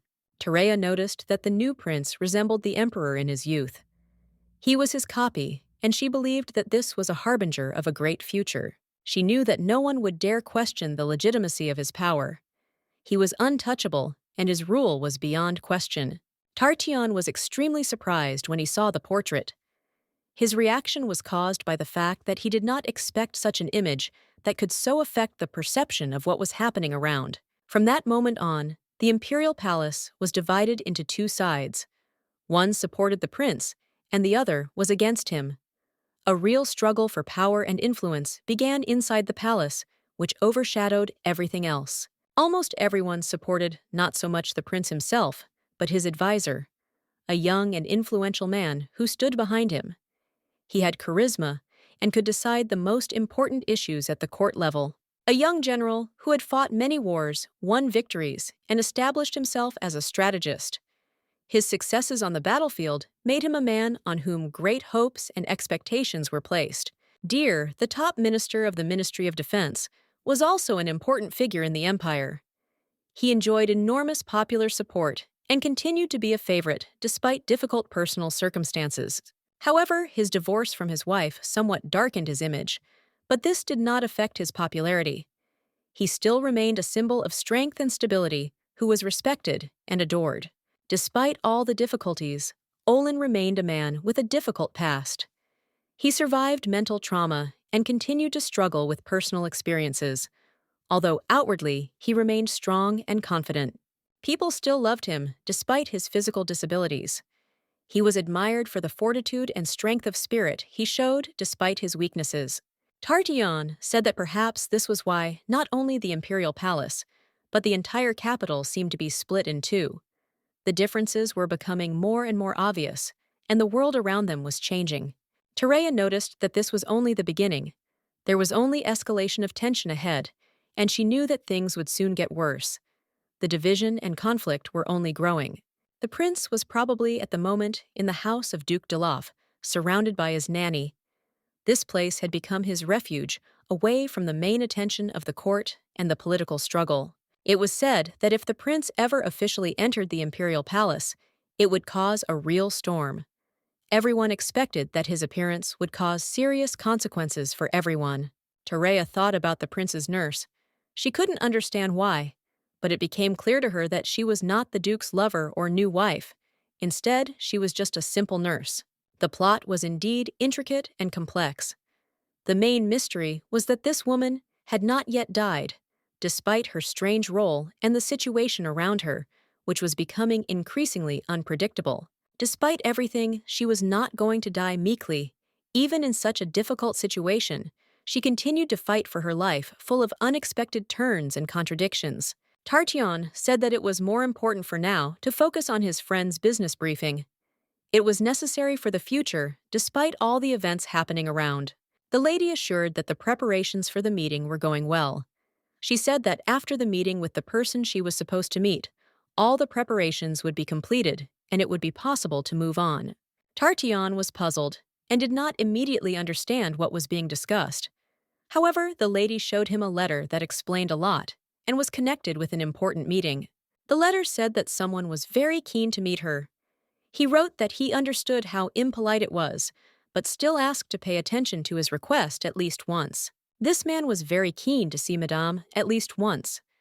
He expressed a desire to become part of her life and to become her brush, which in this context meant a desire to be an important part of her creative world. The butler announced that he would take the Countess to the studio where she was to meet this man. This meeting was becoming increasingly important and was eagerly awaited. The letter was stuck behind the frame of a painting she had bought. This small circumstance became part of a riddle that she had to solve and figure out what was going on. His brushwork and brushstrokes changed when he realized that Tyrant was going to buy this particular painting. His work changed as if he intuitively knew her choice. Nowadays, the most famous artists in the capital are those whose names no one knows. This has become a real trend. A person hiding his identity has won the hearts of viewers. Even if someone wanted to visit his workshop, it would be impossible to find. The location remains a secret. There are no contacts, and rumors about him are as vague as his existence. But who would have thought that right next to the gallery she so often visits, his studio is hidden literally on the edge of her everyday life? The man announced that he had a guest. His voice was calm, but Tyrant immediately realized that he had not expected her visit and could not hide his slight excitement. Doris, meeting her gaze, turned around and was so handsome that she felt stunned. He was like a nymph hidden in the shadows of an old forest, mysterious and unattainable. The man realized that it was better to leave them alone. There was no alarm in his words. Rather, it was respect for her space, a desire not to interfere in her personal moments. Tyrant expressed her gratitude, and the boy was taken aback, not expecting her to accept his offer so easily. His face darkened, and he did not know what to say in response. If he wanted to know if she had once been a duchess, she had confirmed his guess. Tyrant was not secretive. Her past was open, and she did not hide this fact. She became the one he had been writing letters to, and it became clear right away. The man did not expect his guesses to be true, and his face turned red as a tomato from embarrassment. Tyrant decided that there was no need to introduce herself. She suggested that they simply call her by her first name, Tyrant hoping that it would make the conversation lighter and more casual. The man remarked that she could very well call him that. Then she joked that it would be nice if he started calling her Countess instead of Madame, because it sounded more sophisticated. Tyrant wasn't sure if he knew about her divorce, but he confirmed that he did. It gave the feeling that their conversation was not their first meeting, that they had known each other longer than it seemed. The man was so nervous that he accidentally spoiled the atmosphere and mood, but Tyrant was not offended, calmly said that she understood everything, and despite his worries, the situation was not so critical. The man thanked her for her understanding, and she noted that she did not like to beat around the bush. Tyrant preferred to get straight to the point without unnecessary words and omissions. Until now, she had not read his letters, because he sent them under a new pseudonym, hiding behind another name. His identity remained a mystery, as did his motives. It was as if he was certain that she would buy his work. This feeling did not leave him, and Tyrant decided that she had to take a step towards him to understand his real intentions. Doris was full of questions, and Tyrant, noticing his curiosity, decided that now was the time to ask him for help. There was no point in delaying, and she said so outright. Tyrant wasn't here out of curiosity or a desire to make new friends. She was here out of necessity. She needed his new job, and she was counting on his help despite the complexity of the situation. She decided not to seek help through old connections, as she hoped that he himself would perceive her attention as something important and accept her request, although she understood that it was not so simple. Of course, she did not forget that he would receive a decent reward for his work.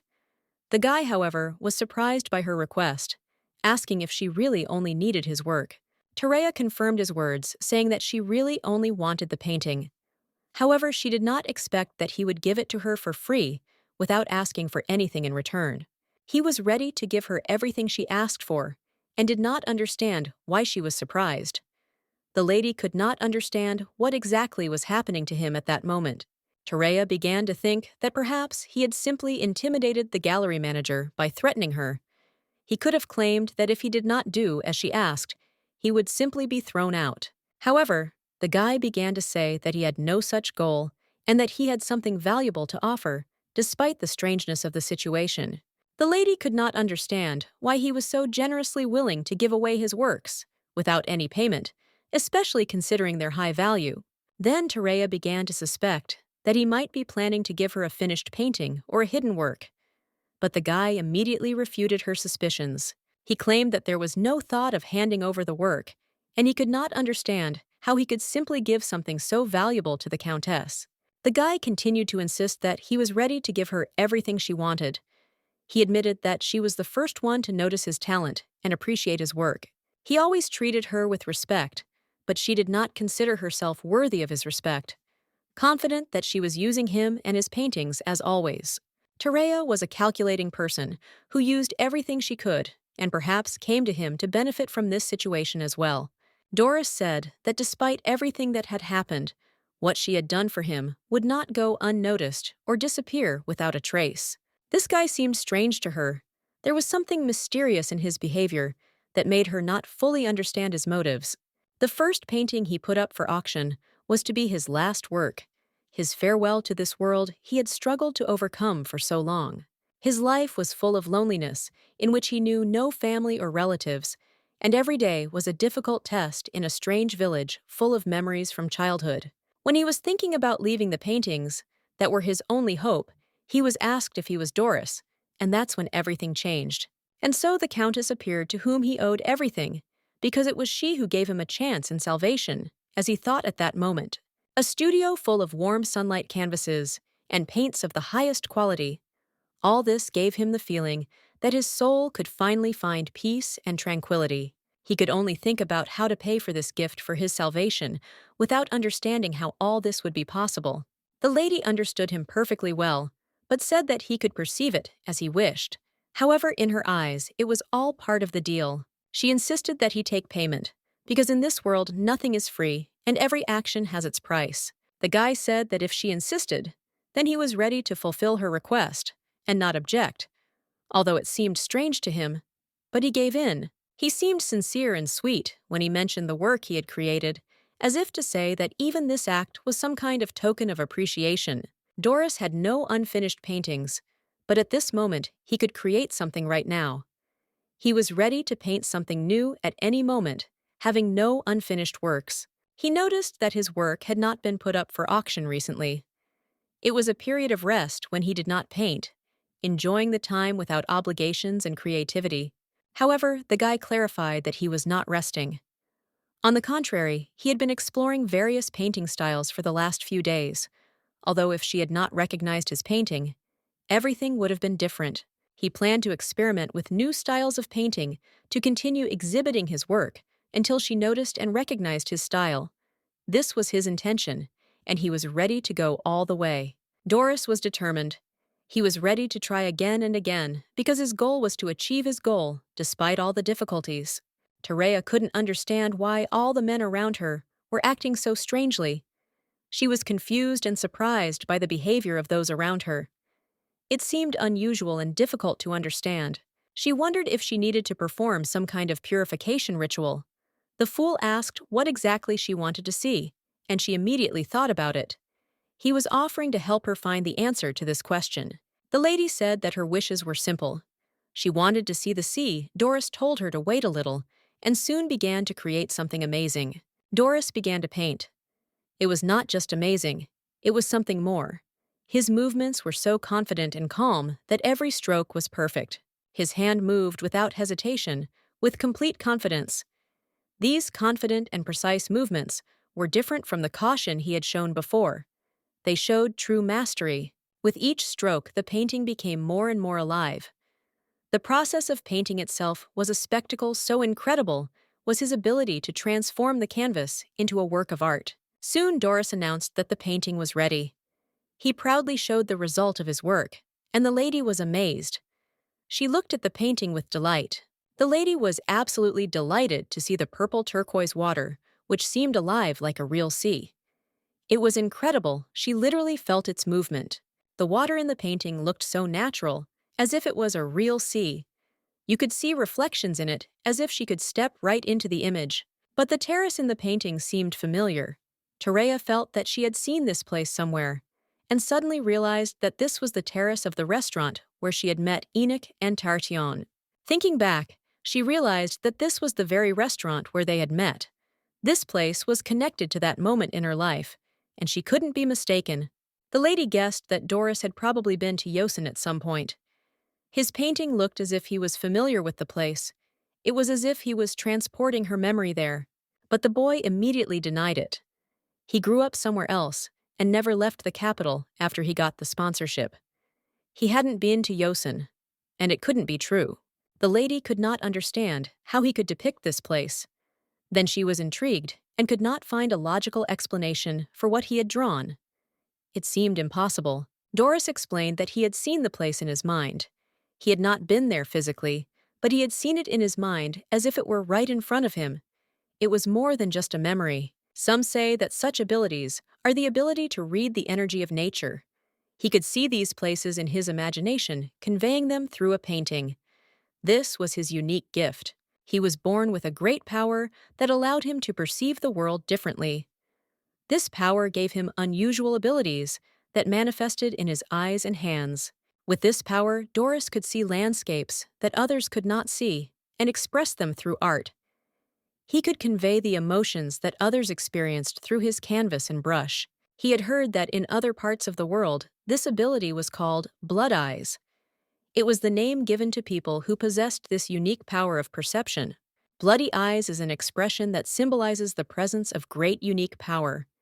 It was not just physical strength, but rather a higher power accessible only to a select few. It was a rare power that the deer and the protagonist possessed. Terea believed that it was simply a power for fighting, which enhanced physical abilities and the use of weapons, particularly the ball. However, it turned out that this power is much more multifaceted, and perhaps Doris R. also had bloody eyes, which confirms the unusual abilities of these people. The protagonist was completely confused. His mind was captured by various images, and his hands continued to move, not realizing that he was drawing. Everything happened as if in a restless dream. His friend, who also had bloody eyes, became his mentor, guiding him in understanding these mysterious powers and how to control them. The friend told about the nature of the bloody eyes side effects and ways to regulate the power, thanks to which the main character began to realize his abilities and learn to control them. This knowledge helped the hero control his powers, but his mentor died early, becoming a victim of what the bloody eyes brought. This moment was very painful for the hero. Although the time spent with his friend was short, it left an unforgettable mark on the hero's life. The lady asked if his friend really died because of those eyes. Terea asked for more information about these eyes, seeking to understand the nature of their influence on the lives of the people who possessed them. She wanted to know more about their dark side. People with bloody eyes are divided into two categories: those who possess only a part of the power and those who possess its full power. This difference determines their fate and the nature of the power. Despite the differences in power level, all those with blood eyes face a penalty for overusing their abilities. This penalty is inevitable for everyone. Those who have only a portion of the strength feel a great strain on the body, often suffer from headaches, and sometimes from other unpleasant symptoms, such as toothache or menstrual pain. For those with full power, the consequences are much more dire. Their lives are always at risk because the power destroys their inner world. This is a risk they live with constantly. People whose powers manifested in childhood need special protection until they reach adulthood.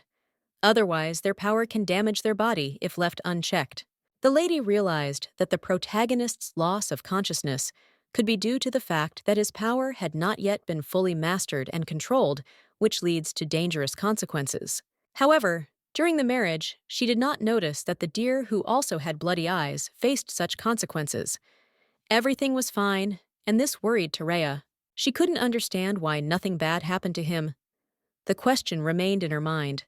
Did the Duchess know the truth about the power he had? It became an important question for her.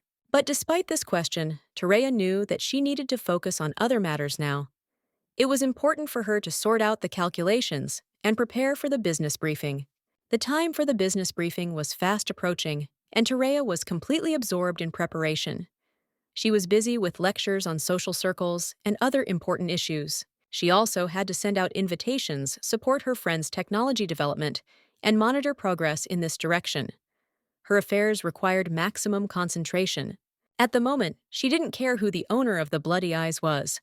She felt strangely uneasy, but she knew that after the briefing, she would have a chance to figure it out. When Tareya arrived at the gallery, the manager greeted her with joy.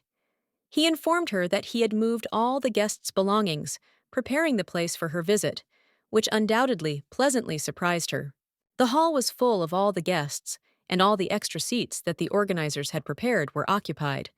The situation was intense, and the full gathering of guests left no doubt. Everything went just great. The lady was in a great mood. This meant that she was happy to communicate with each guest cheerfully and lively, not missing a single opportunity for conversation. As soon as the lights came on, everyone saw the lady herself, in front of them, who warmly greeted those present.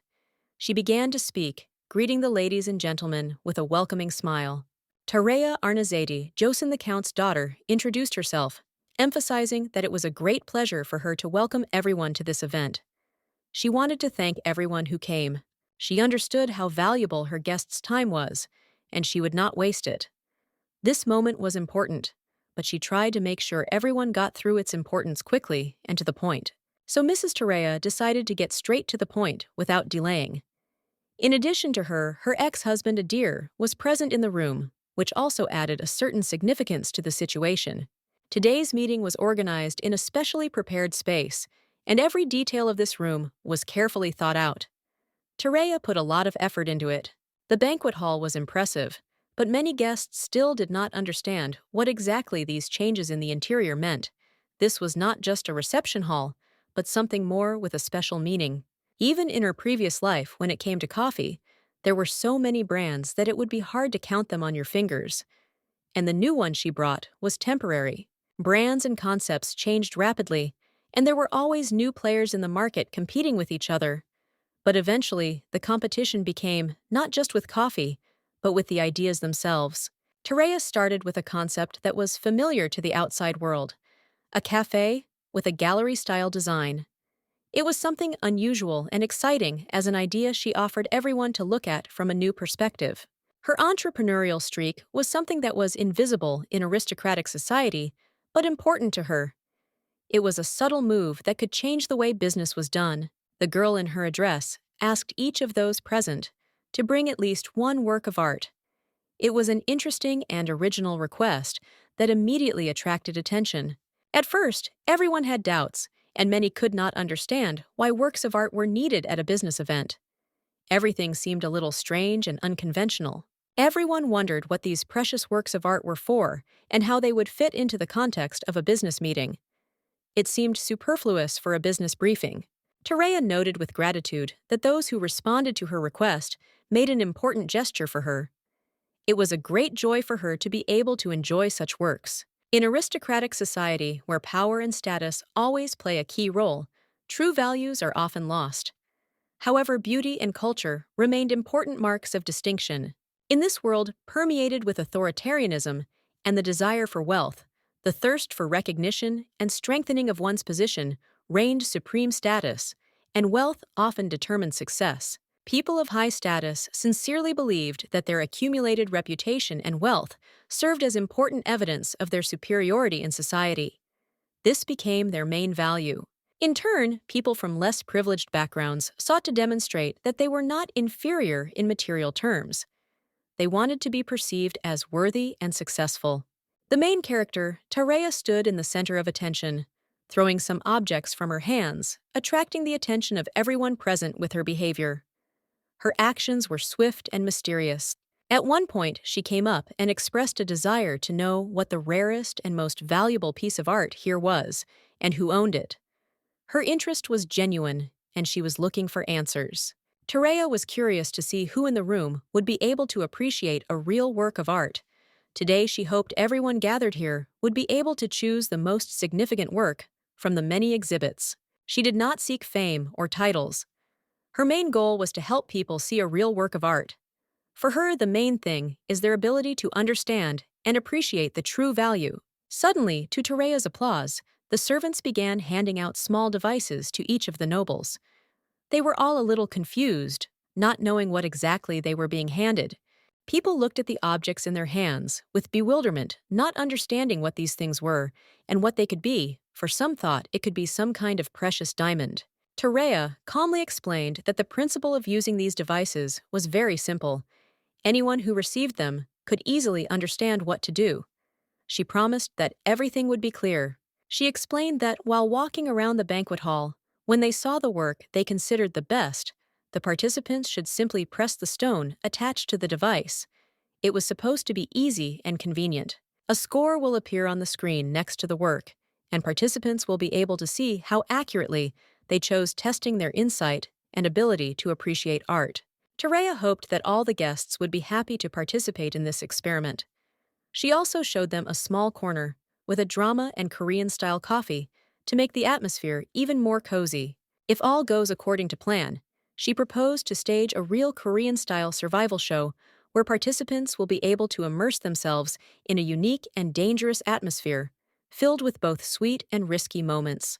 The Korean survival game was a success because it is possible to actively participate in creating the outcome, or because of the desire to experience satisfaction.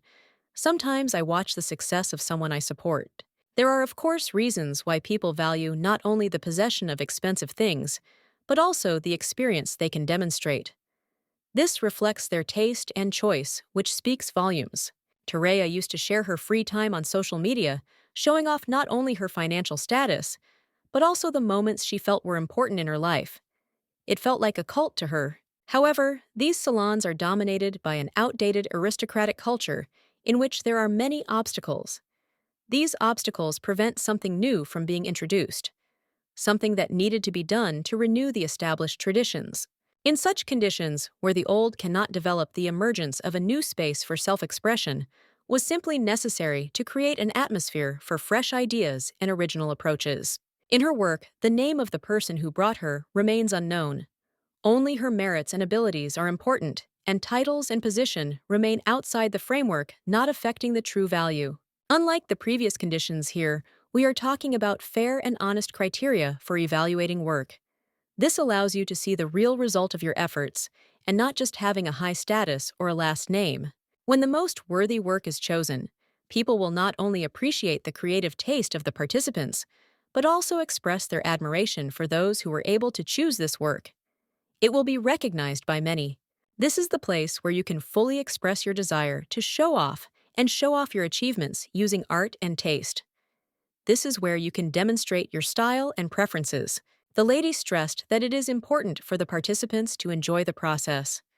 Today, whoever gets the most votes will receive recognition and possibly a reward for their efforts. The artist she sponsors will present a new work inspired by the latest ideas and trends. This piece will be key to once again prove the artist's talent. If we are talking about Dory, his works are already recognized as the best in the empire. He achieved a high level of mastery and is considered today the most outstanding artist of his time. This type of business perfectly satisfies people's desire to show off their vanity and show off because everyone has the opportunity to show off their success and exquisite taste through investments and acquisitions. Tereya offers investors a unique piece of art that is only available to those who find themselves here. It becomes exclusive, which makes it even more valuable for those who want to emphasize their status. She also supports a sculptor who is creating a new sculpture named Caston. His works are distinguished by a rare style that attracts the attention of art connoisseurs and collectors. Another important thing is the family heirloom of the Marquise of Clétier, which the lady presented to Tereya as her close friend. It is a significant gift symbolizing trust and respect. Tereya expresses her gratitude to young Mr. Clétier. She hopes that he and everyone else will enjoy Yosin's special treat and the works on display. If you think about it, this alchemical device turned out to be quite unusual. You can give marks not only for one work, but also for several, which adds interest and versatility to the whole process. Perhaps it would be better to grab a cup of aromatic coffee mix and go look at the works. Terea decides to enjoy the moment and also appreciate the creations of other participants. Everything is going according to plan, and Terea feels that the guests are happy. She is sure that they will enjoy not only the exhibition, but also the pressing of a button on a device, which has become an important part of this event. Lisa congratulated Terea on her successful start, and when she turned around, she saw Raya and young Mr. Claychi approaching to express their gratitude to her for all she had done. Recently, there have been rumors that Raya lost her precious item after being deceived. This rumor has become a topic of discussion, but Terea hopes that she can help her friend. Raya thanked Terea for the opportunity to speak to such an important and large gathering of nobles. She felt proud of her friend, who was the center of attention. However, Ms. Clatier said that there was no need to thank her because she was happy to help her friend. It was more important to her to see Terea grow and develop rather than to receive recognition for it. Young Mr. Clatier was touched by her kindness. He could not help but notice how attentive and caring she was, and thanked her for always being there and ready to support him. He also apologized for his brother's earlier rudeness. Terea accepted the apology, understanding that everyone can make mistakes, and also noted how important their mutual respectful communication was. Terea was their savior, and her kindness could not fail to impress. They promised to never forget her kindness and always appreciate her help, as Mr. Klatch's sister said. The Klatch family trusted Terea, confident that she was capable of turning the most daring ideas into reality. She attracted the attention of loyal customers, ready to buy her works, which significantly developed her business. The business briefing organized by the Countess turned out to be a real success. Everything went perfectly, and Terea felt that she had taken another step towards her goal, strengthening her position in society. However, her gaze stopped abruptly when she noticed Duke Enoch next to her. Terea was slightly confused by his presence, as she had not expected him to appear in such a place. She whispered to the Duke that she had actually asked him not to call her that. She preferred a more casual address, and hoped he would remember that. He seemed to have forgotten that she had asked him to call her by her nickname in the letter. The Duke was a little embarrassed, but soon remembered and apologized, explaining that he was still not used to this request. Terea noticed that his embarrassment was rather cute. She found it amusing, but she couldn't help but wonder how long he would remain so shy. Even if it is difficult, they must strive to progress and not rest on their laurels. Terea understood that only step by step can significant results be achieved. Duke Enoch agreed with her words and promised not to be shy anymore. He decided that it was time to stop worrying and act with confidence so as not to miss the opportunity. Terea wasn't quite sure what he was talking about, but he mentioned that she seemed to like shy men. The comment made her think about her own preferences and reactions. He believed that it would be much more natural and better for Terea if she started dating a man she really liked, rather than someone she might choose out of convenience. Now that he heard her words, he realized that she could act as usual and continue to rely on her independence. She didn't seem to need his constant care. He was a true master of manipulation, like a sly fox. Meanwhile, the women around her were simply enchanted by her art and the paintings she created with her own hands. Everyone began to notice that Lady Yosin and Duke Beleg had become too close lately, and it couldn't help but attract attention. Their relationship had clearly become more noticeable to everyone. This was known to many, especially to the young master of Toronto, who was her cousin. He was also a close friend of the Duke, which raised additional questions from those around him. The more people learned about Lady Yosin, the more they were surprised by her personality. She was not what everyone thought, and many began to notice her unusual actions and behavior.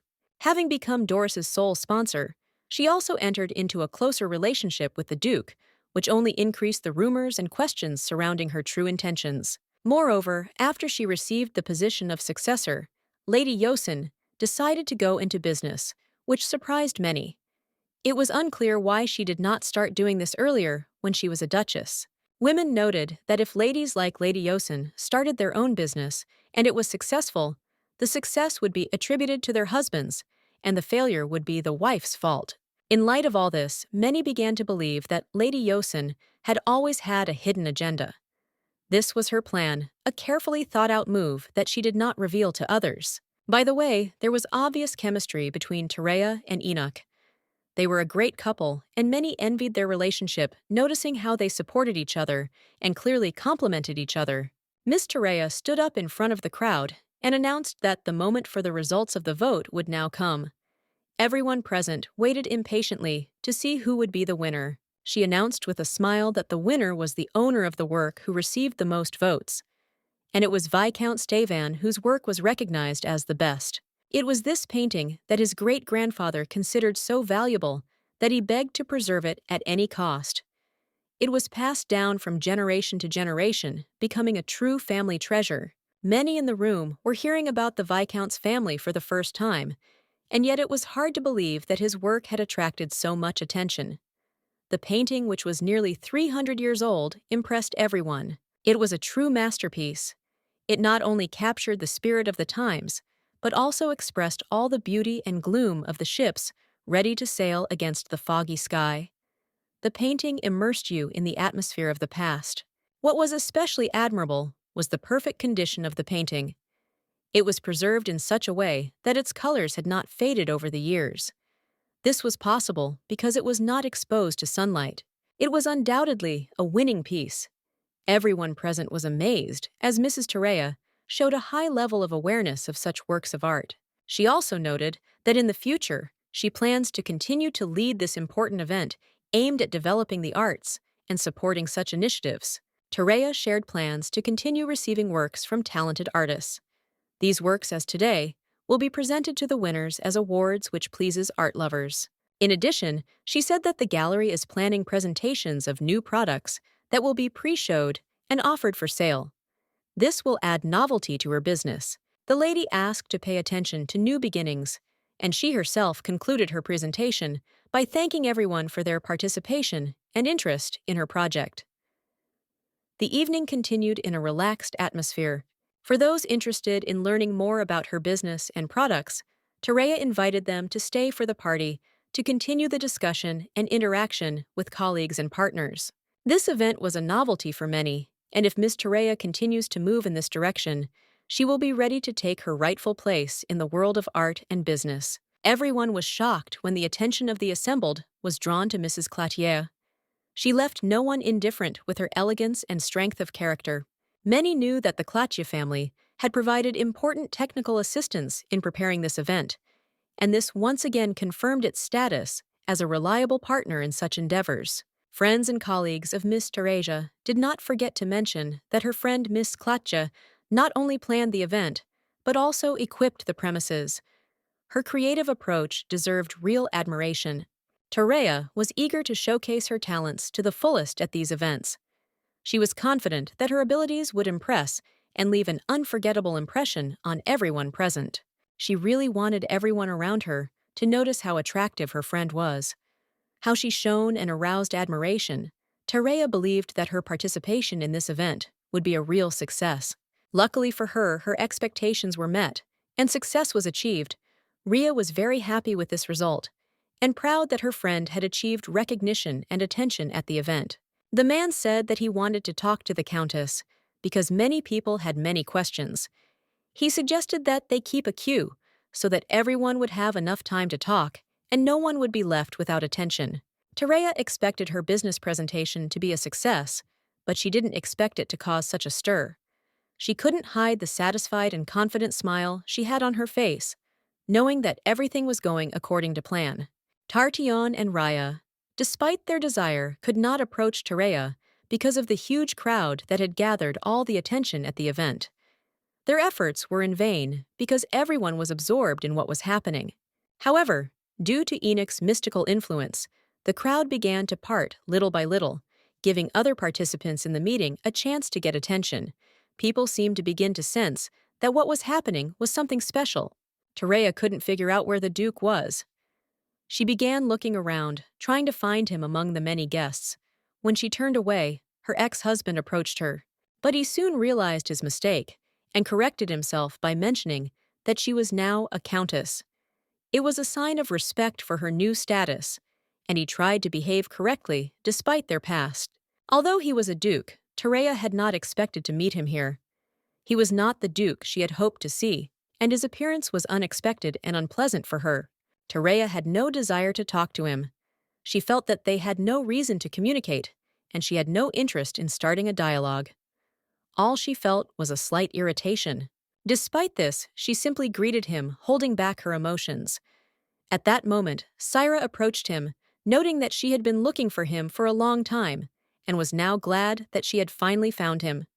The atmosphere became even more tense. Syra noticed that they hadn't seen Madame for a long time, and her words made Terea feel even more uneasy. She couldn't shake the feeling that the situation was getting out of control. Terea was disappointed that this pathetic man was around, especially since he now brought his mistress with him. She found his actions not only offensive, but also completely unreliable. Rumors soon began to spread that the Duke had come to the event accompanied by the new prince's nanny. This added even more attention to his person, and everyone began to discuss this unexpected visit. The mystery was how the woman had ended up at the party, as only those with an invitation were allowed in. At first, everyone thought she was simply a subordinate of the prince, which explained her presence. It was a sweet taste of power that could captivate any commoner. However, no one knew what her true motives were behind her participation in this event. Syra noticed that her voice was so quiet that no one could probably hear her, which made her think that everything that was happening was going unnoticed. However, as usual, her face retained that innocent mask that hid her true intentions so well. She knew how to radiate modesty and pity in order to avoid suspicion. Although Terea was momentarily taken aback by Sarah's sudden appearance, she actually had no reason to be angry. Her inner calm was returning, and she was trying to keep the situation under control. After all, they had come to her territory themselves, and they had started the fight, so Terea knew she had no choice but to take advantage of the situation. The lady watching the scene closely realized that it took her some time to figure out the girl's personality. Sarah's appearance had changed radically, and it left an impression. This time, her outfit was completely different, which surprised Terea. Now looked like she was proudly showing off her new role, which of course could not go unnoticed. Who would have thought that she would meet her husband's mistress at a business briefing? It was a real shock for Terea, especially in such an informal setting. Everyone present was stunned. No one could believe that this woman was actually the Duke's mistress. Terea herself could hardly believe what was happening. But that's not all. She was also the prince's nanny, a fact that left everyone completely perplexed. Those present did not know what to say, not believing their eyes. Syra felt no shame. Her behavior was brazen, but despite this, she began to scream, claiming that everything was not at all as everyone around thought. Sarah insisted that she was not a mistress. Terea was shocked by her boldness. She could not believe that Sarah so easily denied her relationship with the Duke. Sarah insisted that this was not the case. She explained that the divorce was already finalized, and despite the past, the relationship was long gone. Terea knew it had been like that before. They had really loved each other once, but now that the relationship had changed, everything seemed completely different. Then she did not pay attention to it, and went on looking back. She understands that it remained in her soul and makes her feel uncomfortable. She thought that this happened to everyone, and that she should have put 2 spoons of sugar in her coffee. Unfortunately, it was late before going to bed. The thoughts that arose said that I should have said everything as it is. In her case, the memories of Syra are like this. For the first time, she thought that this was the person who would take this shit away from her, and she felt grateful. It will be better for her if they both find happiness. They will live as they want. She will be happy in her own way. However, Sarah appears when it is forgotten, and generally, suddenly. She says that she loves her husband and they love each other, but our main character doesn't care about their love. She keeps intruding into her life. Terea can't stand it anymore. I should have pulled her hair back and asked her why she kept showing up. She wanted to live in peace. But although she should have spoken to her more firmly, she simply let the issue slide because she didn't want to get involved. Because the deer could stand up for this girl, but he should get out of her life. It would be better if she swore every time they met, just like with the deer. Then she wouldn't have been so angry when she saw Syra show up at her party arm in arm with her ex-husband.